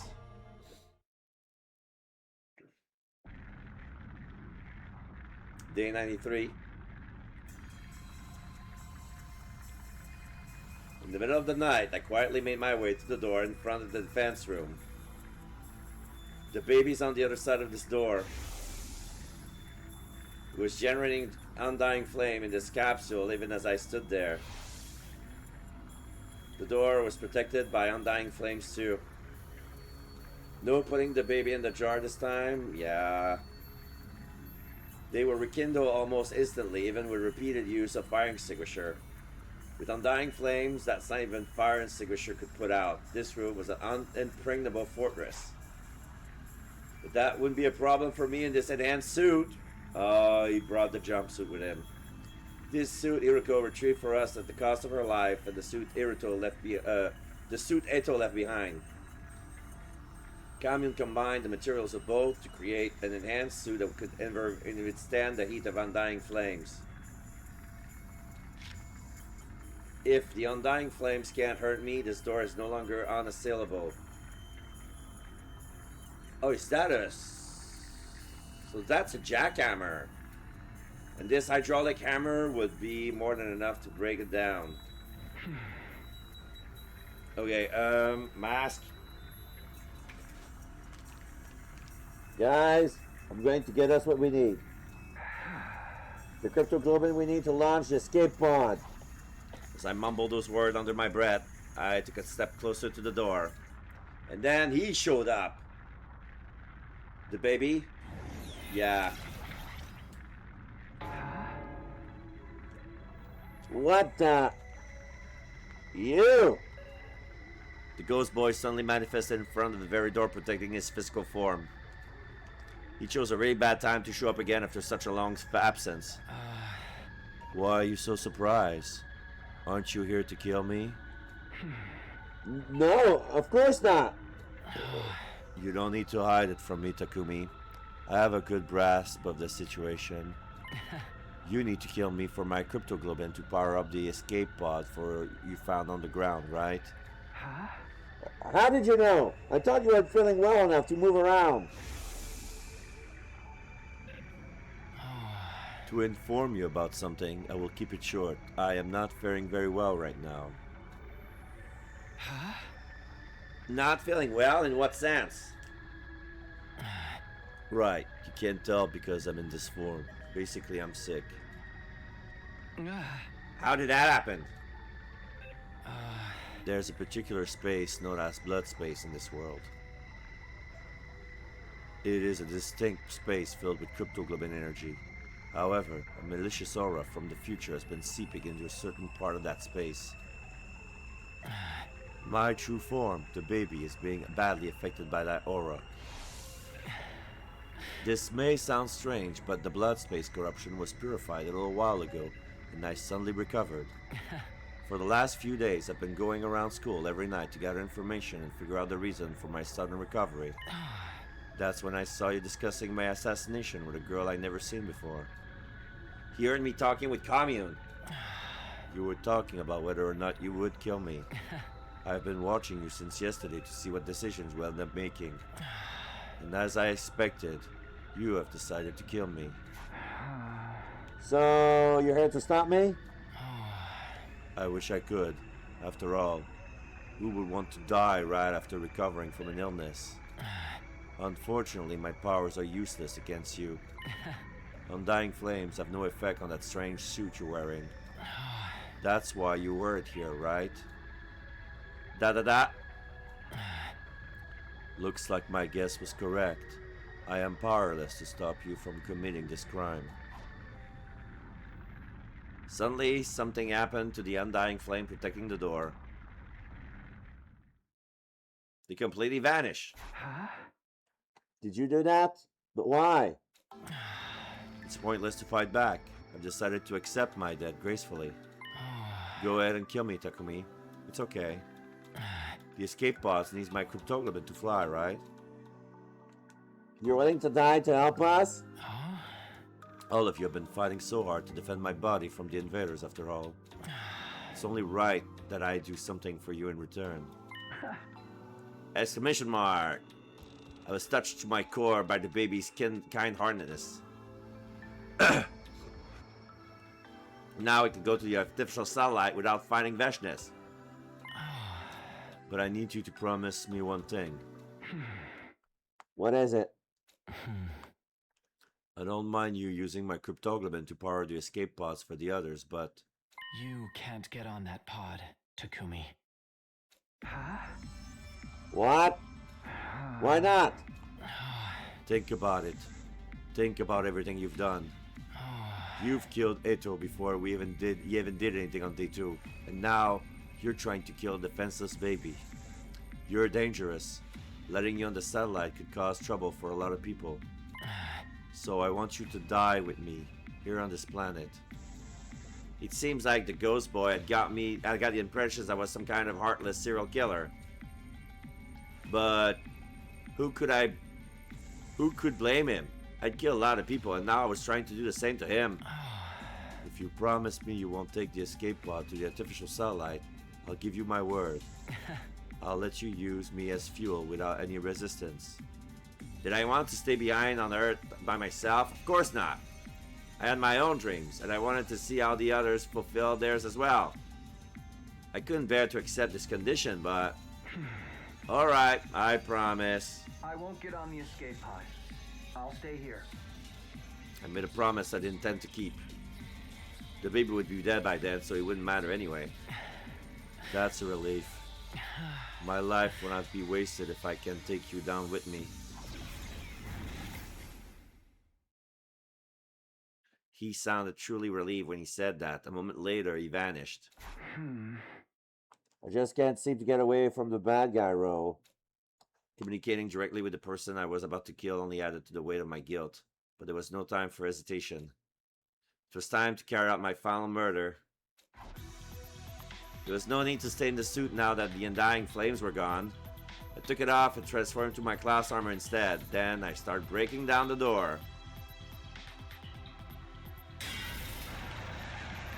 Without the flames to protect it, it didn't stand a chance.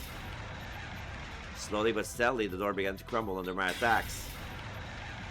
The damage grew heavier and heavier, until at long last, it was completely destroyed. I dashed right into the defense room without stopping.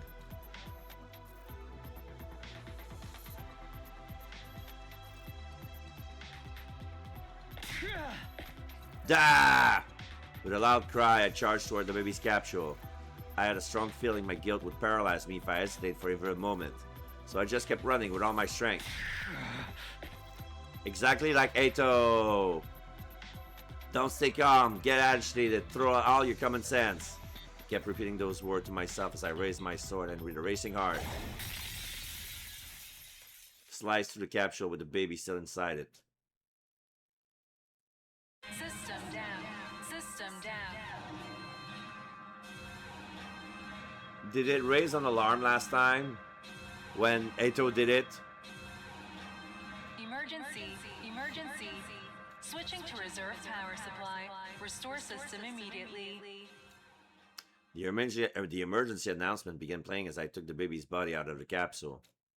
Full system error. Emergency. Reserve power depleted. All systems shutting down. All systems shutting down. The lights went out. I quickly ran through the bedarkened room, the bedarkened school campus.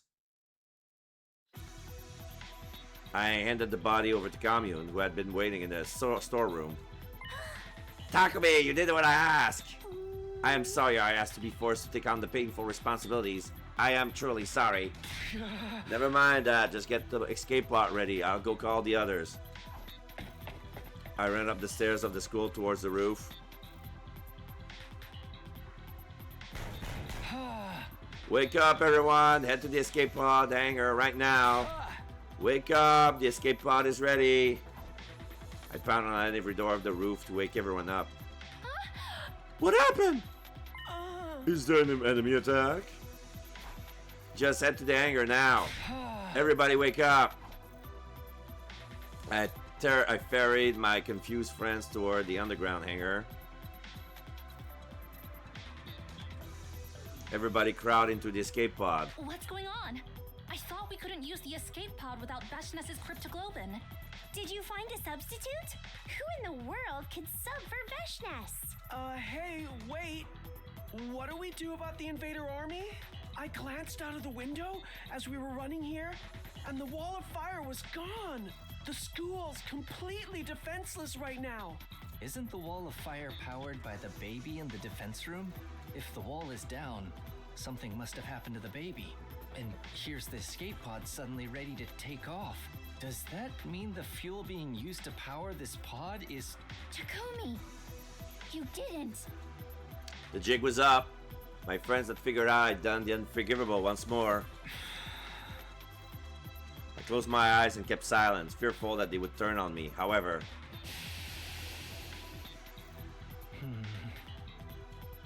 Tsubasa and Yugamu each took one of my hands onto theirs and squeezed hard, tightly without saying anything. I share your guilt with you. That was what it felt like they were trying to tell me. I'm sorry, Takumi. You did that despicable deed? For us? That makes us accomplices. You should have just let me tank bad guy roles like this. One by one, the others started commiserating with me. The moment it hit me what they weren't going to despise me, tears of relief started welling up in my eyes. It made my desire to go to the artificial satellite with these people even stronger than before. Commune? How long until takeoff? Just a little more. The takeoff sequence is proceeding smoothly. We just have to trick the AI into thinking today is day 100. As soon as she said that, the inside of the pod started shaking, making it difficult for us to keep standing. To your seats! This is gonna be a rough launch. Expect at least 8G. What the heck's 8G? I didn't know phone tech was that advanced already. 8G being 8 times the gravity pull. I think she means the gravitational force pushing against our bodies when we take off. How strong is 8G? Strong enough to rip your heart out of your body if you don't strap down. Get to your seats, everyone! We quickly found our seats and buckled up. At around the same time... Omnidirectional attack will launch in 400 seconds. Yeah, that's the AI thinking it's day 100. Leading up to the omnidirectional attack, all defenses will be rerouted to the intercept system. Error. Special Defense Unit members, please board the escape pod in the schoolyard immediately. The announcement that was supposed to play on day 100 blared out from the hangar speaker. Commune has successfully hacked the system and tricked the AI into thinking it was day 100.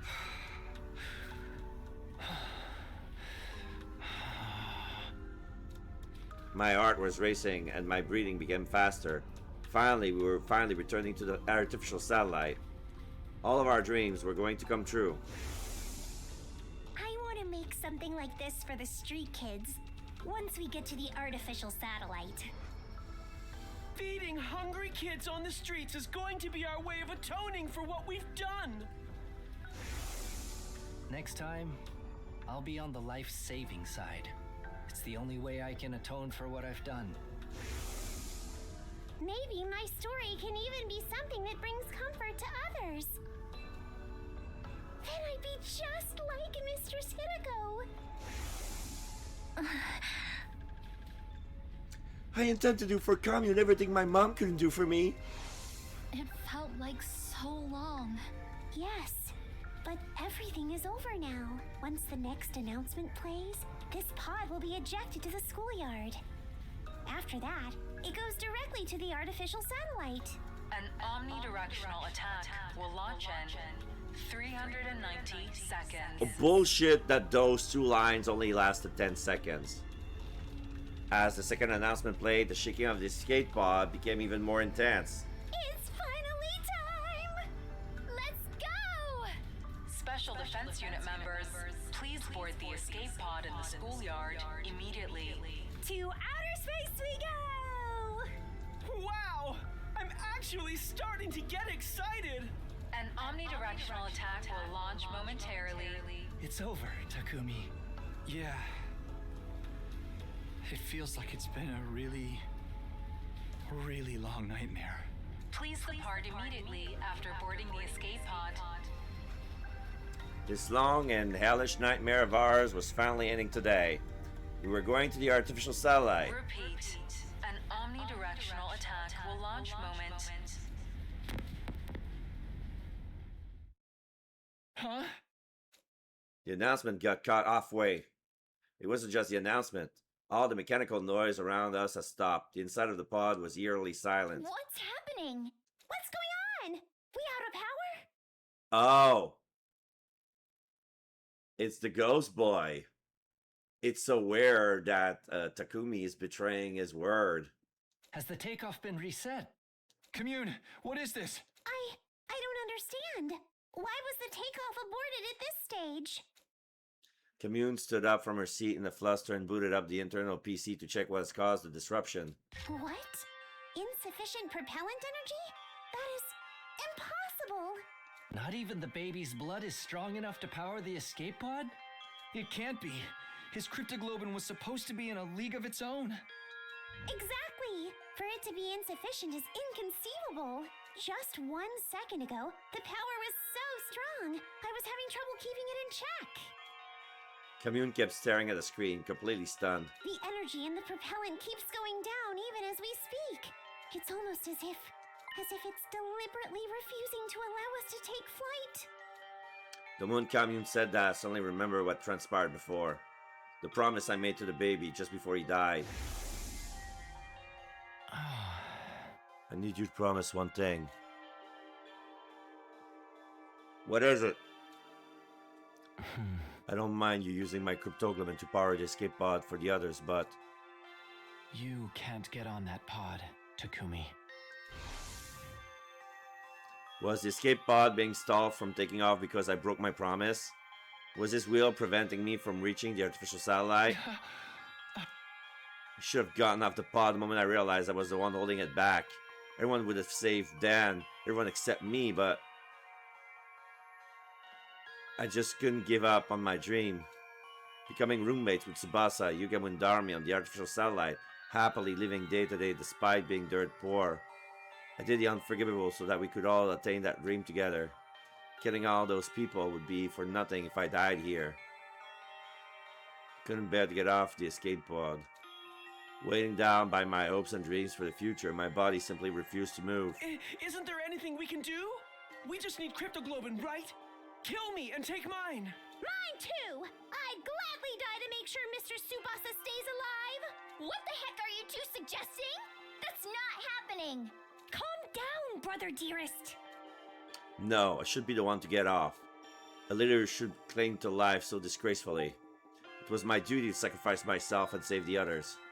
Get off. Get off, get off, get off, get off, get off, get off, get off, get off! Get off the stupid pod, Takumi! But I still couldn't muster up the resolve. The thought that I'd never see my friends again paralyzed me. Nozomi, Hima, Kako, Darumi, Yugamu, Commune, and... I've never seen Tsubasa again either.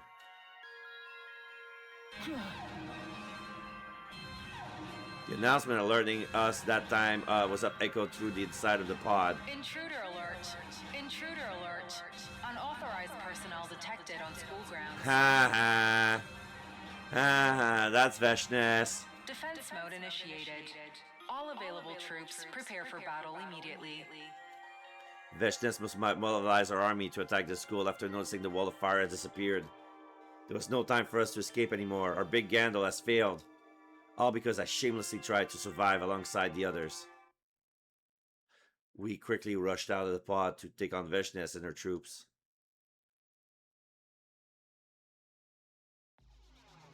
The invader army wasn't as large as I imagined.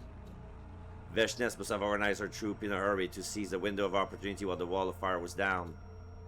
We were more or less evenly matched with her hastily thrown together squad. Invaders came swarming into the school from all directions, and all we could do was kill, kill, kill, kill, kill.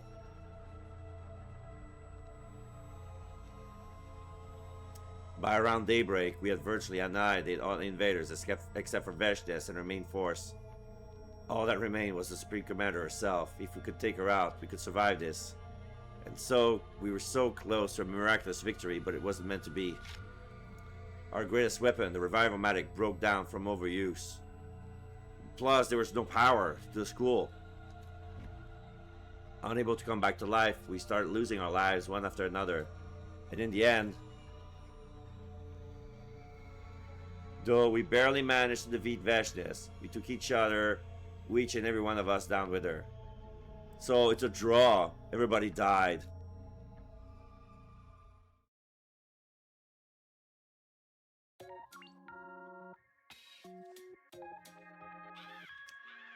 That's what you get! Alright, Killing Game, ending number 86. So close and yet so far. The end. Everyone dies and humanity is finished.